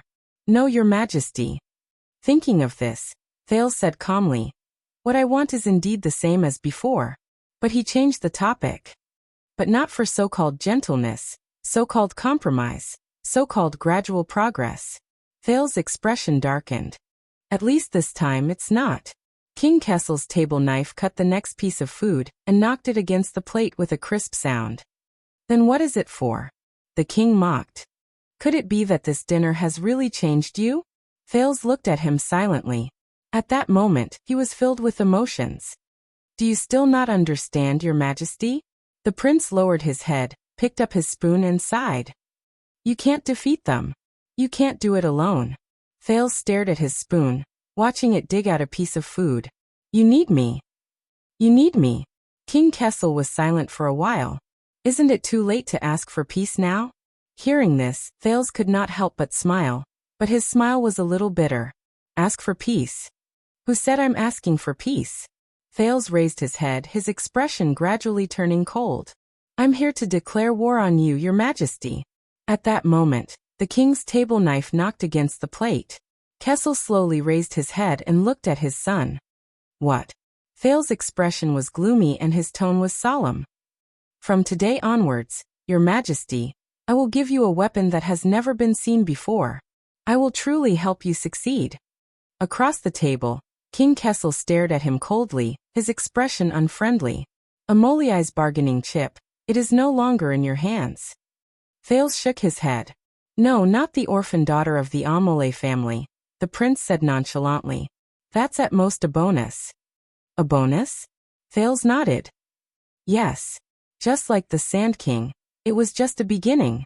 It was a bumpy wagon at the beginning that deviated from the path, but it was eventually pulled back to the right path by us." King Kessel did not speak. He knew that Thales had more to say. As expected, in the next second, Thales' expression became stern. "In order to defeat them and your slippery and unpredictable opponents, Your Majesty, you have to change your strategy. You can't just charge around with your strength anymore. You can't be so aggressive anymore. You can't wield your sword aimlessly anymore. You can't be alarmed every night." Thales said in a low voice. "You need them to jump out, stand up and shine. You need them to be lax, to be careless, to make mistakes. You need to understand them, control them, and numb them." At that moment, the king's expression changed slightly. "Yes, Your Majesty." Thales' attitude was frank and magnanimous, as if this was the most logical and natural thing to do. In Constellation, in this mess left behind by the virtuous king, the situation is so clear that there is no way out. What you truly need, what you lack. In the next second, Thales' expression became stern, and his voice suddenly turned cold. "It's an opponent who can stand up to you as an equal." At that moment, Kessel V's eyes suddenly widened. Thales looked at the king from afar, and actually felt a strange sense of calm and relief. That's right. Since ancient times, swords could not escape from their sheaths. What he wanted to become was not a sword. It was a sheath. And this opponent, he must be like you, strong enough, noble enough, able to summon heroes to shake the kingdom. With his existence. Thales did not continue, but glanced at King Kessel tentatively. For the first time, the Iron Hand King, who always said what he said, replied in a low voice, "I'm listening." Thales sighed in his heart. He found it. Receive the enemy, observe the enemy, deal with the enemy. In this hurried and arduous battle with King Kessel, Roland's heart sank. He charged, fell, resisted, was defeated again and again, and got up again and again. Finally, he came to the last step. The sin of Hell's river flowed madly in his body, and finally left in satisfaction. In the next second, Thales suddenly looked up. Logically speaking, this is the only way. With him, you can mislead your enemies. The Iron Hand King is not invincible, not unstoppable, not destined to be your natural enemy. With him, you can confuse your enemies. Renaissance Palace is not a monolithic entity, not flawless, not without weaknesses. King Kessel's expression was solemn, no longer disdainful or careless. Thales continued quietly. With him, you can weaken your enemies. In false hope, they will lose their vigilance, indulge in civil and military affairs, and die in peace. With him, you can lock onto your enemies. With the anti-king's flag flying high, all who gather under it will fall into your trap, and you will catch them all in one fell swoop. And he will give you unexpected help you see through them, disintegrate them, and finally destroy them. King Kessel unknowingly put down his knife. At that moment, he looked at Thales with an extremely complicated expression. The king frowned. "You." Thales did not give him a chance to reply. He raised his voice and continued. "In terms of benefits, this is also the only way. With him, your enemies will no longer be hidden or scattered. They will gather like a pack of wolves, like a herd of horses. From then on, they will be traceable, and visible. You will clear the path for the chariot and point the sword in the right direction. Is there a battlefield that is easier to understand than this?" King Kessel clenched his fists, and the space between his brows began to struggle. Thales' voice echoed in Ballard Room, causing the lights to flicker and the shadows to flash back and forth. With him, you will have the most unfathomable undercover agent. As the enemy's leader, you will lurk deep in the enemy camp. No matter which chess player you face, or what game you experience, you will have the other party's king firmly in your grasp. You will have the enemy in your palm, and you will be able to do whatever you want. Is there a chess game that is more likely to win than this? At that moment, the king gritted his teeth, his expression ferocious. You. And in reality, this is also the only way. Thales stood up abruptly. Today, I have committed treason, brought my sword to force the king to abdicate. I have done wrong, and I have almost rebelled. Thales looked down at the king, who was in disbelief across the long table. For the first time, he felt that the king was hiding behind the long table. At this moment, no matter how much the Secret Intelligence Department tries to cover up any loopholes, the news has long spread throughout the capital, and will soon sweep through the entire country. No matter how kind and filial we are in the future, there will always be people who will remember the rift between the king and his heir, and the scene of our confrontation as ruler and subject. They will try to take advantage of the situation and make things difficult for us. Thales' voice became gloomy. Our relationship has long been irreparable. All the efforts you've made for the kindness of a father and a filial son have been wasted. They are meaningless. King Kessel's expression changed several times. He reached out and clasped the table tightly. If that's the case. Thales was expressionless and his tone was cold. Why not make the most of it, make use of this matter? Why not push the boat with the current, and ride the wind and waves? Ride the waves? The Iron Hand King breathed with difficulty and squeezed out words through his teeth. You. So, for the sake of reason, for the sake of interests, and for the sake of reality, your majesty. Thales looked at him quietly, seemingly righteous but also cold and ruthless. I, Thales Jadestar. I am destined to be your enemy. His voice faded away. The atmosphere in Ballard Room seemed to have returned to peace. It was incomparably quiet and comfortable. Comforting. After a few seconds, King Kessel recovered from his shock and questioned him in disbelief. Do you know what you're saying? Thales let out a long breath. Strange. He smiled slightly. More or less. No. The Iron Hand King interrupted him with suppressed anger. You don't know. King Kessel took a deep breath and adjusted his breathing. On the surface, you want to break off all ties with me, clearly oppose and denounce me, stand as an equal with the Supreme King, walk into that sinister and greedy camp, become brothers with the enemies of the kingdom, speak up for them, and become their flag and hope. Behind my back, you are going to conspire with me. You are going to be my spy against your conscience. You are going to work with the tyrant. You are going to destroy your previous stance and foundation. You are going to sell your soul to the royal power. You are going to be at the king's beck and call, and you are going to stab me in the back countless times? The Iron Hand King gritted his teeth, as if he was looking at the biggest bastard in the world. Do you know what this means? Why? Why was he so surprised? Was he not the one who created this situation? Looking at King Kessel's expression, Thales chuckled. It was very strange.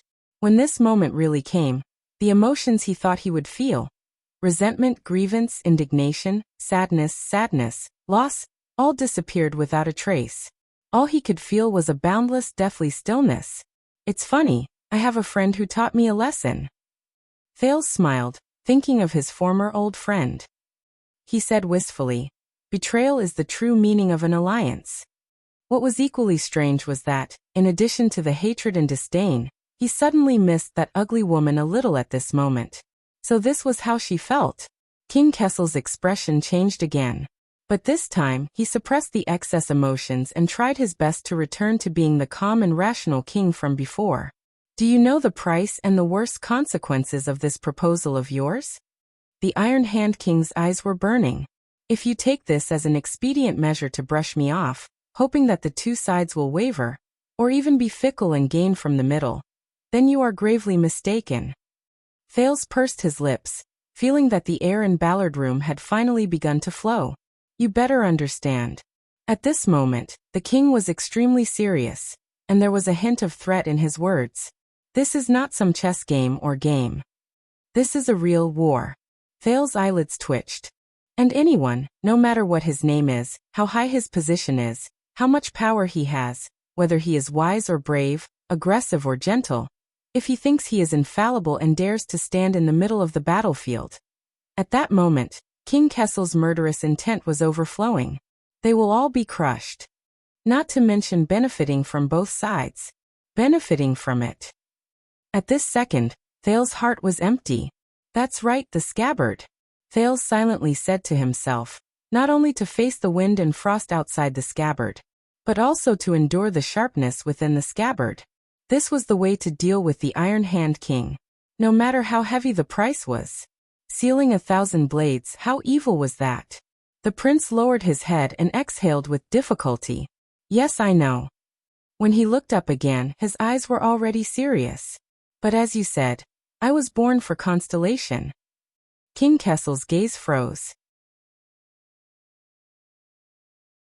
Compared to the vast constellation and the mighty kingdom, Thales said calmly, our father-son relationship, gratitude and hatred, and even our lives and fortunes, none of it is that important.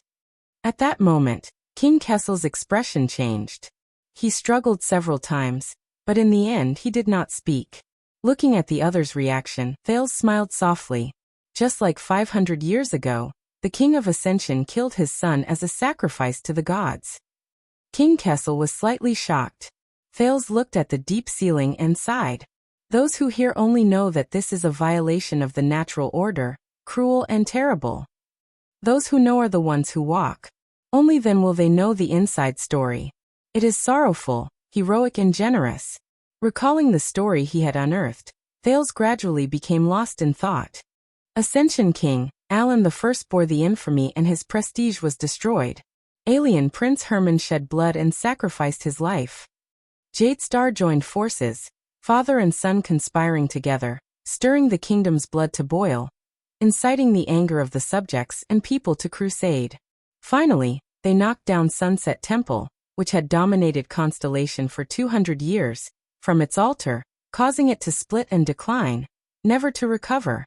At that moment, the room was extremely bright, and the words were powerful. And King Kessel's gaze changed. This version of the story has always been a royal secret. How did you know? Thales looked at him and smiled in relief, but did not explain. Yes, outsiders do not know, but the Jadestar royal family knows. This is the truth and meaning of Ascension sacrifice.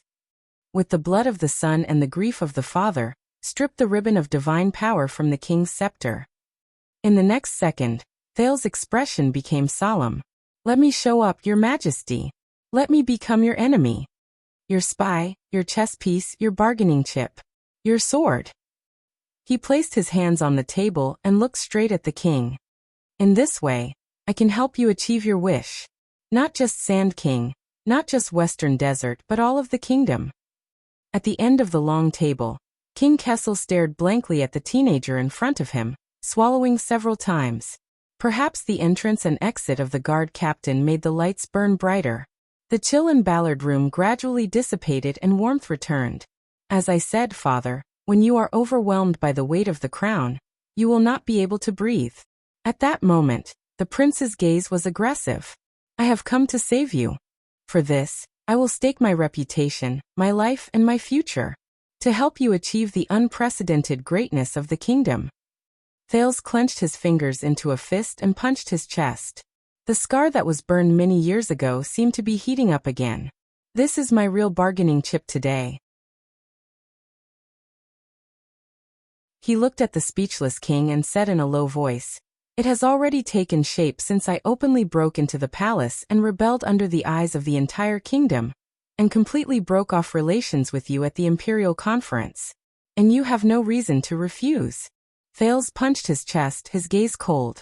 Accept it, and you will gain unprecedented benefits. The dilemma is no more, and the solution is easy. The road ahead is wide open and new. Thales paused, took a deep breath, and forced himself to speak sternly. As long as the stars exist, the empire lives forever. In the next moment, Thales suddenly reached out in the direction of the king. King Kessel trembled slightly. But he looked at Thales in a daze. It was as if the person standing in front of him was not his son, but a new stranger. For the sake of Constellation, your majesty. The teenager raised his palm, his tone firm, and his gaze fearless. Let us be enemies with each other. The secret chamber was deep. But the king did not answer. His breathing was disordered. Kessel Jadestar.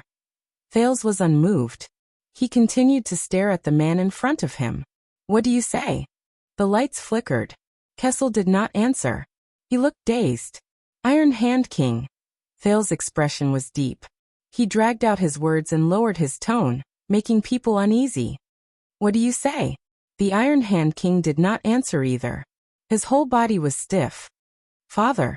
At this moment, Thales' eyes were sharp. He shouted at the top of his lungs. You. What do you say? After being locked in the small dark room for so long, this was all he had until New Year's Day. End of this chapter.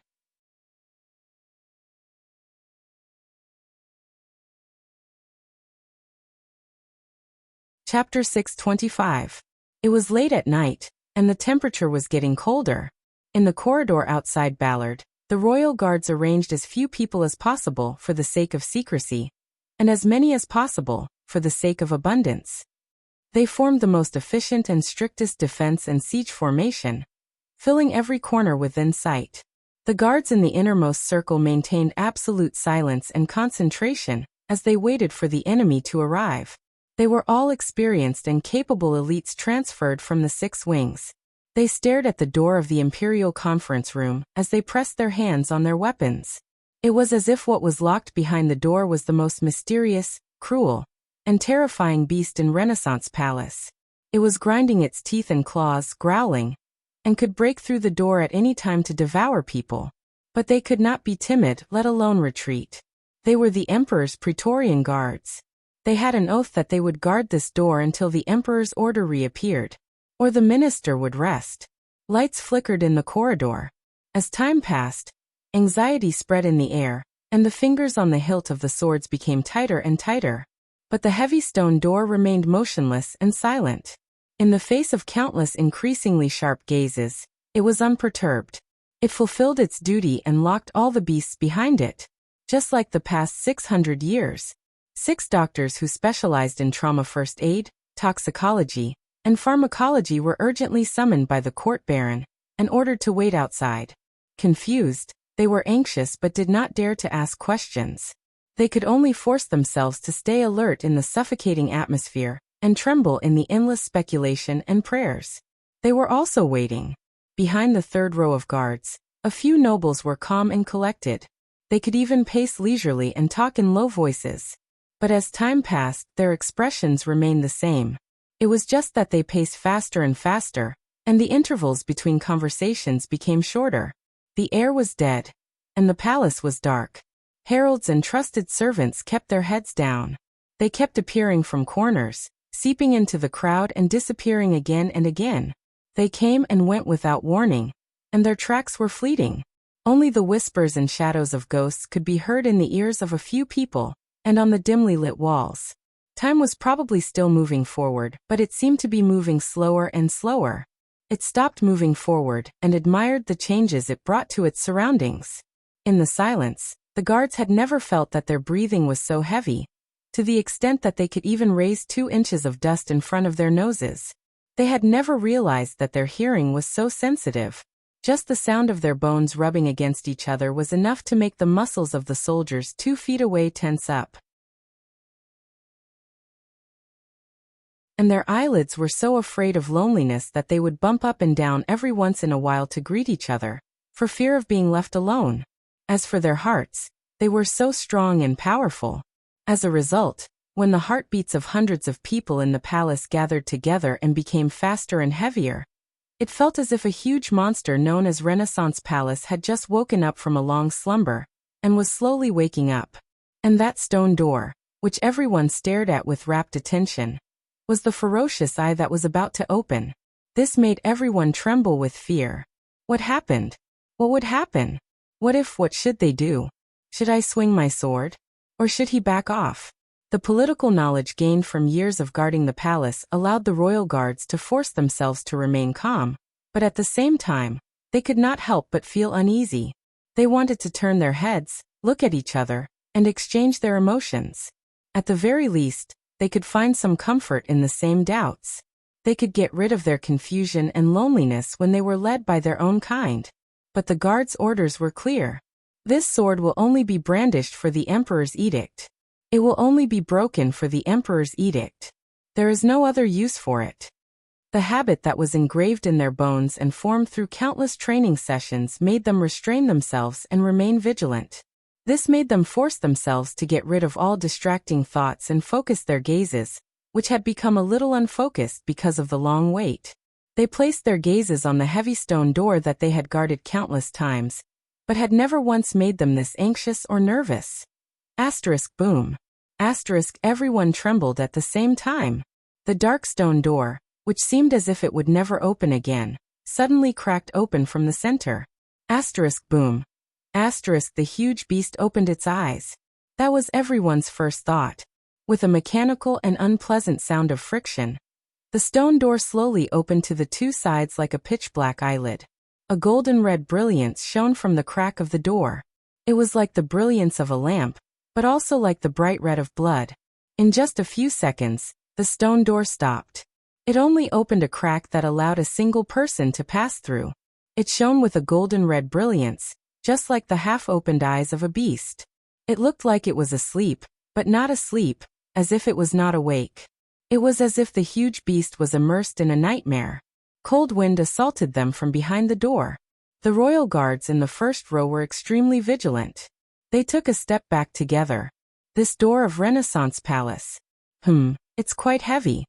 The huge black beast in front of them opened its deep and ominous mouth, and its voice was deep and mocking. But it doesn't move. An even darker black figure peeked out from the narrow beast's eyes. He pressed against the stone door on both sides, panted, and sneered softly. What do you think? The royal guards instinctively stretched out their hands and moved. They unsheathed their weapons and formed a formation. As he watched this scene, the black figure in the middle of the door was silent for a while before he sighed. All right. The black figure turned his body sideways and squeezed through the narrow crack of the door. If you don't want to help, then forget it. I'll do it myself. The black figure gritted his teeth. His face contorted as he forced his way through the crack of Ballard Room's door. Only then did the light illuminate his face. Prince Thales came to the corridor with a pale face and looked at the surging heads in front of him. Everyone looked at him as if they were facing a great enemy. Wow. I'll believe it even if you say that they're here to hunt dragons.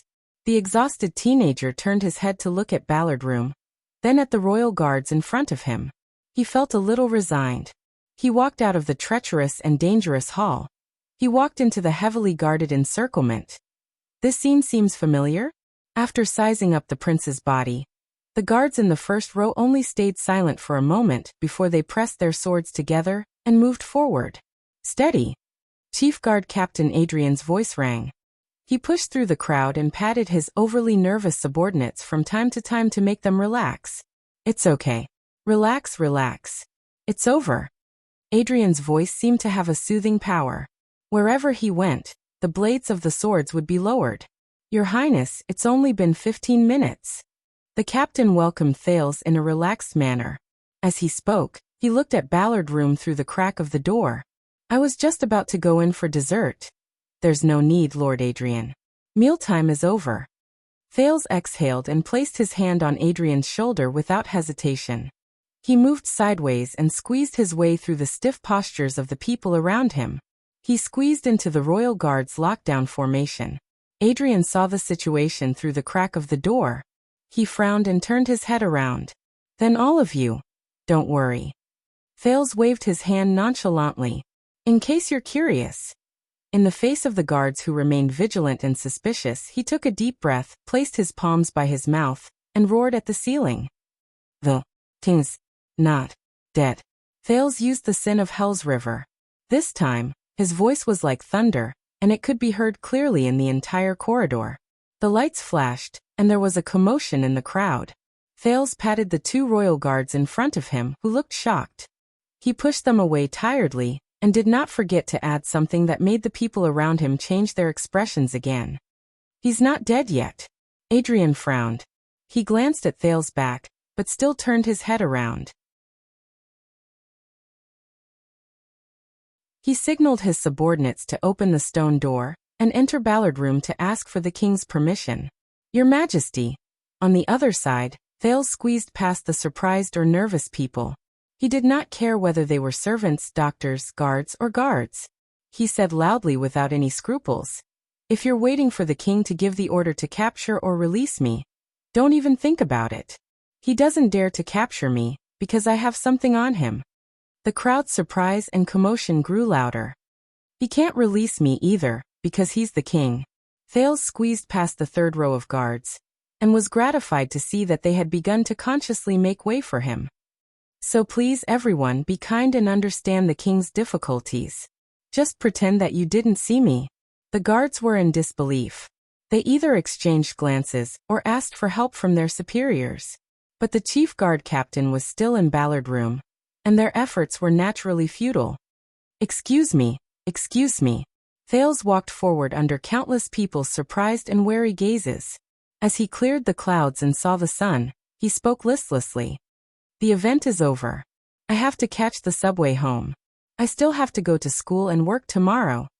But just as he was lamenting why this group of sweaty and smelly men did not know how to make way for him, Adrian walked out of Ballard Room and solemnly ordered, Royal Guards, everyone present today, report to your immediate superiors. Return to your posts and stay overnight to work overtime. The guards were stunned, and there was another wave of commotion.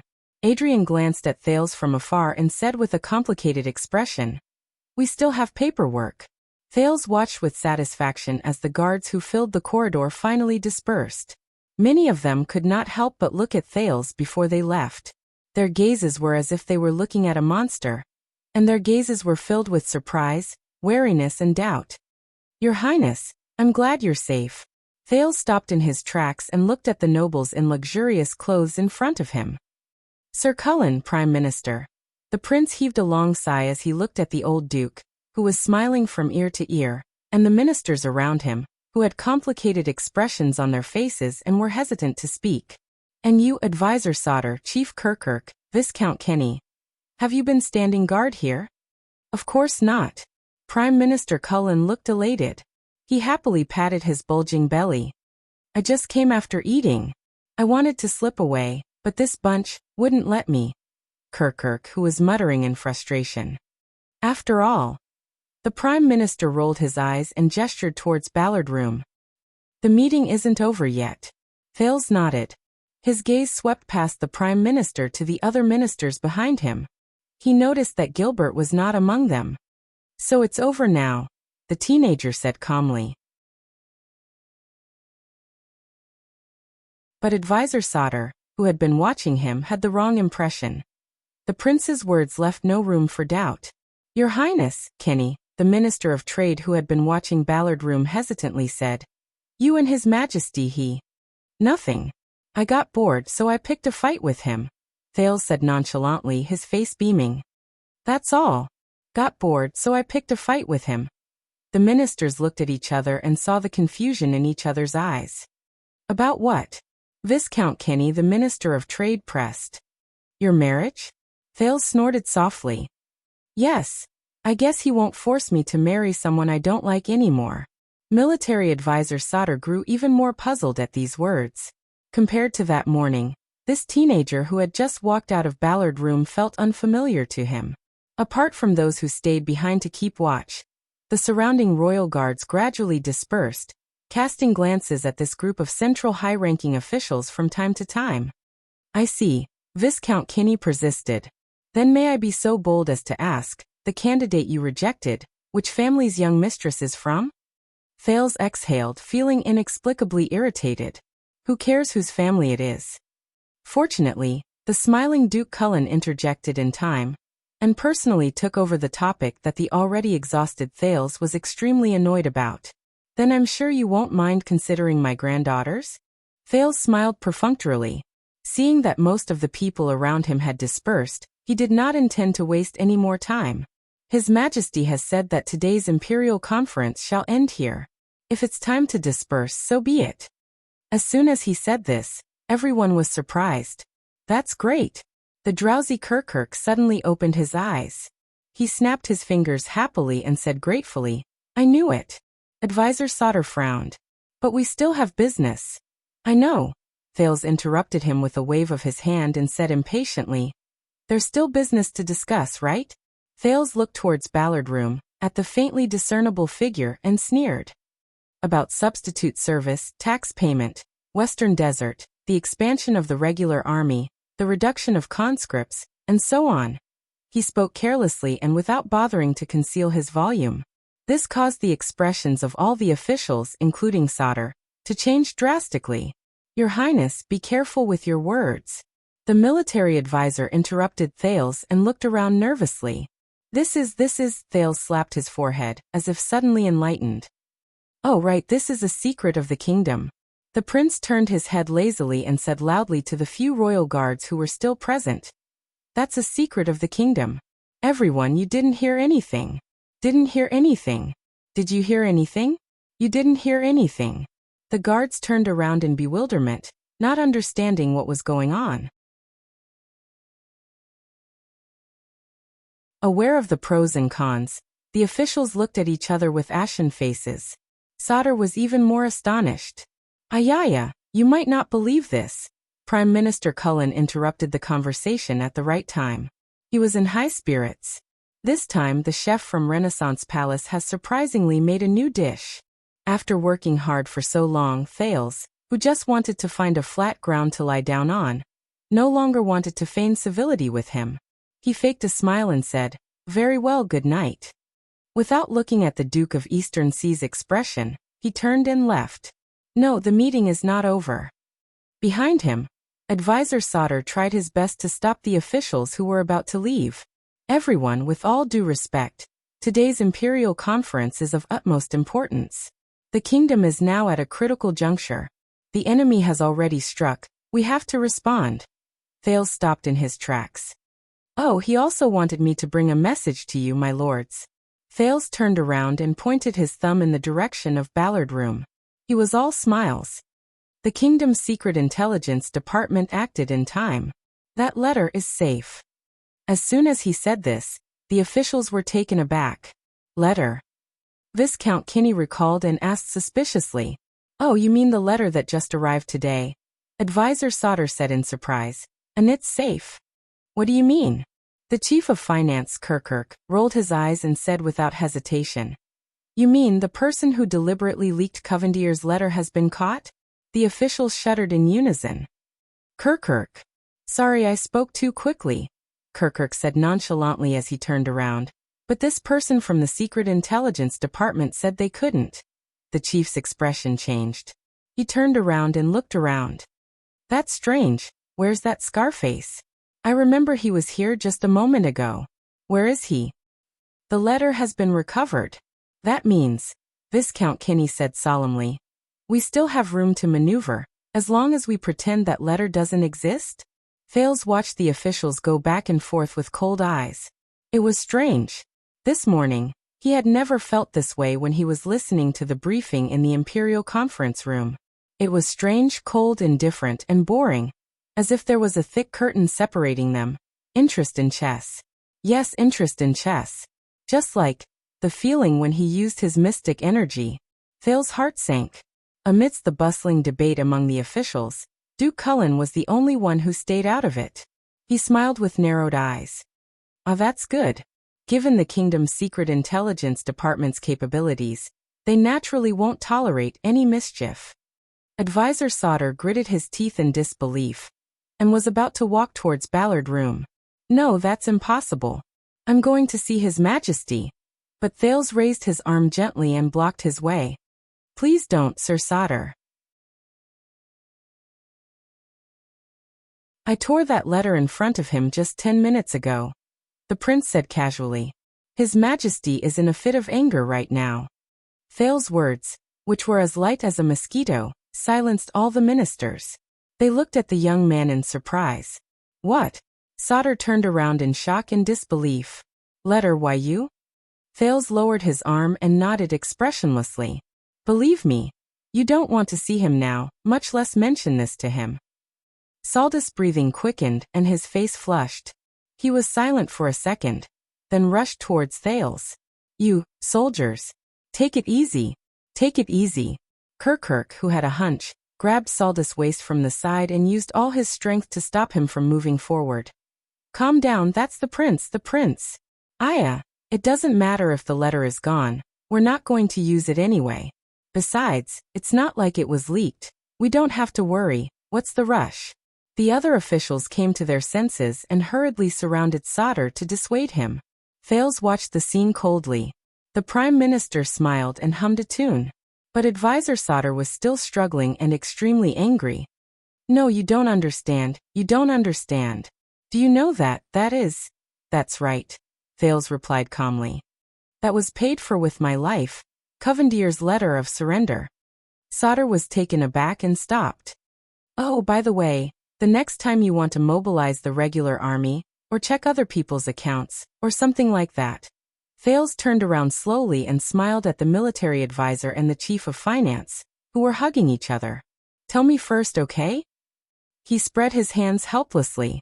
Otherwise, I'll have to do it again. The military advisor choked, closed his eyes and exhaled deeply.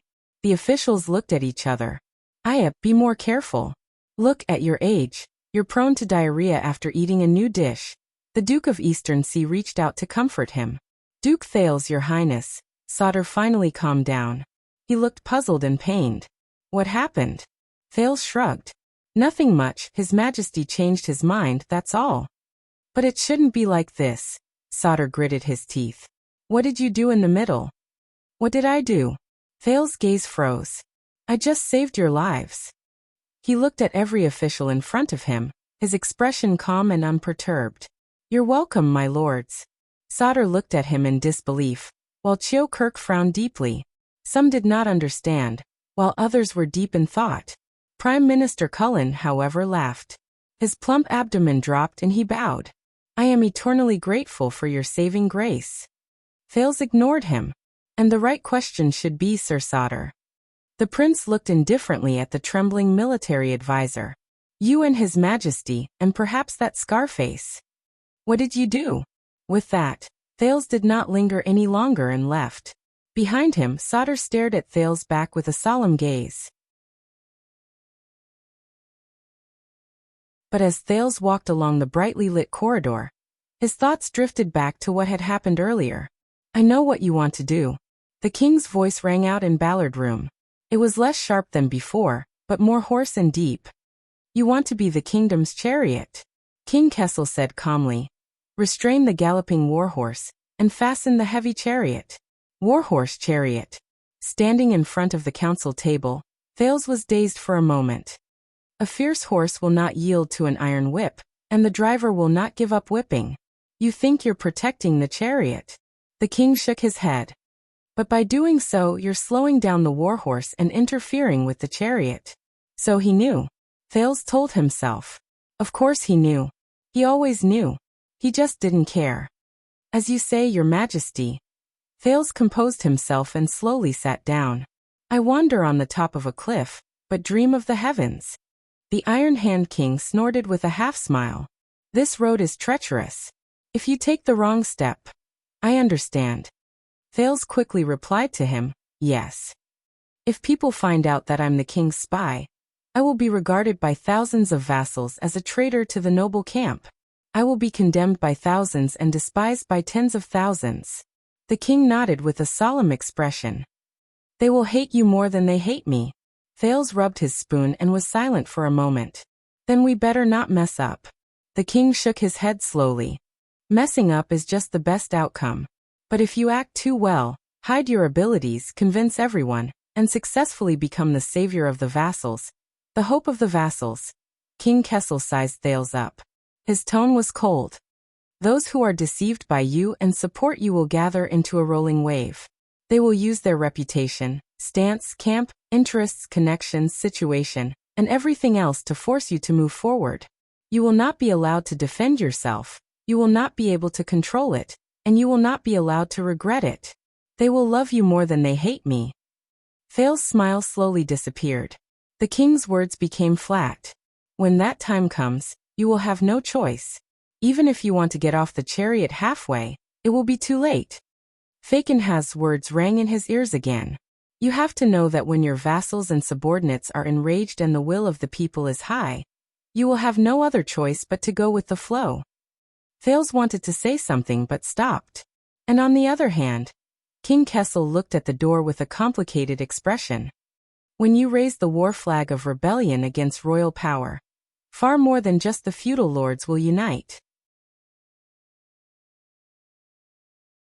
Under Renaissance Palace, the growing king's partisans, the ambitious new nobles, the opportunists who change their direction when the wind blows, and the people who once showed goodwill to you and treated you with friendliness will treat you as their political enemy and an unfilial son.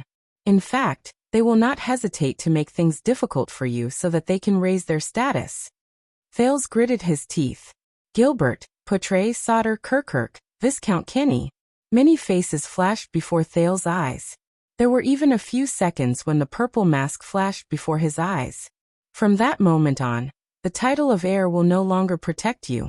On the contrary, it will magnify the fear and scrutiny you face, and increase the price and pain you have to pay. In the eyes of many, the day of the new king's coronation will be the day of disaster. King Kessel narrowed his eyes. They will hate you more than they love me. Thales did not speak. He looked around and exhaled heavily. The night breeze caressed the windowsill. Their figures intertwined with the lights. Ballard Room was cold and quiet at night. The portraits of several famous ministers of the past on the wall. Wise Minister Halva, Oracle London, Hyena Ambertabark, Lumberjack Parramatta, silently watched the conversation between the father and son, flickering in the light. This made Thales ponder. In history, were the predecessors who guided the country in this meeting room, and the decisions they made, as cold and cruel as this heavy palace? Then I can only pray, Thales said absent-mindedly. King Kessel did not say a word, and only stared at the prince quietly. A few seconds later, Thales looked back at the king with a tranquil smile. Pray that they are not true love.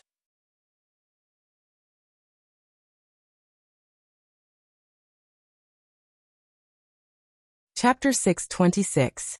Thales walked alone in the long corridor of Renaissance Palace. The everlasting lamps flashed past him, illuminating his face and making it flicker between light and dark.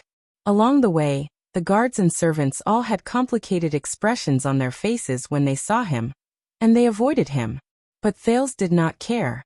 He only took a step forward, pressed a floor tile under his feet, dragged it behind him, took another step forward, and repeated the process. It was dark, cold, and narrow in front of him. And where should he go? Where should he go? Where? Your Highness. A familiar voice traveled into his ears. Thales stopped in his tracks. He turned around and turned his head back from the darkness and cold. He flashed a gentle smile and nodded slightly. Gilbert, I thought you left first.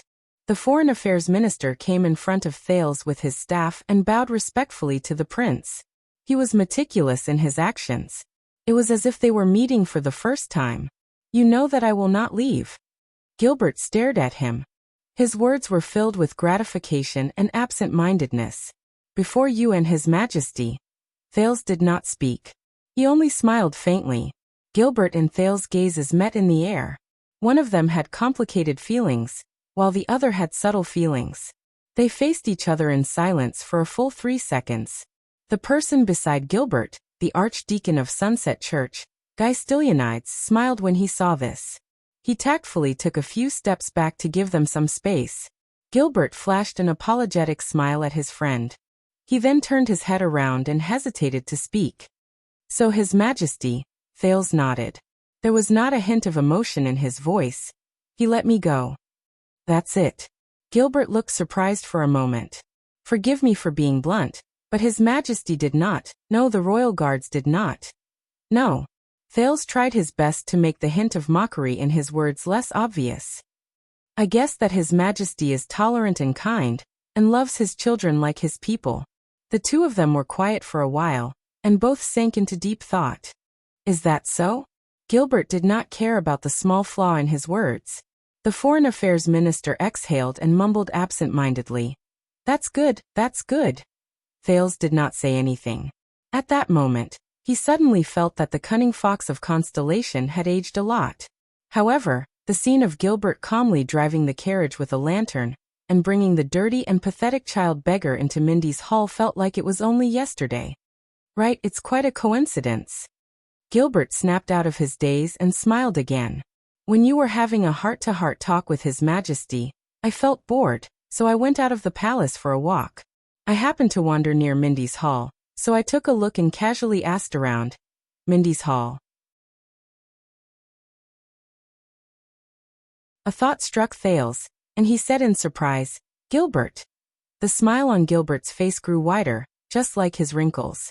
Flag-bearer Gaetan, who was in charge of the investigation, assured me that after a thorough investigation, the unhappiness at the banquet was just an accident.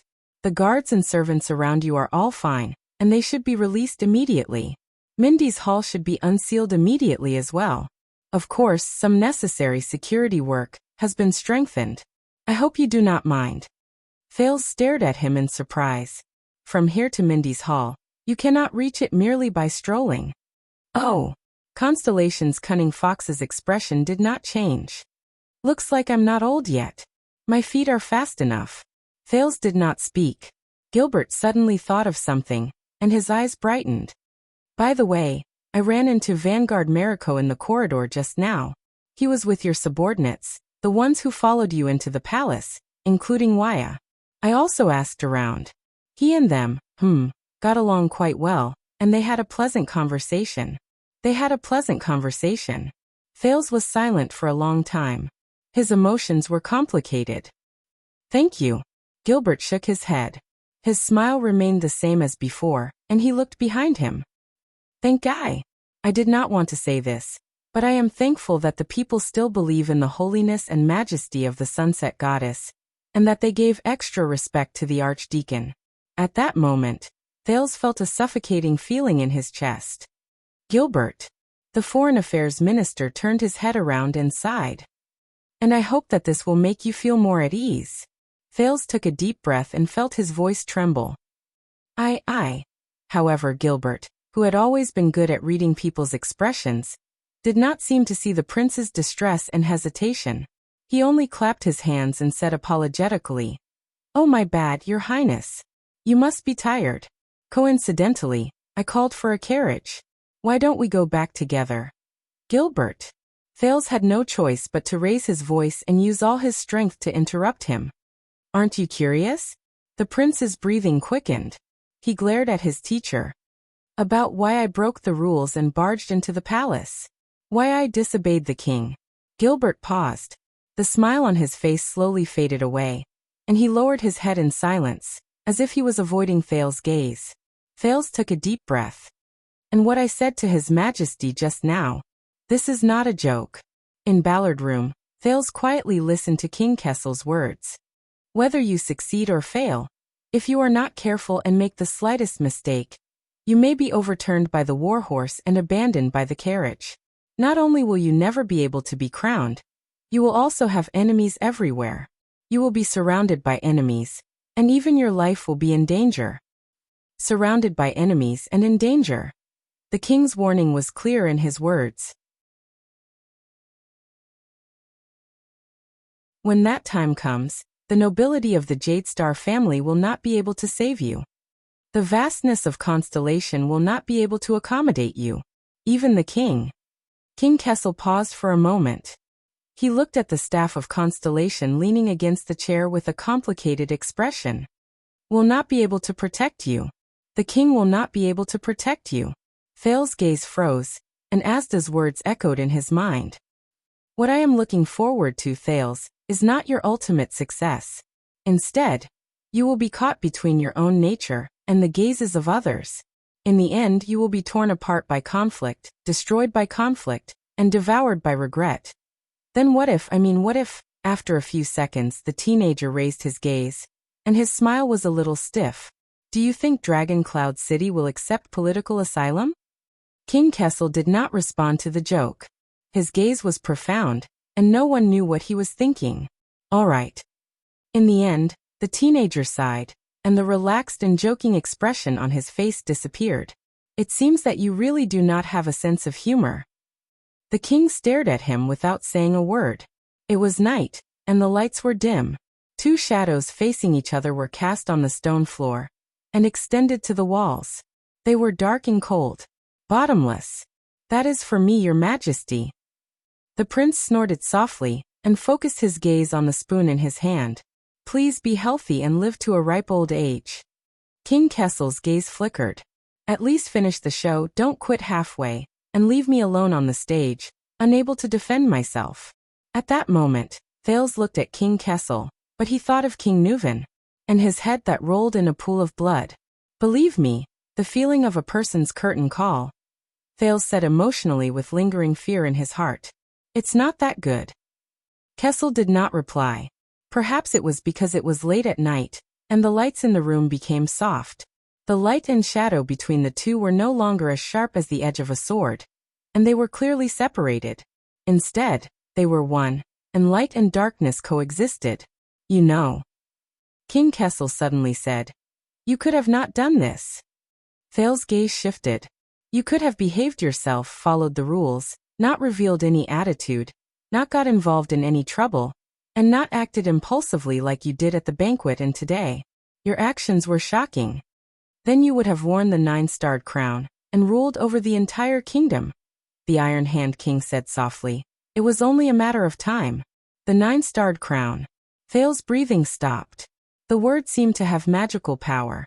It seeped into Thales' brain from the air and became a constantly growing thought. When that time comes, the whole of Constellation will be ruled by you. The whole of Constellation will be ruled by you. The king's voice was long and deep, with an indescribable meaning. The teenager tightened his grip on the spoon in his hand. It's too late. Thales shook his head, dispelling the thought that he should not have. I openly broke the ban and barged into the palace so that everyone could see it. It's too late to turn back now and put on a show of family harmony, fatherhood, and filial piety. The king did not care. That's not important. Thales shook his head. No, besides, if the kingdom falls before I'm crowned. But the Iron Hand King's voice drowned him out. That's not important. Kessel V leaned forward, and his aura was oppressive. What's important is that at that time, you will no longer be held back, and you will have nothing to worry about. You can overthrow the old system, set things right, push all the blame onto the Iron Hand King, use my mistakes to strengthen your rule, and use my brutality to set off your benevolence, just like the virtuous king, after the Red King. Thales found that his breathing was speeding up. Then piece the kingdom together into what you want. The king's words were tempting. Where Constellation goes, it's all up to you. Do as you please and do as you please. No longer held back, and I will have nothing to worry about. Do as you please, Thales gulped. In a daze, he once again saw the young man with the crown, facing the towering palace wall alone. That familiar yet unfamiliar back. But this time, the young man stood behind King Kessel, dressed in a luxurious robe and had an extraordinary bearing. He looked down at the people in the capital outside the window, as if he was examining a chessboard. His posture was calm, his expression indifferent. Thales' heart skipped a beat. But. He opened his mouth to speak, but it was difficult for him to speak. In the dead silence, King Kessel's voice reached his ears faintly. When I was young, my mother said this before. The blood of the emperor's bloodline can only be as dazzling as gold and endlessly majestic in two places. Dazzling as gold and endlessly majestic. King Kessel slowly raised his head and looked at the portraits of famous ministers in Ballard Room. Legends. The light was dim, but the historical figures in the portraits were still vivid, looking at them with burning eyes. Never faded. Never moved. Thales pursed his lips tightly. The Iron Hand King lowered his head and knocked on his chair in a daze. Throne. The night wind swept past the window. The everlasting lamp in the room trembled and leaned in the same direction. It was neat and uniform. There were no exceptions. Thales held his breath. 450 years ago, the alien star, who questioned the church's scriptures, became a legend. The King of Ascension ruled over Constellation and sat on his throne. In the cold wind, the king's gaze met Thales and his tone was cold. Which do you want to choose? I understand, Your Highness. Gilbert only closed his eyes gently, but this action seemed to have used up all his strength. Thales frowned. Really? You understand? Gilbert let out a long sigh. Yes. When he opened his eyes again, he seemed to have aged a great deal. Whether it was during the royal banquet or after the investigation of Mindy's Hall, you were young and impetuous. It was only natural that you felt indignant when you were wronged. Young and impetuous. It was only natural that you felt indignant when you were wronged. Thales listened quietly and subconsciously clenched his fists. Is this the meaning of Gilbert's actions today? Gilbert tried his best to put on a smile. Obviously, during the 6 years in Dragon Cloud City, you have gotten used to the way Northlanders interact with each other. That is why when you entered the palace, you were so. I know I met King Nuven before. The first time I met him, he almost forced me to jump off the fortress wall. Northlanders, the way they express their opinions is always, very memorable. Thales did not speak, but the Foreign Affairs Minister only looked at him lovingly and kindly, as if he could tolerate all of his audacity. Gilbert, the prince said faintly, this morning, I actually managed to attend the Imperial Conference in a dignified manner, even though I caused a huge disaster. I heard from my father that it was because of your suggestions and persistence. Gilbert was stunned for a moment before he smiled in a sentimental manner. You know, when I woke up this morning, I thought that there was nothing worse than a hangover, until I heard the news of you stepping forward bravely during the royal banquet last night. He sighed and said, Your Highness, I just feel that if there is any misunderstanding between you and His Majesty, there is no better way than to clarify it in person. And if you want to explain what happened at the banquet to His Majesty, then you should first show your face in front of all the lords during the Imperial Conference. They will more or less be of some help to you. Thales was silent for a long while before he forced out a sentence with great difficulty. Thank you, teacher, for all of this. Gilbert smiled in a gratified manner. He waved his hand. It is my duty. It is not worth mentioning. Thales felt complicated. He wanted to end the conversation and leave as soon as possible, but he could not help but blurt out. But you know, Gilbert, my actions today have consequences. Gilbert paused for a moment. No, listen to me, Your Highness. The Foreign Affairs Minister took a deep breath and said with a smile, Prince Thales yearns for freedom. He rebelled against the engagement and pursued true love, which is why he barged into the Forbidden Palace and interrupted the Imperial Conference. This is probably a classic love story that people are happy to see. It is romantic and bold, and it echoes with your experiences in Northland. He looked at Thales seriously. Everyone will understand. Thales frowned. But this is not what I wanted to say. Gilbert chuckled and raised his hand to stop him from speaking. But I do not suggest using the Lady of Blazing Blood as a cover. It will leave a bad impression, especially after she led the Northlanders to a great victory. Thales frowned even more. Gilbert, you know that my wanton attempt to force the abdication of the throne is tantamount to treason. Your Highness. Gilbert, who had always been gentle, suddenly raised his voice and interrupted him. This surprised Thales a little. Gilbert took a few deep breaths, and with great difficulty his twisted face relaxed. I must admit that I was negligent just now. Gilbert forced a smile. It has been 6 years. Regardless of whether it is you, me, Eternal Star City, or even His Majesty, we have to go through a process of getting used to each other again. We should not be too hasty. But Gilbert stared at him with eagerness and anticipation. Since you and His Majesty have cleared up the misunderstanding, then the biggest problem is solved, is it not? Thales stared back at him in a daze.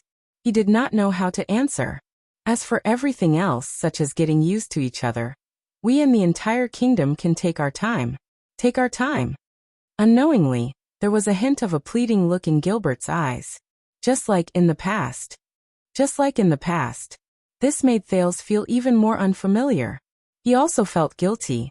What if it is not? Thales heard his own voice echoing in the palace. If I barged into the palace, it was not just because I felt wronged. He could not lie to him. What if His Majesty and I did not clear up the misunderstanding? He could not pretend that everything was fine as Gilbert wished. What if we cannot go back to the past? Gilbert became silent, and his eagerness disappeared along with it. Your Highness. The Foreign Affairs Minister sucked in a deep breath, as if he wanted to use this action to muster up his courage. What happened? Thales forced a smile. Let me put it this way. My conversation with him did not go well. Gilbert did not answer immediately.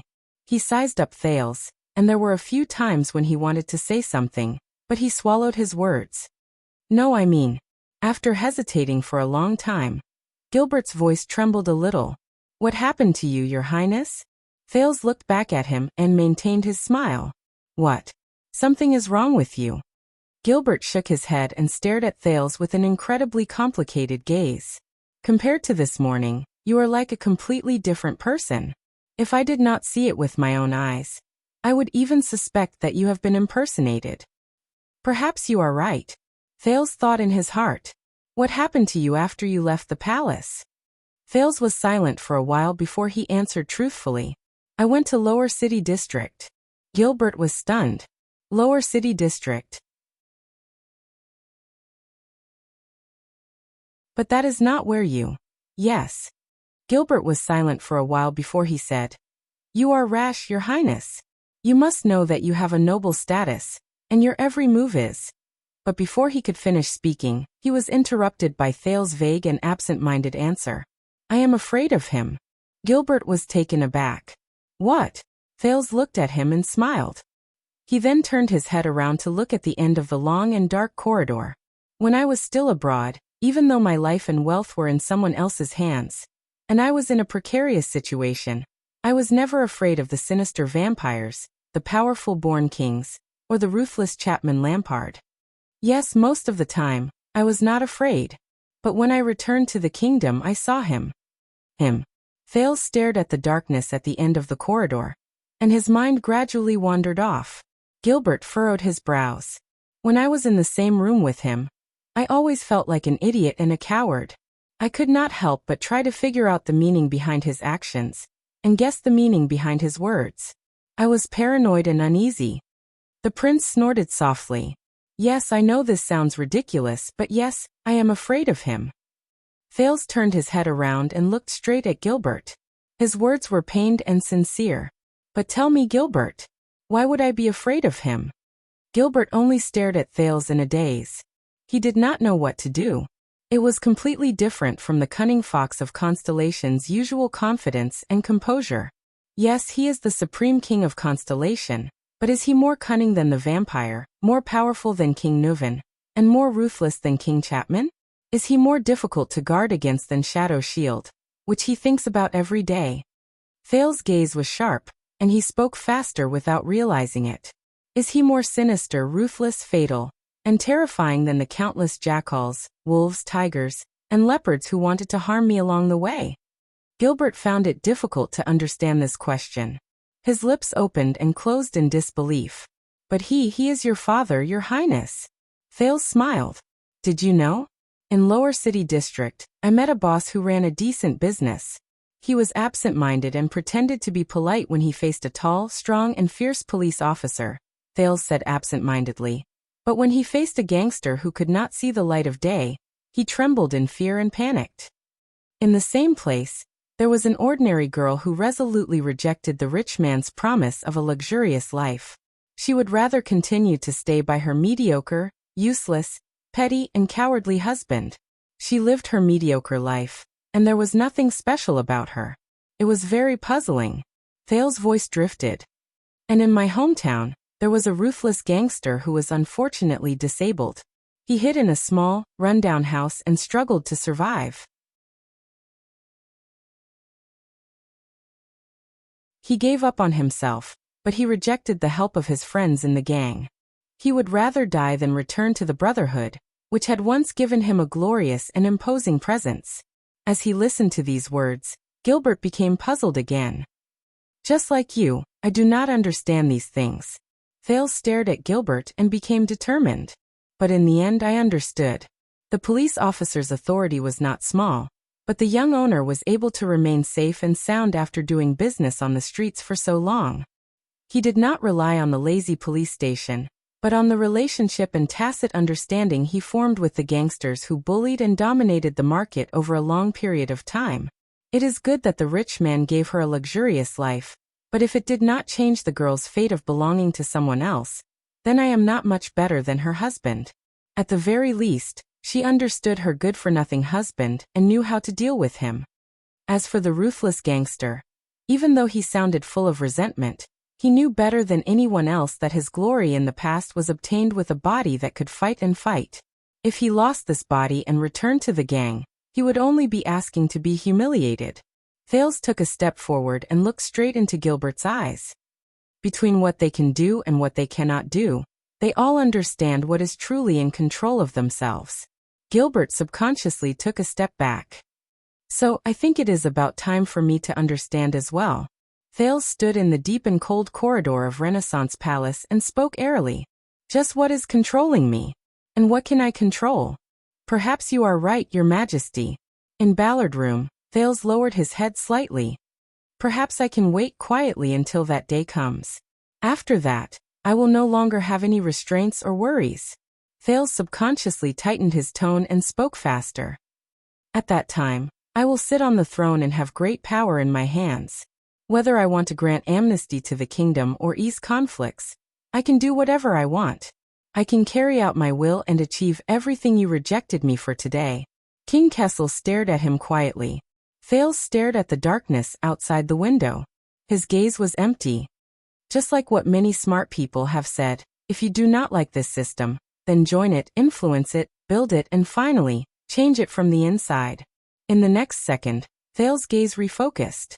But we all know that is just the most despicable and shameless lie. At the end of the long table, the Iron-Hand King's eyebrows twitched. Thales stared at the king firmly. Just like how you are unwilling to compromise with the nobles, no matter what, even the slightest bit, even if it actually helps you in the short term. Join it, change it. Such bullshit*T is how it deceives and bewitches you in the first place. It restricts your freedom, collapses your resistance, takes away your weapons, softens your will, and eventually frustrates all your efforts. Thales' tone became more resolute and unquestionable. If you believe it, you lose. Because once you compromise and drift along, the first to be changed will be you, not it. Thales stared at the king and enunciated each word clearly. Because you are just one person, one person. King Kessel stared at the prince silently. Expressionless, he suddenly spoke. It. The king snorted coldly. Where is it? Thales stared at the king as if the most terrifying beast was hidden in the king's eyes. Then look around, Your Majesty. Thales spread his hands and asked with a chuckle. Where is it not? The lights flickered. The night breeze blew gently. The two faced each other in silence. Ballard Room seemed to be the same as usual. Nothing had changed. King Kessel did not look back, but he frowned deeply. But Thales did not notice his reaction. Instead, he leaned back in his chair and continued to speak. 6 years ago at Broken Dragon Fortress, that was the first time I saw the Archduke of Black Sand region. Thales gradually became lost in thought, as if he had returned to that winter 6 years ago. As expected of an ambitious and ruthless man of his generation. His vision was broad, his bearing extraordinary, and he could command the loyalty of countless heroes. The teenager paused and snorted softly. To be honest, he was much more charming than you. King Kessel's expression did not change. Thales became serious again. Half a year ago in Dragon Cloud City, I saw him again, Chapman Lampard. Thales' expression changed. But guess what I saw this time? As usual, King Kessel did not respond. I saw the common elected king of Extet, the kinslayer, Chapman I. Thales continued to speak, his gaze becoming more and more solemn. I saw him sitting in King Nuven's seat, starting to think, play chess and set up plans like King Nuven. He began to enjoy the same pleasure as his uncle, entering the same perspective as him, walking the same path as him, encountering the same troubles as him, and falling into the same vicious cycle as him. The chains that once bound King Nuven were also slowly binding him. He was already panting and sweating profusely. Thales widened his eyes, as if he was watching the most incredible drama. King Chapman thought that he had successfully overthrown King Nuven, and destroyed the latter completely by staking everything on his king-killing bid. At this point, Thale's eyes dimmed. Physically, yes. But spiritually, in terms of values in a larger sense, Thales gritted his teeth.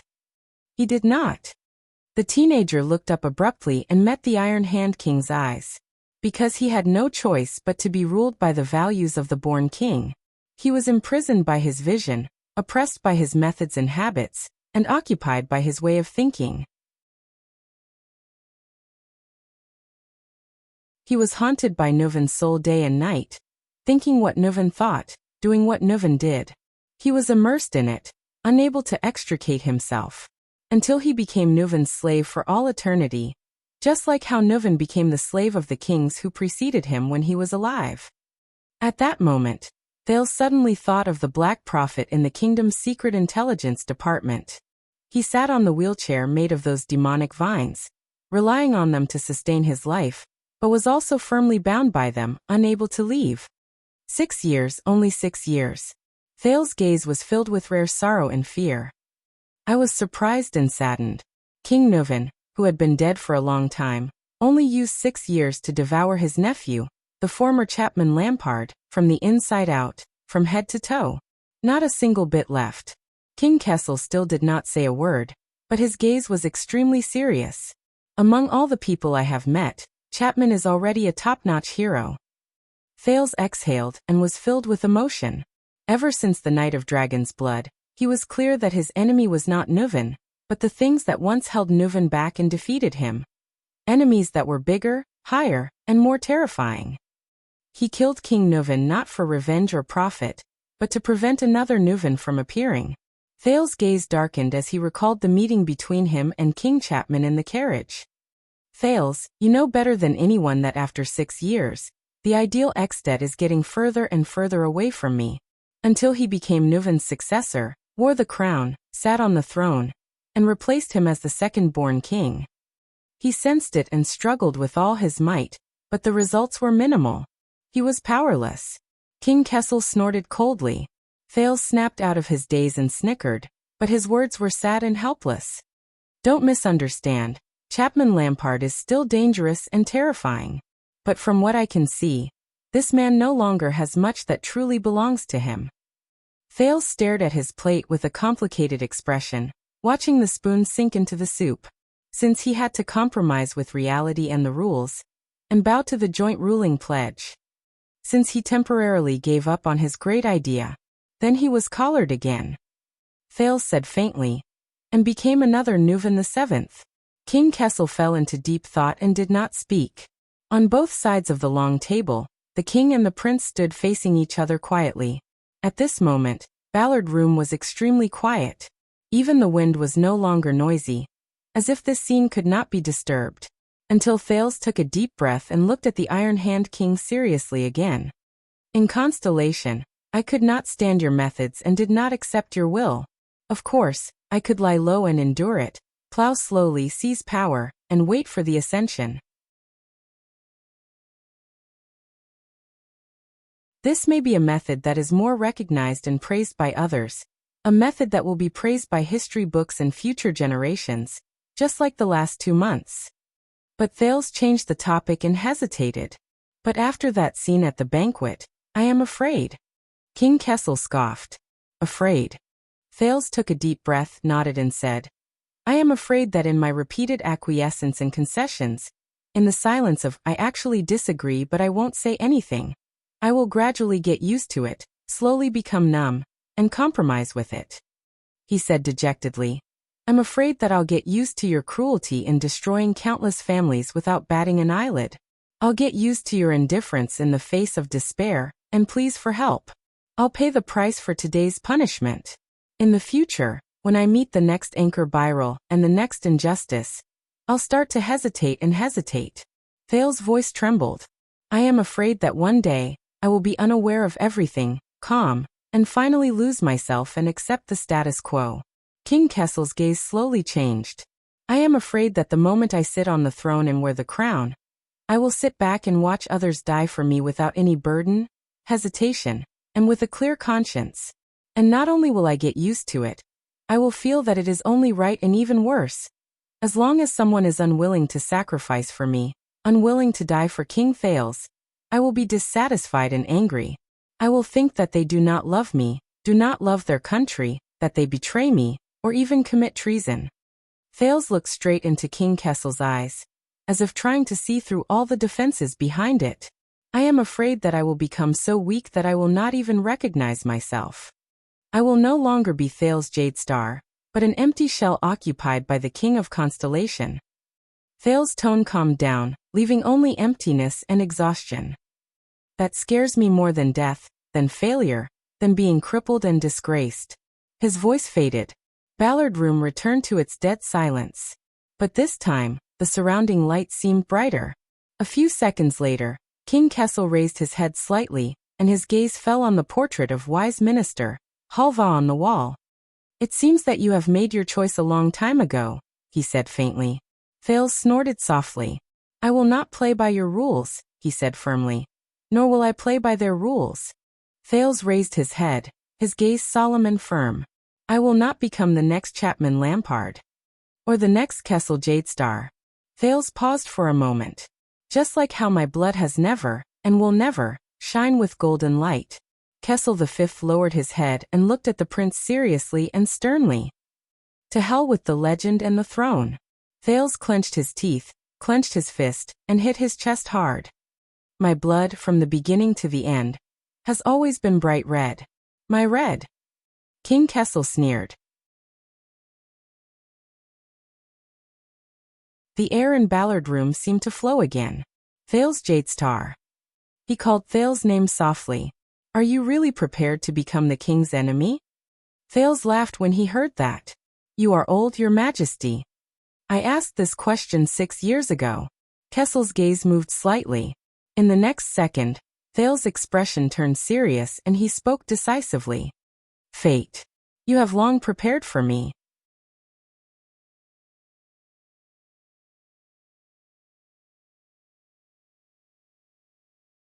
Chapter 627.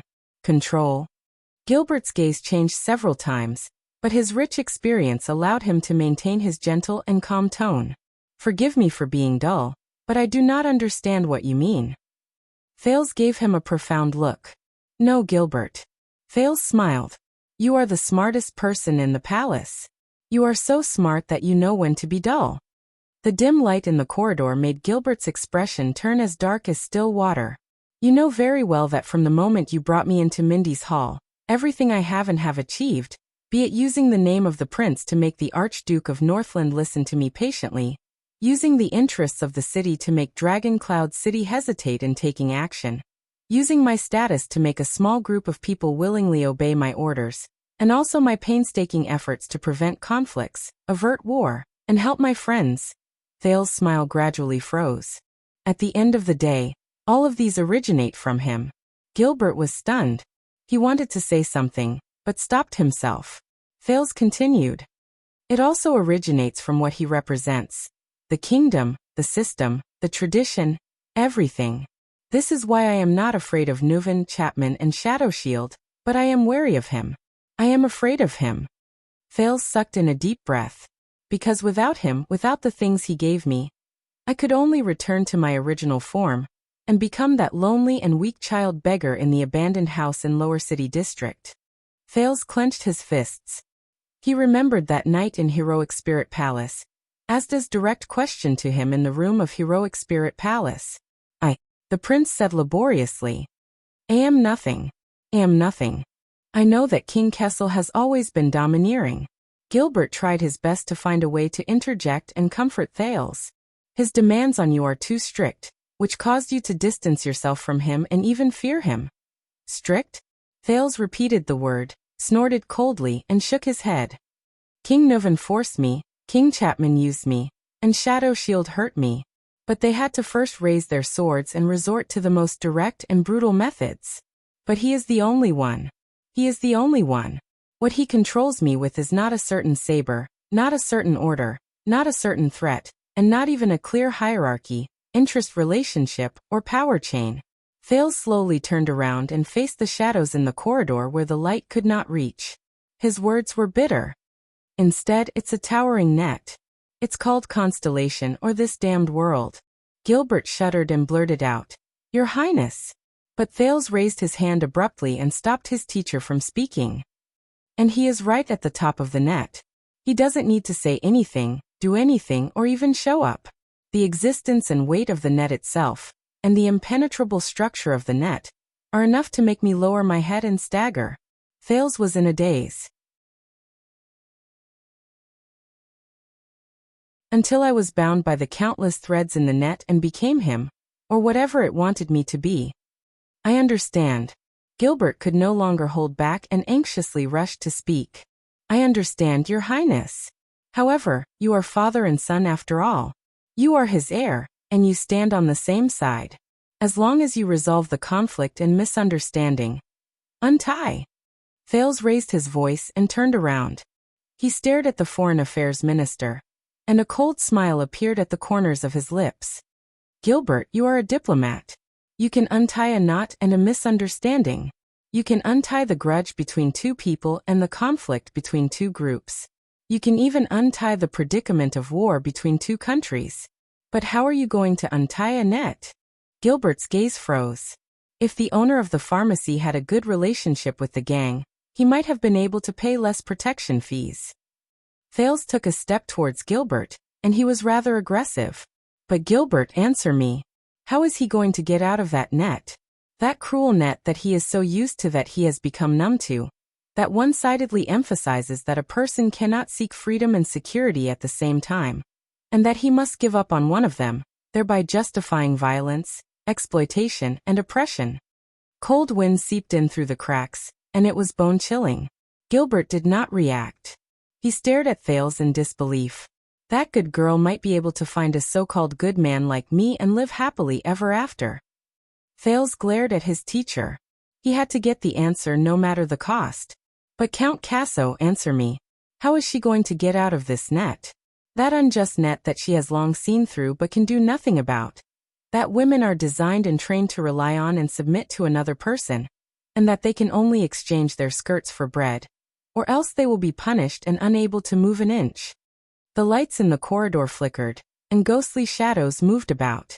As he stared at the prince in front of him, Gilbert's right hand trembled. He subconsciously leaned against his cane, and his breathing quickened. As for that crippled, ruthless character, perhaps his old friends in the gang can help to provide for his living expenses. Thales gritted his teeth, and his tone was indignant. But Foreign Affairs Minister, please answer me. How is he going to get out of this net? That twisted net that he has lived in for a long time without smelling its stench. That keeps repeating that the strong and the weak determine their gains. That those who fall behind will be beaten. And that logic is full of loopholes, but it is rarely questioned? The stone wall in the palace quietly listened to Thales' questioning. As usual, it was silent and did not speak. Gilbert's chest rose and fell. He looked back at Thales in a daze. Answer me, respected teacher. Answer me. Thales raised his voice. Use all your knowledge and attainments in history, politics, grammar, and philosophy to answer me. How are you going to get out of this net? The echo spread out in the dark and empty corridor, like a tiny pebble thrown into a bottomless, pitch-black abyss. Your Highness. Gilbert was worried and anxious. I do not understand what you are talking about in us. But Thales interrupted him. Last night. The prince stared at the Foreign Affairs Minister. I, the Duke of Star Lake, Prince Thales, stood at the highest point of Mindy's hall, but I still felt helpless and helpless. I swayed, but I was not even allowed to take a step back, turn around, and give up. Because the net that belonged to me had already bound me tightly, and it was airtight. When he heard these words, Gilbert's expression became gloomy. In that net, I could only watch two living people fight to the death for a ridiculous reason in front of me. I could do nothing but watch my subordinates die because this was in line with my standpoint, in line with the interests of the kingdom, and in line with the best ending. The scene from the banquet flashed before Thales' eyes. And if I put up even the slightest resistance and tried to tear it apart, just like what I did last night, when I appealed to my humanity instead of my own interests and tested the boundaries of betrayal, I would immediately attract this net's merciless punishment and counterattack. It would either force me to lower my head and become an obedient prince again, or it would completely eliminate me and turn me into a legend in history. Legend and throne. Legend or throne. Those were all his choices. Gilbert, can you feel it? Thales felt anguish in his heart. Can you feel this net that is untraceable but everywhere in our lives, and yet it is filled with so much despair that it makes it hard for us to breathe? It is so unstoppable and difficult to detect that even the strongest, smartest, and cleverest person I have ever met would unknowingly become its most loyal and obedient slave. Gilbert did not say a word and sank into bitter contemplation. This, Gilbert, is the thing that has always terrified me. Thales took a deep breath and took 2 steps back. He rubbed the side of his forehead forcefully. Just as Zayn said, when I returned to Constellation, what I received was not just the protection of the kingdom. It was also the shadow of the throne. Both of them sank into silence. After what felt like a century, Gilbert heaved a long sigh. The wrinkles at the corners of his eyes became obvious. I understand, Thales. He spoke carefully, as though he was comforting an injured little beast. I understand that the title of Prince of Constellation is not an easy one. It is the same for the Duke of Star Lake and the heir to the throne. You do not only have to bear the burden of your own life, you also have to bear the future of the entire kingdom, but you have already done very well. I also know that our kingdom is very complicated. It is not perfect but flawed. Sometimes it is even vile. We can only try our best to make up for and correct it as much as possible. And this requires your wisdom. But before that, you must have great power and a high position. Only then will you have the right and the conditions to discuss a solution. Thales pursed his lips tightly and shook his head. No, he does not understand. Just like the others. Gilbert's words were filled with hope as he continued to speak. But I swear on my reputation and responsibility that I will try my best. What happened today will not happen again. I will advise His Majesty, and he will give you more time, more freedom, more leeway, more. I have seen it, Gilbert. Thales' voice was deep as he interrupted Gilbert. I saw how you walked on thin ice carefully during the Imperial Conference.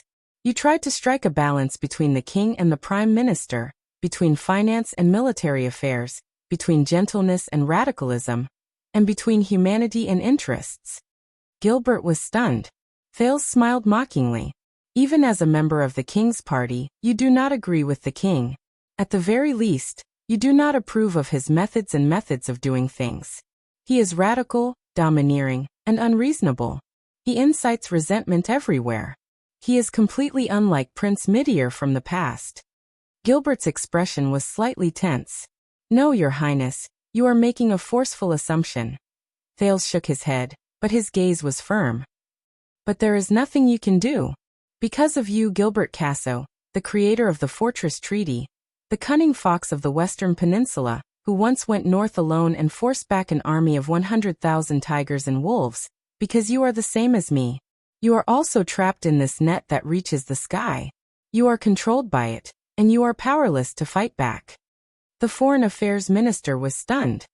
You have already used up all your wisdom and all your strength just to ensure that you have a seat in the Imperial Conference, just to protect yourself from falling off the scales that are biased against you, and just to ensure that you are not assimilated by it.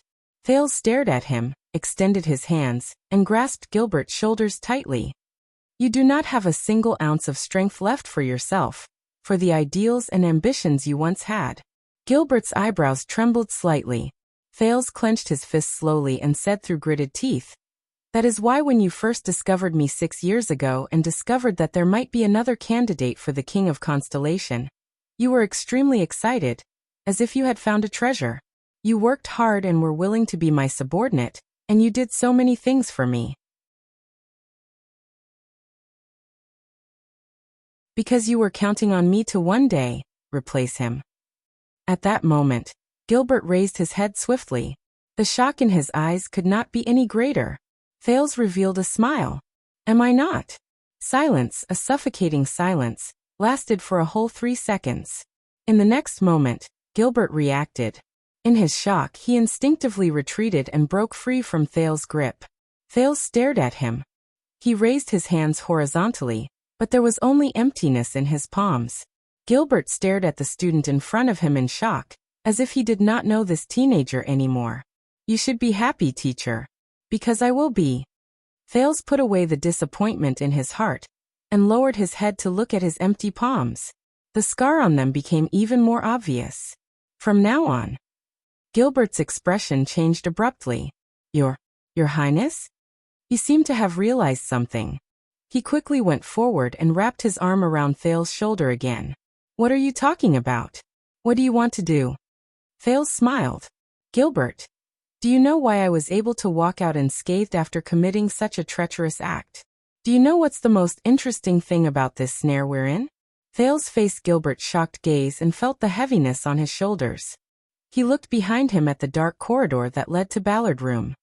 That is, in this kingdom, the one who is bound even tighter, deeper, heavier, and more powerless to free himself is neither me nor you. The teenager's smile remained, and his gaze was cold. There is someone else. How can I trust you?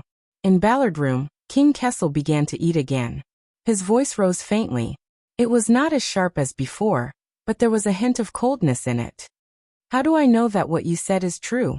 Across the discussion table, Thales was expressionless as he quietly listened to Gilbert's words. How do I know that you really want to be used by me, and not secretly strengthen yourself, accumulate fame, and gather support? How do I know that I am not nurturing a tiger and making you a threat that has never been there before? How do I know that you will not benefit from the chaos, take advantage of the situation, and turn against me in the end? In the next second, King Kessel's words were cold and murderous. Replace me. At that moment, the narrow secret room seemed to have become even narrower. There was no more space for him to move about. Thales sneered. He found it extremely absurd. I have already said it, and you are still worried about this? The king picked up a piece of meat with his fork and narrowed his eyes. If you can deceive a duke like Fagin has, you can naturally deceive me. And how are you going to win my trust and ensure that you will fulfill your duty and become my sharpest longsword, my most loyal pawn, and my most trusted trump card? Thales was silent for a while. At that moment, he finally realized that he was sitting in the same room as King Kessel. It was just like what he had used to threaten the Black Prophet in the Secret Intelligence Department. He faced the Iron Hand King alone. Face to face. King against king. Jadestar against Jadestar. How much had he sacrificed for this moment? How much would he lose? Finally, the teenager took a deep breath and stared at the king. First of all, no matter what my intentions are, facts speak louder than words. The process and reality cannot be deceived. Your power and interests will visibly expand and grow through our cooperation. For example, this time, I will persuade the dukes of Western Desert to reduce their soldiers and pay taxes to support the expansion of the regular army. King Kessel did not answer. But Thales, who had crossed swords with him many times, gradually understood that this was the best answer.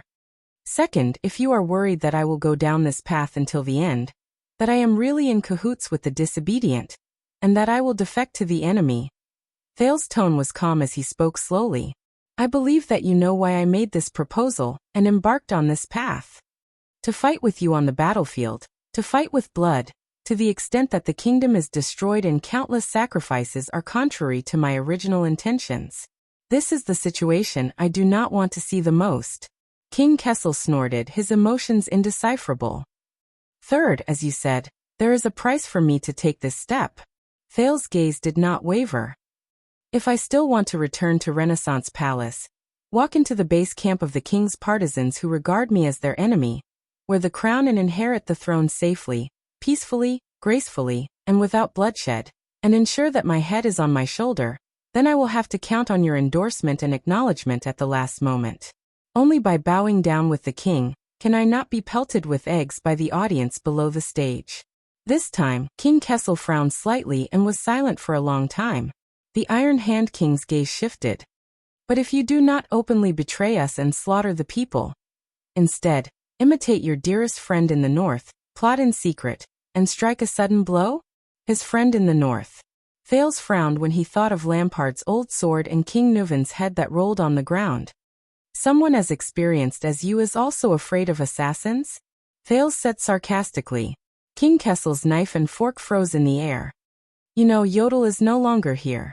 The king resumed eating. His voice was as usual, as if he did not care. Now you want to take my head? There is still time. Yodel is no longer here. Thales' heart sank. Another day.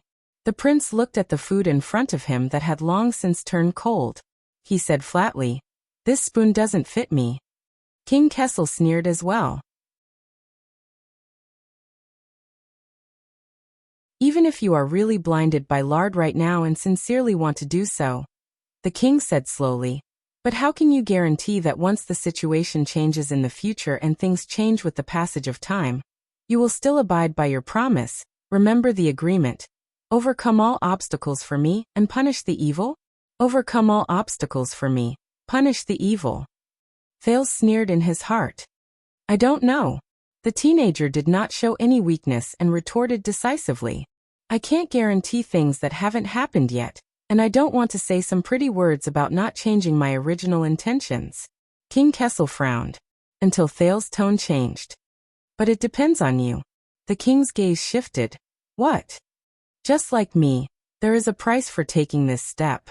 Thales leaned forward and said threateningly, if you don't want to be detested and betrayed by me one day, if you don't want to be forced to launch a civil war against my unfilial son one day, if you don't want me to do everything I can to mobilize the heroes of the kingdom to fight against you, then you'd better go on stage with me, cooperate with the performance, and take a curtain call together.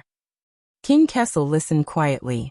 Don't be a stage bully, don't cut corners, don't tamper with the script, and don't even have ulterior motives to frame each other. As long as you don't get out of the car first, I will behave myself and overcome all obstacles for you. Just like how I don't go back on my word halfway, you will abide by the rules and give me the throne at the end. The king's eyebrows twitched. What you want to say is, the essence of politics is the binding of interests. Thales said coldly, I think we both admit that this cooperation is just taking what we need, and it is destined not to be smooth sailing, my dear Sincerity. In the next second, Thales' gaze turned cold and his tone was stern. But we understand each other's nature better.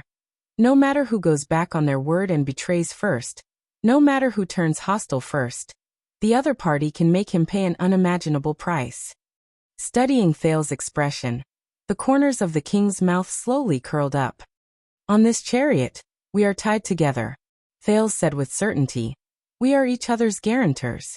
This time, Ballard Room was quiet for a long time. Just when Thales thought the everlasting lamp was about to be extinguished, the king's deep voice finally rang. Not enough. Thales' eyebrows twitched. Across the long table, the Iron Hand King pushed away the plates and cutlery. You want to become the king's enemy?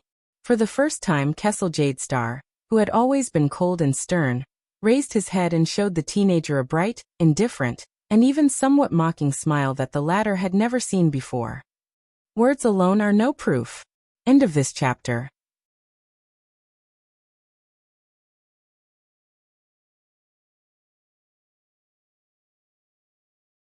Chapter 628. But His Majesty is not your enemy. In the palace corridor, Gilbert turned pale with fright. He is your father. You can't be his enemy. You can't. Thales snorted with a smile. Can't I? Gilbert put away his shocked expression and tried his best to calm down. Listen, Your Highness. I have indeed been looking forward to you, trusting you, and being loyal to you, but that is not my original intention. What else could it be? Thales said sarcastically. You want me to be a prince so that I can be a mascot in Mindy's Hall? Gilbert frowned and became more anxious. No, Your Highness, you should be the future that everyone looks forward to. Everyone. That's what you've been doing all this time. Everything should have happened naturally, and everything should have happened naturally. But Thales only stared quietly at Gilbert's hand on his shoulder. Could it be that all of this was not natural? A situation where the conditions were right? Teacher? You are the heir to the throne. Of course, I understand that you feel suffocated and are dissatisfied with the current situation. But you should at least wait until the day I am successfully crowned? Thales said flatly. Gilbert hesitated for a moment before he gritted his teeth and nodded. Of course, when that time comes, I will do my best to assist you, no matter how difficult it is, no matter how many sacrifices I have to make, I swear. Me, Sauter, Kirkirk, Kinigai, and many other knowledgeable people in the kingdom, we will all help you, but before that. Help me? Thales interrupted him coldly. Just like how you used to help me? Gilbert paused for a moment. Thales raised his right hand and slowly but unquestionably pushed Gilbert's palm away. 6 years ago, I asked you to search for my friends in Lower City District. I asked you to help me find them, save them, and help me. Gilbert was stunned for a moment before he said dejectedly, Your Highness, I failed you in this matter. I cannot absolve myself from the blame. I just returned from the kingdom's secret intelligence department, Thales said flatly. Do you know, I realize that they are not as you said, refusing to help me because they hate me.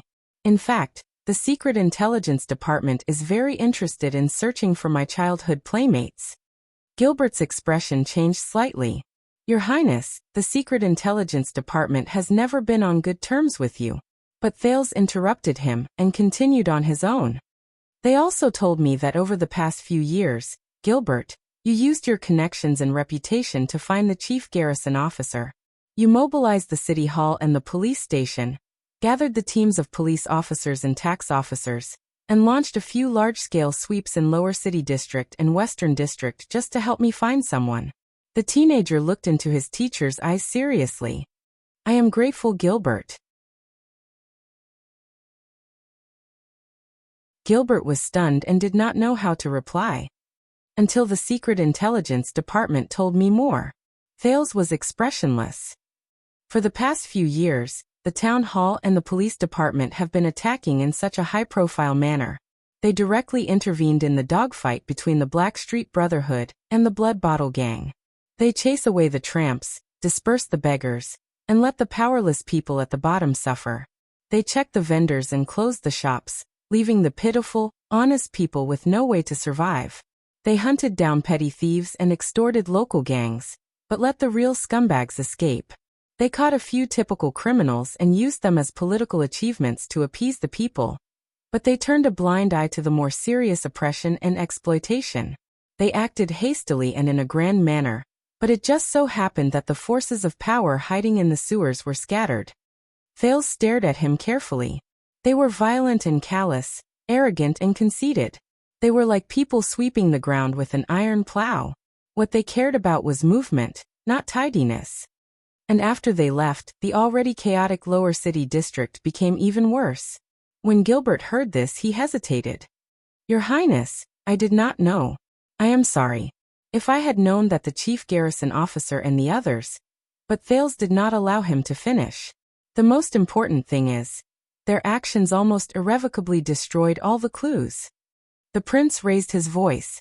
From the abandoned houses to Red Street Market, everyone, things, places, and things have changed beyond recognition. Now, if we want to follow the clues to find those child beggars, it is almost impossible. Thales carefully observed Gilbert's reaction. It's as if someone did it on purpose, just to stop me from finding them. At that moment, the Foreign Affairs Minister's expression changed abruptly. Is that so? The teenager said softly in the dark palace corridor. Gilbert, when you asked for help from the police, was what the secret intelligence department told me the truth? The Foreign Affairs Minister did not answer.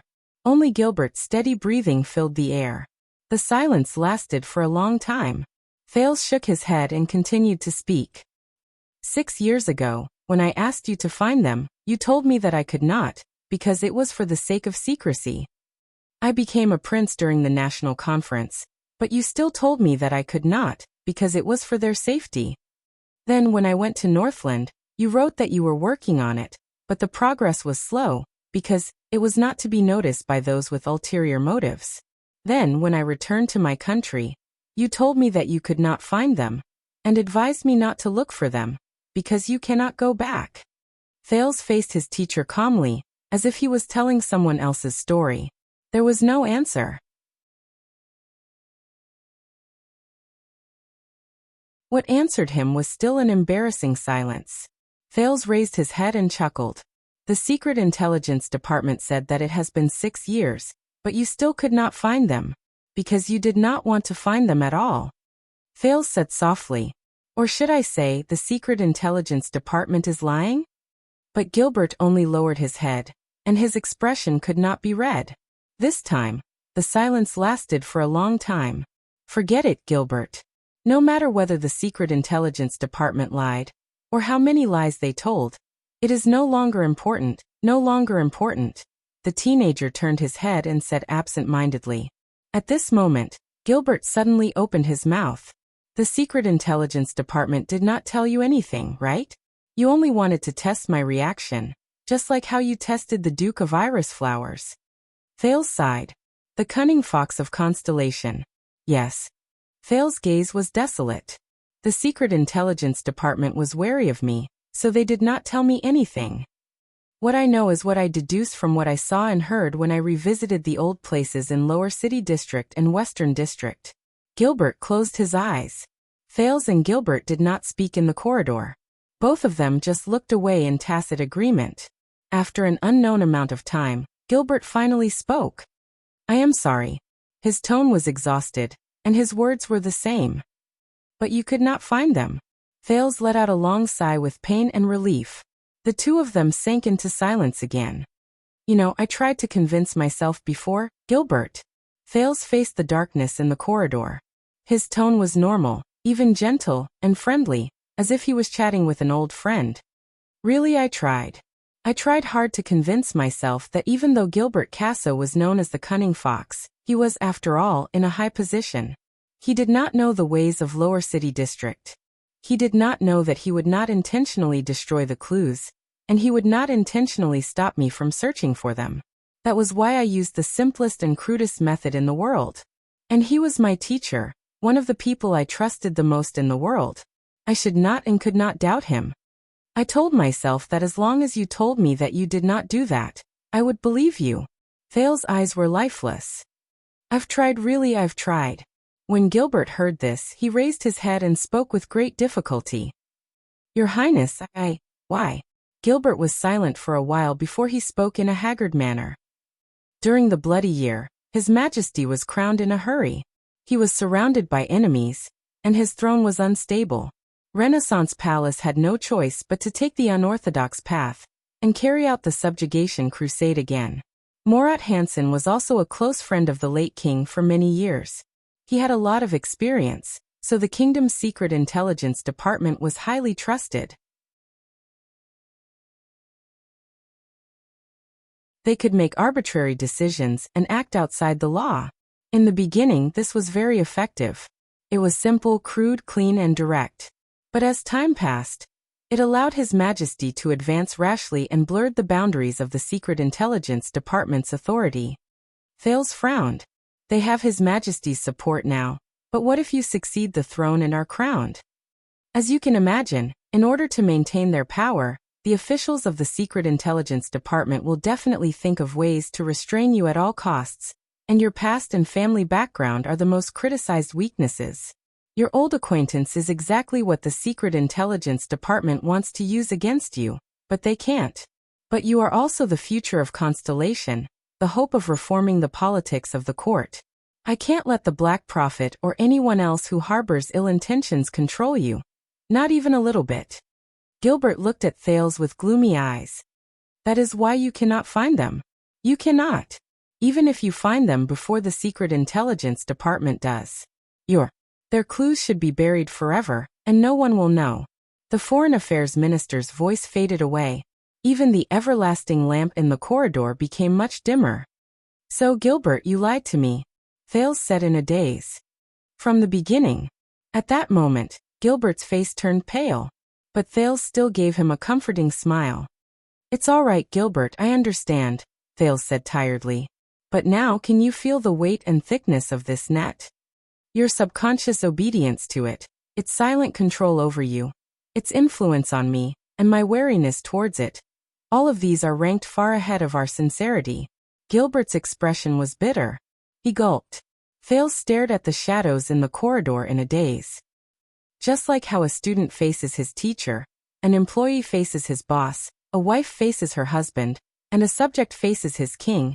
If they stand on an unequal scale from the beginning and stay in unclean waters, then their relationship will not just be decided by each other.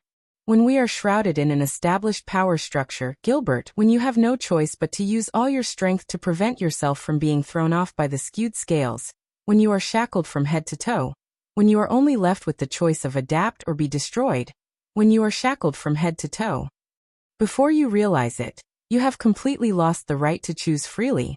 Unless you reject it, jump out of it, and surpass it. Defeat it. Gilbert's breathing quickened. No, Your Highness, I do not understand. Gilbert's voice was very soft, and he mumbled almost subconsciously. All of this is for my own good? Thales gently took over the conversation. The Foreign Affairs Minister did not answer. Thales exhaled with a smile. Gilbert, have you ever thought about why Wuxia is always unwilling to mention you, even though we are father and son? When he heard his son's name, Gilbert shuddered a little. I have never asked him the specific reason, but I think I know the deeper reason. Thales gradually became absent-minded, and his thoughts drifted to Northland. Perhaps you know, Gilbert, I have a friend in Extet, or rather I think I have a friend. When she is in trouble, I worry about her day and night, and I think about her. When he said this, Thales snickered. I am such an idiot. I always thought that she relied on me and needed me. I always thought that I was protecting her and helping her. I always thought that I was. Thales' smile slowly disappeared. For her own good. But I was wrong. Because that was not what she wanted. When he remembered that familiar face, Thales closed his eyes deeply. And I never treated her as a friend who treated me as an equal. At most, she was someone who needed me. Gilbert stared at him in a daze and began to tremble. Gilbert, ever since we got to know each other, everything you have done with painstaking efforts was to turn me into a good king. For this, you even sacrificed yourself and risked everything to help and protect me. I am very grateful, but Thales opened his eyes. His gaze was clear. But I am not the kind of wise king you are looking for, Gilbert. Just like how my father is not. Gilbert swayed violently. You can't make a mold for everyone in your mind, and then use all your means to influence and guide them. You don't feel the slightest anomaly, and even feel proud of it, thinking that it's for their own good. You just want to fit them into the mold seamlessly. Because be it me, Wuxia, my father, or even you, Gilbert, none of us are born to be molds. Thales said gently. This is why I will never be able to become him.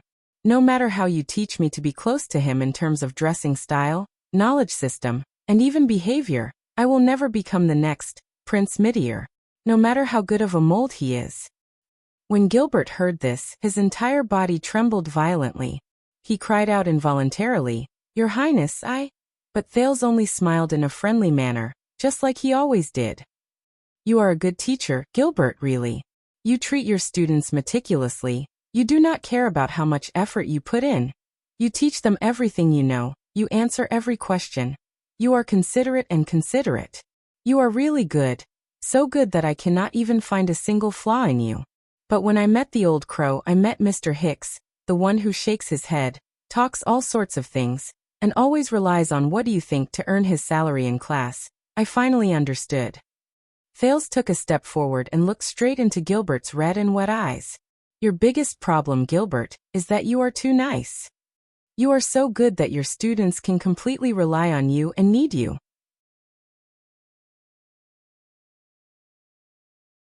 You are so good that you do not leave any room for your students to be bad.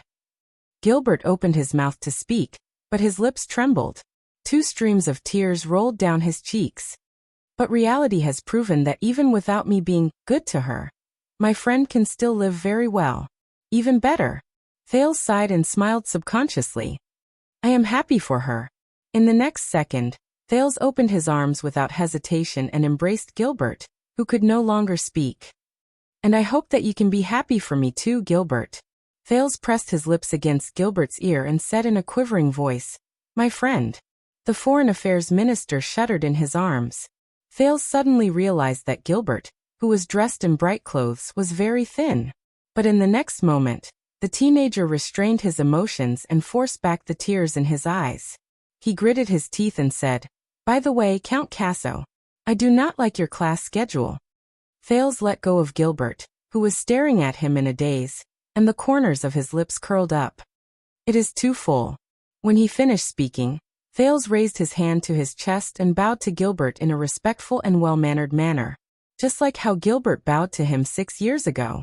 In the next second, he used all the strength in his life to suppress his trembling, straightened his back, picked up his feet, and turned to leave. He did not dare to look at Gilbert again. Thud. The sound of a cane falling to the ground came from behind him. Thales felt a pang in his heart. But he still maintained his perfect smile, took a step forward, and stepped into the unknown darkness of the corridor. The palace was deep, and the lights were dim. But the absent-minded Thales did not walk far before he bumped into a familiar face at the corner.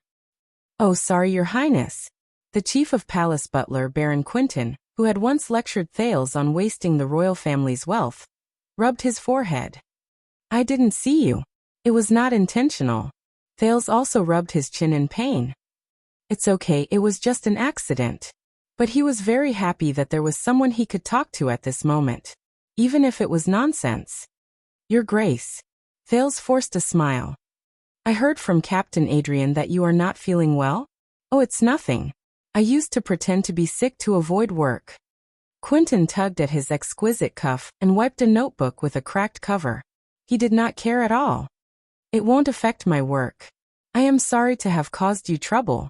The prince apologized gloomily, whether it is the glass cup at the banquet, or today. But Chief Quintin waved his hand and interrupted him. "You know, the wine cups are actually not a problem. They are not expensive anyway." Sorry, they are very expensive. But there are still many workshops and merchants who rush to pay for them, just so that the royal family and Renaissance palace can use the wine cups they produce." Quintin sighed.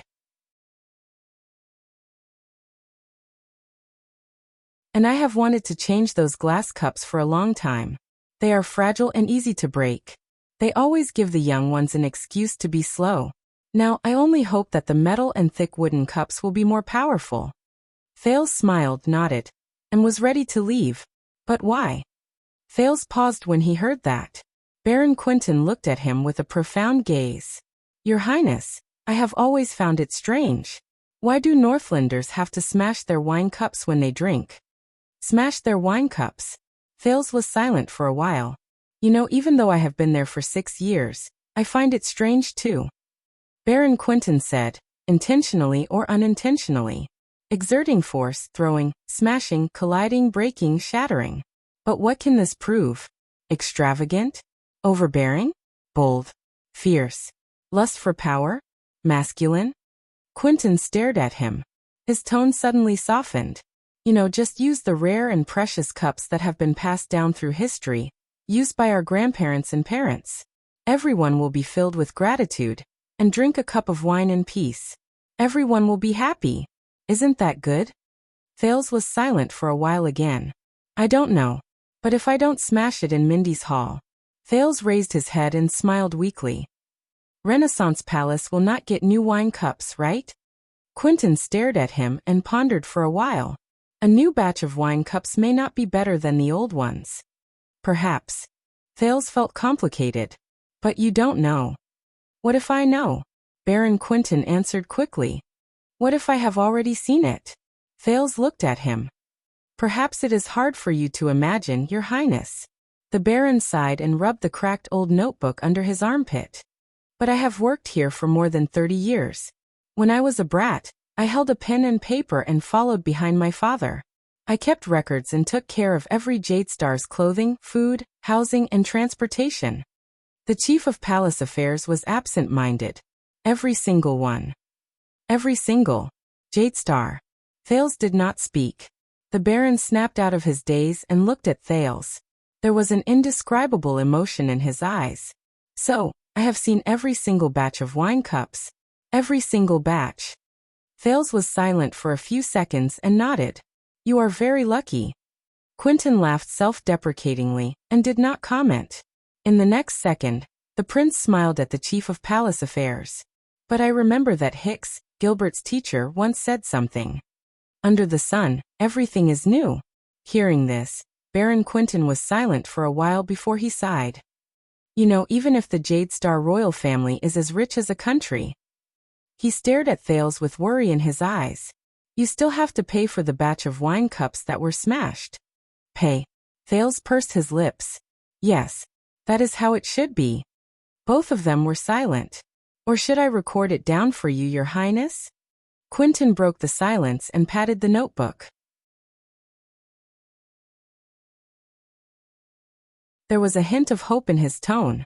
You know, maybe when you grow up and are crowned, the creditors will give you free of charge? Free of charge. Thales raised his head and continued to stare at the darkness under the light in the distance. Thank you, Your Grace, but there is no need. Thales spoke faintly and was slightly absent-minded.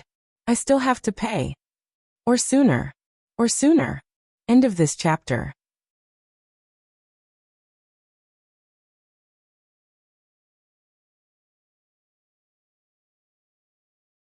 Chapter 629. Renaissance Palace, Elam Atrium. This is the sword of the ancient empire. In the atrium, Vanguard Mariko swept past 2 rows of solemn-looking royal guards. He held the hilt in one hand, and the blade in the other as he carefully observed the unfamiliar longsword before him. 2,000 years ago, great Emperor Camelot Carlus forged them to reward the meritorious subjects of the ancient empire. Hey, take it easy. A grumbling voice came from behind him. Mariko frowned and turned around. In between the 2 rows of royal guards, the bruised and swollen Cohen knelt on the ground. His hands and feet were tied up. He raised his head indignantly. That's my family's heirloom. Beside him, Doyle, who was also tied up, bumped into Cohen. Shut up. Doyle gritted his teeth. He glanced at Mariko worriedly and exasperatedly. We're already in this state. Can't you not provoke him? Cohen was not convinced and was about to retort, but he glanced at his surroundings from the corner of his eyes. Wyatt, Glover, Ralph, and the rest were all tied up and lying on the ground in a sorry state. They were closely guarded by guards who had unfriendly gazes. The police officer's imposing manner immediately diminished. He whispered to Doyle indignantly, Damn it, Doyle. Damn it, Doyle, you're telling me you're just here to brace yourself. No, my original words were His Highness likes to joke. For example, he often threatens to send Officer Mallows to the prison of bones, but in the end he still obediently goes back to be a target practice. You call this a joke? Weren't you the one who attacked first at the palace gate? That headbutt of yours. It wasn't me. I was just standing in front pretending to be fierce, but someone kicked me in the butt. Mariko's voice suddenly came. Family's heirloom? His footsteps drew closer. Cohen and Doyle immediately stopped talking and lowered their heads in unison. That's right, Cohen whispered. My old man warned me many times. Doyle bumped into him again. Mariko stopped beside them and chuckled. It's said that the ancient sword itself has a special power. It's indescribably magical. Mariko sized up and caressed the bearer from all angles, his gaze slowly becoming infatuated. Of course, the great contributors who expanded the territory and conquered the world for the Imperium were all seasoned veterans. How could the great emperor reward them with ordinary weapons? Cohen and Doyle looked at each other. Mariko gently stroked the mysterious gem on the hilt of his sword. Legend has it that they can spontaneously absorb energy and matter from blood, soil, air, moisture, and even steel that they collide with to sharpen their blades and strengthen their bodies. Therefore, dust cannot penetrate them, water cannot rust them, blood cannot corrode them, and battle cannot break them. The weapon itself seems to have life and memories. Even if it is slightly bent and deformed, it will recover on its own as long as there is enough time. 100 years without losing its edge. 1,000 years without changing its shape. Cohen was taken aback. He looked at the familiar sword and burst out laughing. Not even in 1,000 years. Ha, how can there be such a god? I have to bring it to the blacksmith shop for maintenance every month. Master Zadie from the tower said, This sword is quite durable. At this point, Cohen's expression changed and he looked at Mariko suspiciously. Really? Mariko's gaze drifted away. In the eyes of the great emperor, only an immortal divine weapon is worthy of immeasurable merit and eternal loyalty. Koan frowned. Then the monthly maintenance. Oh no, did I get tricked by Karachi again? And those profiteering blacksmiths in Blade Fang's camp. Time flies and the years change. They were scattered all over the world in the chaos of war, but they are still rare divine weapons. Mariko stroked the back of the bearer's sword thoughtfully. They have been passed down from generation to generation, and have never decayed. They use the sword to show loyalty and sincerity. They tell the descendants of the Imperium of the past prosperity of the Imperium. Koan and Doyle exchanged glances again. Mariko exhaled. A long time ago, my ancestors also had a sword like this. Until the tyranny of the Red King, our family declined and we had to sell our ancestral property to rebuild our family business. Koan replied with a no, but his expression changed as he thought of something. That's definitely not this one. Look at what I said, Doyle whispered beside him in exasperation. Mariko loves to collect weapons the most. Vanguard Mariko snorted coldly and allowed the bearer to stop. It's too heavy, it doesn't suit me. Only then did Koan show a relieved smile. I've heard of you, Koan Caribbean, the longsword of Twin Towers from Walla Hill. Wisdom to the left, longsword to the right? Koan could not help but frown when he heard the family language. Mariko's eyes flickered. Maybe you don't know, but 5 generations ago, before we changed our surname to Mariko to avoid disaster, our family tree crossed paths. Crossed paths. Koan was stunned for a moment. Before he could reply, Doyle's eyes lit up and he popped his head out. Oh, that's good. By the way, Doyle and Caribbean also crossed paths, which means that the 3 of us are. But Mariko did not even look at him. He raised the heavy sword in his hand again. As a noble, it's not a big mistake to be unambitious. But I thought you only wanted to mess with street thieves, Mariko said coldly. Not stupid enough to break into the palace and rebel, Royal Knight Koan Caribbean. Rebel?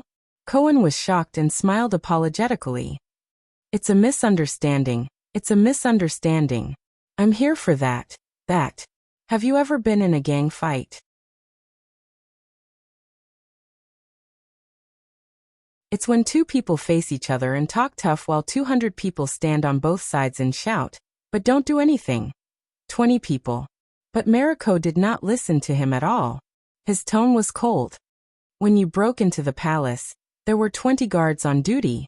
They were all heroes from the Vanguard Division and the Defense Division. Young lads with bright futures. In the face of the arrogance of the nobles, they were neither servile nor overbearing. They were loyal to their duty. Even when they were beaten and injured by you, they remained resolute and protected the palace. Koan was stunned and said anxiously, "That was a misunderstanding. I wasn't the one who attacked first." Mariko snorted angrily and became even more displeased. For you, of course, it's just a small and harmless misunderstanding. But to them, Mariko tightened his grip on the hilt of his sword. This is the cause of the death of the late king. This was His Majesty's comment. As soon as he said this, the gazes of the royal guards around him became even fiercer. This will be recorded in the records of the guards of the flag-bearer division. It will accompany them throughout their lives and be passed down in the history of the guards. The more Mariko spoke, the angrier he became. Not only will they be humiliated, but they will also have to bear the blame on behalf of others. The royal family will not be wrong, so they can only be the ones at fault for what happened today. They will be charged with the crime of overstepping their authority and dereliction of duty. They will also have to live in fear of offending the prince. Their punishment will not be determined, and their future is uncertain. It's all because of you. Mariko looked at Koan, who had a stiff smile on his face, and gritted his teeth. Bossy, arrogant and lawless. You've turned Renaissance Palace into a mess, and you've humiliated the royal guards. As soon as he finished speaking, Mariko turned his arm. The load-bearing sword spun in the air, and neatly returned to its sheath. But when the head of the sheath turned back, it strangely hit Koan's abdomen. Bang. After being hit, Koan fell to the ground in pain. He mumbled incoherently, "Grass nanny." "Sorry, it was an accident when I sheathed the sword," Mariko said coldly. Mariko said coldly as he pushed the load-bearing man away. It's because it's too heavy. There was a commotion among the captives. Doyle said anxiously. Well, when a prince breaks the law, he's no different from a commoner. When a prince breaks the law, he's no different from a commoner. But these words made Mariko snort angrily. Of course, you're just using your master's power to intimidate others. So, not only do you not have to do anything, all you have to do is smile obsequiously, and a big shot like the Foreign Affairs Minister will use his connections to greet you. Whether it's overt or covert, he will threaten me not to use lynching. Mariko looked at Cohen, who was curled up on the ground in pain. His breathing gradually quickened. But in the entire kingdom, no one dares to offend your noble master. Because no matter how presumptuous and outrageous he is, no matter how many people he harms, no matter how much trouble he causes, His Majesty will still tolerate him and forgive him. He will still strut out arrogantly, point at my nose, and ask me to let you go, to let you continue to get away with it, as if nothing happened. And after that, we will have to unify our statements to protect his reputation. The more Mariko spoke, the more upset he became. In the end he sneered. And the captain will even say, "It's our duty to carry the burden for the royal family." The vanguard looked at Cohen, who was at his feet. His gaze was slightly cold. I know this world is unfair. But it shouldn't be like this. Cohen coughed a few times and recovered with difficulty. Well, I understand you. The police grimaced. But if you King screw with me again, Doyle, who had been frantically signaling him to shut up, closed his eyes in pain. Mariko sneered. This time, he did not hide it. He raised the load-bearing sword and aimed it at Cohen. Cohen was not afraid. He gritted his teeth and looked at him. You make it sound nice, but what you're best at? A deep voice rang out at the right time. Isn't it just touching yourself first, then being self-righteous and taking sides? The voice sneered and deliberately dragged out his tone. Vicente Mariko brother asterisk. As soon as these words came out, everyone was stunned at first, and then a strange expression appeared on their faces. Big what? Mariko's expression changed. He turned away from Cohen and looked at another captive. Even if you haven't heard it in person, you should know more or less. Glover, who was covered in wounds and looked disheveled, raised his head from the other side and sneered. I don't know about the other divisions, but the people in the Vanguard division call you that in private. Because no matter what kind of conflict there is in the Vanguard division, you always like to be the first to stand up and uphold justice. You're full of reason and pretentious. Why? Do you think that as long as your D***CK is big enough, everyone will stick out their asses and let you poke them? Or do you think that poking everyone makes them feel good? As soon as these words came out, the entire Ellen court fell silent. Many royal guards could not help but glance at Mariko. But Mariko did not speak. He just stared at Glover, his nostrils flared. Among the captives, Wyatt sighed and nudged Doyle with his butt. I thought you were the most talkative one. Sorry, I forgot that your butt is injured. Doyle also looked at the zombie in surprise, as if he was seeing him for the first time. But you don't know shit. Glover struggled to move his bound arms and said to Mariko, Don't worry, I'm not going to kill you. Every time you lie to yourself, it's worse than the sh*t that comes out of your mother's mouth when your father clamps her leg between his legs and ck her to the heavens. The zombie spat on the ground. Brother ***. The surroundings fell silent again. By the sunset goddess. Doyle whispered in disbelief. Where did he learn to talk so much trash? After a long time, Mariko took a deep breath, suppressed his emotions, and walked forward. Caleb Glover, it's you again. Mariko looked at the big man kneeling on the ground with a contemptuous expression, and narrowed his eyes. Why am I not surprised? Glover snorted coldly and did not answer. Mariko looked at him with a complicated gaze. You used to be one of the best in the Vanguard division. You have a noble family, excellent abilities, and a promising future. I once thought that you were different from those fops who joined the guards to gain experience. Doyle, who was listening by the side, was stunned. Why did Mariko look at me when he said this? Mariko came to Glover's side and his gaze was cold. Until you couldn't control your lower body and fell for prostitution. Prostitution? As soon as he said this, the captives, including many royal guards, all looked at Glover. Cohen nodded subconsciously at first, but when he realized something, he quickly joined the others and looked surprised. Only Doyle was shocked. You're really not gay? A hint of anger appeared on Glover's face. I didn't want to say much at first. After all, the matter has been suppressed. Mariko raised his eyebrows. But yes, I know that the reason you were removed and chased out of the Vanguard Division was because when you were prostituting in Red Street Market. Cohen nodded with lingering fear. Glover could not help but say angrily, "It's none of your F***king business." It was the first time many people in the Ellen court knew about this, and they could not help but frown. Mariko chuckled, and his expression gradually turned cold. How many times? The second Vanguard asked. First Class Vanguard Caleb Glover. How many times did you sneak off to Red Street Market on the day of payday after receiving your money, only to come back at dawn with an empty wallet and exhausted? How many times did you lie to my face when you called up the whole team in the Vanguard Division, saying that you were not in good spirits because you did not sleep well? And what was the name of the brothel you often went to? What clubhouse? With every word Mariko said, Glover's expression became worse until the latter finally could not hold it in any longer. I like to prostitute. What's wrong? What's wrong? What's wrong? Mariko said coldly. Just because a colleague picked a prostitute you liked, you held a grudge and plotted revenge. In the end, you made a huge mistake and destroyed your own future.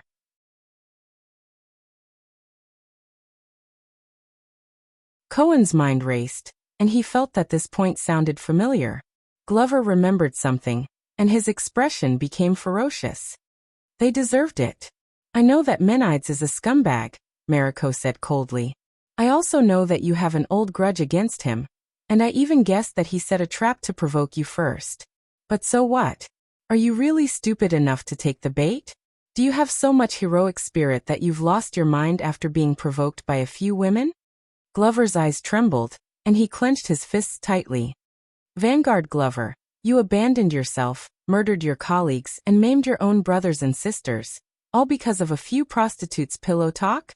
Everyone, including the captives and the guards, was surprised and looked at Glover. Facing countless gazes, the zombie trembled, but in the end he suppressed his emotions and sneered. Have you ever tasted a woman? Of course not. Brother *** is too big, and no one can fit inside. How pitiful. Mariko was stunned. Glover raised his head and smiled provocatively. Let me tell you, for that taste, I can kill 10 more Menides. Mariko was enraged. He has already been punished. Thanks to you, Menides will have to spend the rest of his life in bed. Glover turned his head and spat. He's lucky.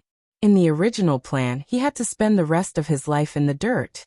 His indifferent attitude agitated Mariko. The latter looked at him for a long time, then sighed and shook his head. I tried to help you. Mariko was disappointed. Before that, I helped you cover up in the Vanguard Division. I just hoped that Officer Stanley wouldn't find out so quickly that you were addicted to prostitution. I've visited your brother many times, hoping that he could persuade you with his brotherly love, so that you could mend your ways and repent. Their gazes met, and Glover frowned. I didn't beg you to do that. Mariko shook his head. Now it seems that you are addicted and have no remorse. After the incident, I shouldn't have gone to Officer Adrian and Officer Stanley, nor should I have visited the victims and asked them to spare your life to atone for your crimes. The Vanguard shook his head in disappointment. It would have been better to follow the rules of the guards and get rid of you in the well. Glover's gaze froze. He became angrier and enunciated each word. I didn't beg you to do that. Mariko's expression remained unchanged. He turned the load-bearing sword in his hand, and the scabbard hit Glover's abdomen. Amid the exclamations of the crowd, Glover fell to the ground in pain. You made the Vanguard Division the biggest joke in Renaissance Palace. The Flag-Bearer Division is still targeting us because of your rarely seen vicious infighting among the guards. Mariko paced around him. Not only did you not feel remorseful, But you also used power to escape punishment. You even had the nerve to come back and cause trouble in the palace. You brought shame to the entire emperor's Praetorian guards. Glover endured the pain and raised his head. Yo, brother ***. The disheveled zombie still squeezed out a smile and mocked. You poked me so soft. Did you forget to take some aphrodisiac? Mariko's gaze turned cold. The ancient empire sword is easy to maintain, and is durable. The second vanguard said coldly, but if the sword is irreversibly damaged, broken, and has to be returned to the furnace to be recast, the power contained in it will be changed. Even if the sword is as sharp as before, it will no longer be pure, and will no longer look the same. Glover stared at him fiercely, not showing any signs of weakness. Mariko's gaze swept across the captives in front of him, just like the nobles of Constellation. Although it has been passed down since ancient times and has been passed down from generation to generation, after thousands of years, Mariko raised the load-bearing sword in his hand. It's no longer the Empire after all. Yes, Glover snorted angrily. Who knows which generation of your ancestors were born from a woman who went out to have an affair? Bang! Glover was knocked to the ground for the third time. Doyle, who was next to him, turned his head in pain and exhaled. I don't know what Mariko did to the zombie to make him so angry, but he'll get himself killed if he continues like this. Doyle said to the captives in a low voice. Think of a way. At this moment. But I've heard it before. Waya's voice came from behind him, causing Mariko to pause. Those people who only have the Empire in their heads. Waya looked up and chuckled. They've never seen the Empire before. Mariko put down his scabbard and turned to Waya. Doyle quietly gave the latter a thumbs up, wriggled over to the dying Glover, and lifted him up, as expected of the real Waya. The prince's attendant, Waya Casso, Mariko said coldly. Waya nodded and said calmly, according to what you said, this person is no longer under your command. Whether you want to beat or kill him, his life belongs to Prince Thales. Mariko stopped in front of him. Your Excellency, I respect your father, Count Casso. He is a noble and talented man who has made great contributions to the kingdom. Mariko was expressionless. You should follow in his footsteps and dutifully assist and advise His Highness, instead of colluding with these sinners. Glover, who had caught his breath, could not help but speak again, but Doyle covered his mouth tightly. Waya frowned at first, and then smiled. There's no need for that. The attendant's gaze was sharp. Not every son is worthy of his father's glory. Waya pouted. Just like this sword, no matter how sharp it is, how legendary it is, how pure it is, the Empire still perished. Mariko frowned. Just like your family. In the end, you still sold your ancestor's sword. Waya shook his head. That's why you're where you are today, isn't it? Brother ******. Mariko's gaze became worse. Glover was inexplicably angry. Only Doyle secretly gave Waya a thumbs up again. The real Waya. Loyal. At this moment. Did I miss something? The familiar teenage voice was heard. It was casual, but it caused a commotion among the royal guards in the atrium, and they all stepped back. I mean, other than brother ******. Hearing this voice, Mariko sighed heavily. Thales appeared under the light amid the bustle, looking exhausted. The captives were instantly energized as if they had seen their savior. Your Highness. Little fart, Your Highness. I thought I would never see you again. Wow. We're saved. I knew it. Thales forced a smile, waved his hand here and there, nodded there, and responded to the excited shouts of his subordinates. In the bustle, Mariko turned around and shouted angrily.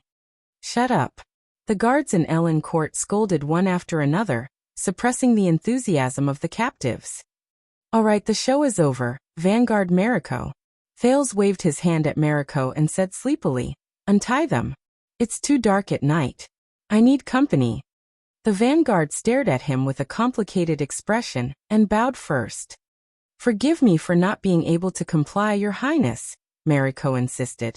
They are all suspects who trespassed into the palace or instigated nobles to trespass into the palace. They must be interrogated strictly. Thales yawned loudly and did not care. Listen, I just fought 300 rounds with the king. I'm tired and I don't want to talk to you about this. Go ask Adrian. The prince pointed at the way they came. He'll give you the same answer. Then I'll wait here for the captain's orders. Mariko refused to show weakness. Go ahead, but they can't leave. Thales looked around and saw the group of royal guards who were indignant and in awe. Let's make a deal, Vanguard Mariko, the teenager sighed and said. If you let my people go. And I'll give you something in return? Mariko snorted coldly and refused. Bribing the palace is a taboo for the royal family, Your Highness. But Thales shook his finger and approached him. You know, when we came in, the royal guards guarding the palace gate. The prince smiled and lowered his voice. I suspect that they have ulterior motives and intend to harm the heir of the kingdom. Mariko's gaze changed. What? Thales stretched his neck and revealed the bandage on it. Look, during that conflict my neck was cut. Wow, there was so much blood. Tell me, isn't this plotting against the prince? For the safety of the future king, should we drag him out and give him an explanation? Kick him, or them out of the guards? That's not the truth, it's slander. Mariko's expression turned ugly.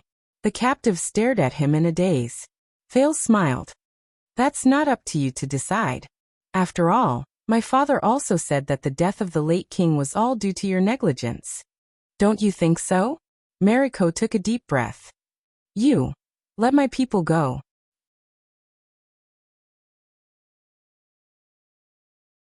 Thales did not wait for him to speak and pressed his palm on Mariko's shoulder. I'll take care of the flag-bearer division, and make sure that those boys won't bear the crime of hurting the prince.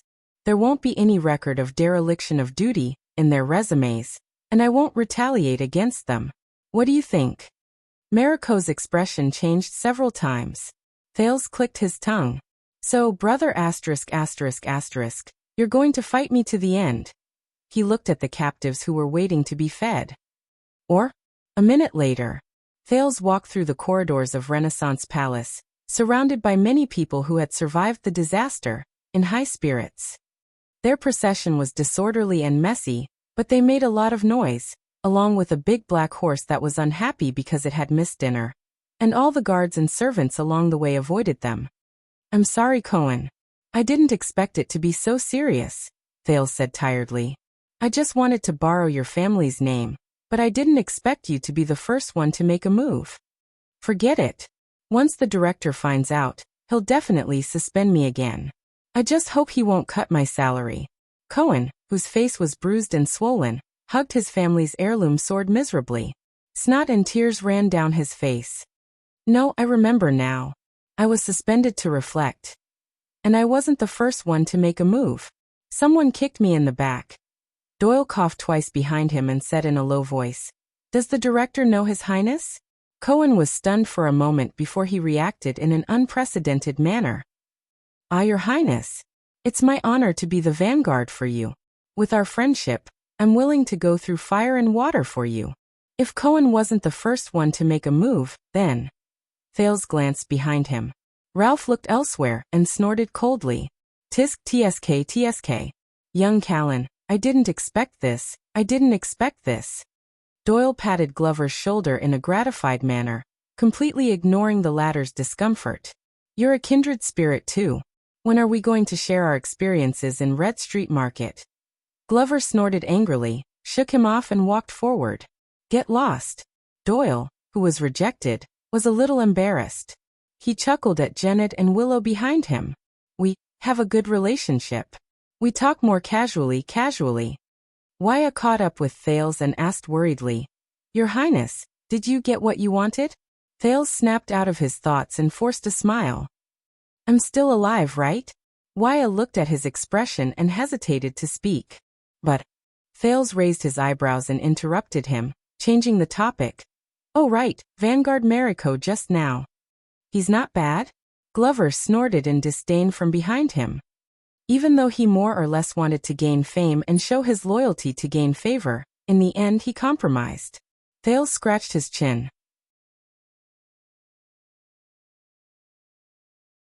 He didn't force the situation to its end and ruin the futures of his subordinates for the sake of his reputation of not fearing the prince. There's no difference. Glover was unhappy. He's still an arrogant B***starred. And those dozen idiots who were beaten up by us will probably still be grateful to brother ***, thinking that he saved them. Thales shook his head. You have to give him a way out. And we have to accept that people are not perfect, Pudgy Dumpling. Hearing this form of address, Glover looked embarrassed and could not help but slow down. How Pudgy Dumpling? Doyle caught up from behind. His gaze shifted and he looked interested. Why did His Highness call you that? You're not fat, at least you're not fat when you're wearing clothes. Could it be Pudgy Dumpling? Glover paused for a moment before he became fierce again. If you call me that one more time, you'll be in danger. Cohen, who had nothing to live for, brushed past the two of them and finished the second half of Zombie's sentence listlessly. The fierce-looking Glover's expression froze. Glover could no longer continue being fierce. He held his breath and said reluctantly, You're right. You're right. Glover glared at Doyle, snorted coldly, and left angrily. Doyle was left standing on the same spot, confused. Since when did their relationship become so good? I'm obviously Zombie's partner. I'm the grandson of that idiot's great-uncle's brother-in-law, okay? He could only turn to Ralph, who was at the back, and explain helplessly, I know. They're hard to deal with, right? They don't care about other people's feelings at all. But Ralph walked past him expressionlessly. He did not even look at Doyle. Shoo. Only Doyle was left to rub his nose awkwardly and mock himself at the air. It's okay, I'm fine. But thank you for your concern, Mr. Ralph. Also happy working with you. Jenny Blackhorse snorted in disdain as her reply. At the front of the group, Wyatt took a deep breath. But I know, Your Highness, even if Merrick does not agree to your conditions, the attendant smiled and said. You will not let those guards be wronged for no reason, right? Thales paused for a moment. He was slightly absent-minded and did not know what he was thinking. In the next second, the prince snorted softly in a noncommittal manner. Who knows? Wyatt was stunned. Thales did not say anything else. He took large strides and walked forward. Wyatt stared at the prince's back and could not help but say, Strange. What's wrong? Glover, who had a lot on his mind, asked casually. Wyatt shook his head. I don't know. He stared at Thales' back. I just feel that there's something wrong with His Highness. Ralph snorted in disdain and made a rude gesture with his hand. Glover asked, why?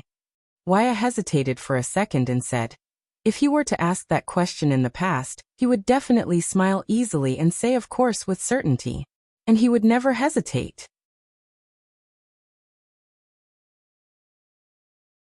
Ralph was slightly stunned. Glover was deep in thought. Renaissance Palace, the Royal Guard's duty room. The alarm in the palace has stopped for an hour. It's been a long time since anyone came to snitch on you. The watchman of the Royal Guards, Tormund Mallows, gently put down his métis and said calmly, At least tell me what's going on outside, right? For example, Renaissance Palace caught on fire. Opposite him, the vice-captain cum chief flag-bearer, Vogel Talon flipped open the next document. The guard's daily exercise. Don't worry. The vice-captain did not even raise his head. Our work here is not done. The defense and duty of Mindy's Hall. Have you arranged the arrangements according to the rules of the Royal Guards? Mallows looked up. The sound replication spell on the wall was still in operation, glowing brightly. The daily exercise requires 30 fully armed people to block the door of the duty room, surround the two of us, and allow entry but not exit? There was a moment of silence in the room. Vogel chuckled and said nonchalantly, That's right. We need to exercise to deal with all situations. Answer the question. All situations. Mallows narrowed his eyes. Even me? Vogel looked up and stared straight at him. Especially you. Especially you. Mallows closed his eyes and let out a long breath. Tell me. The watchman said helplessly. He didn't assassinate His Majesty, did he? Vogel's fingers paused as he flipped through the document. It's not that hard to guess. Mallows reached out and closed the cover of the document while answering Vogel's surprise. Other than the prince rebelling, I can't think of any other reason to lock his personal guard captain here like a thief, and have you keep me here to chat. Vogel was expressionless. Mallow sighed. That kid shouldn't be that stupid. But who knows, he was taught by the Northlanders. Mallows looked at Vogel seriously. Listen, if the situation gets out of hand, you'll need me. The two men in the duty room were silent for a while. All right, I can let you go. Mallow's eyes lit up. As long as you answer me one thing truthfully. Vogel stared at the sound replication spell on the wall, and made up his mind. That child is His Majesty's, by blood. Mallows suddenly looked up. By blood? What's wrong with His Highness? Mallows sped up his speech and interrogated him. Is he still alive? The watchman's reaction and attitude made Vogel frown. If he's not by blood, then he's— Vogel paused, stared at his opponent and said tentatively, by blood of His Highness Crown Prince Midir? Crown Prince Midir. Mallows was stunned at first, then exhaled and laughed out loud. He leaned back in his chair. So he's safe? Whether he's safe or not has a lot to do with this. Vogel was unyielding. Answer me. Mallows chuckled and looked back at him with a teasing gaze.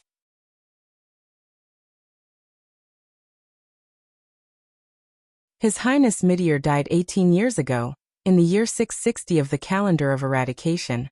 The watchman looked straight at Vogel. As for that child, he's 14 years old this year. 18 years ago. 14 years old. Vogel reacted and felt strangely awkward. All right then, we bang.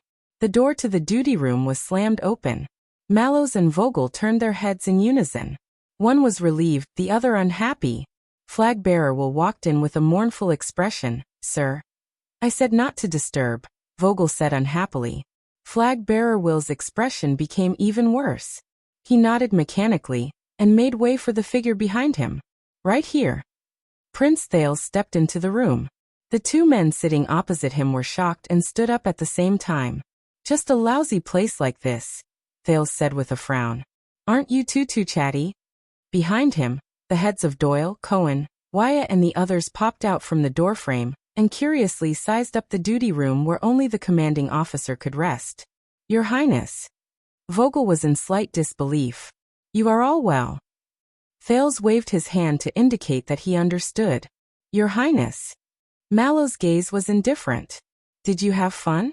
Thales snorted and rolled his eyes at him. You, what are you spacing out for?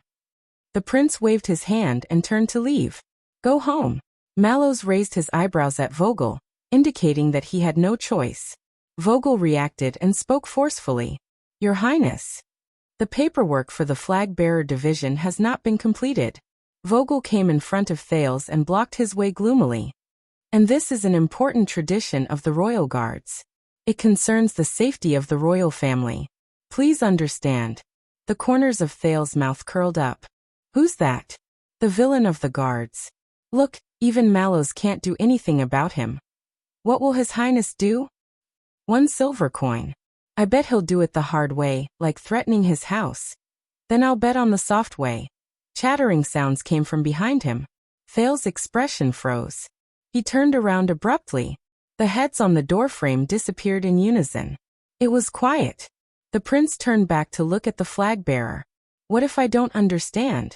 Vogel suppressed his anger, bowed and smiled. Your Highness, allow me to introduce. This is the sound replication spell. Thales followed his gaze to the wall, and noticed the strange spell that was glowing faintly. Magic! Magic again. An inexplicable irritation welled up in his heart. It's recording everything we're saying at this very moment, word for word. Vogel spoke appropriately, neither obsequiously nor haughtily, passing it down to future generations for their judgment.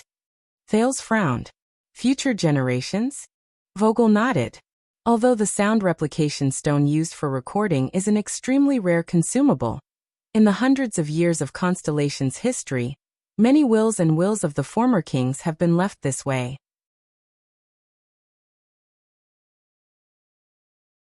He narrowed his eyes.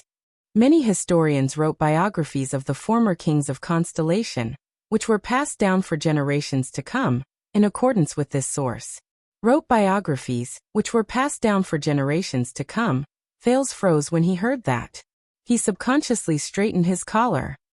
Glover, Doyle, both of you accompany His Highness back first. Mallows spoke up and said calmly. He said calmly, I'll be there soon. It won't take long. Zombie and Doyle were about to enter the room, but Vogel turned around and glared at them. Mallows and Vogel's eyes met in the air. As if there was lightning. Thale's fingers that were adjusting his collar paused. Sound replication spell? In that case, no matter what I say now, the young man turned around slowly. Behind me, the kings and queens of centuries and millennia, they can hear it? Vogel nodded cheerfully. Yes, so in order to be thorough, Your Highness, why don't you go first? All right. Thales sighed and walked towards the wall. Vogel could not help but laugh. Without a reasonable method, you cannot dismantle it. But Thales merely put his palms in front of his mouth, aimed at the spell, and took a deep breath. My descendants, listen carefully, listen. Vogel was puzzled. Mallow's expression changed. He suddenly had a bad feeling about this. Thales called for the sin of Hell's River, focusing it on his vocal cords and throat. His voice grew louder and louder. Listen. In the next second, he roared with a ferocious expression. What the F***ck are you going to listen to? Stupid thing. The duty room was not big. His voice was deafening like thunder. The lights in the room flickered, and even the mate tea in the cup was shaken. After the roar, the room returned to silence. Only the echoes outside the corridor continued, shaking the entire palace.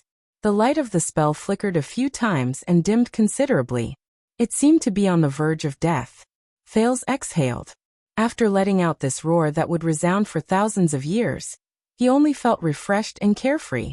The prince tidied up his appearance and turned around contentedly. He faced the two petrified men and the stone heads on the door frame. He was cultured and elegant. Excuse me, is the paperwork done? End of this chapter.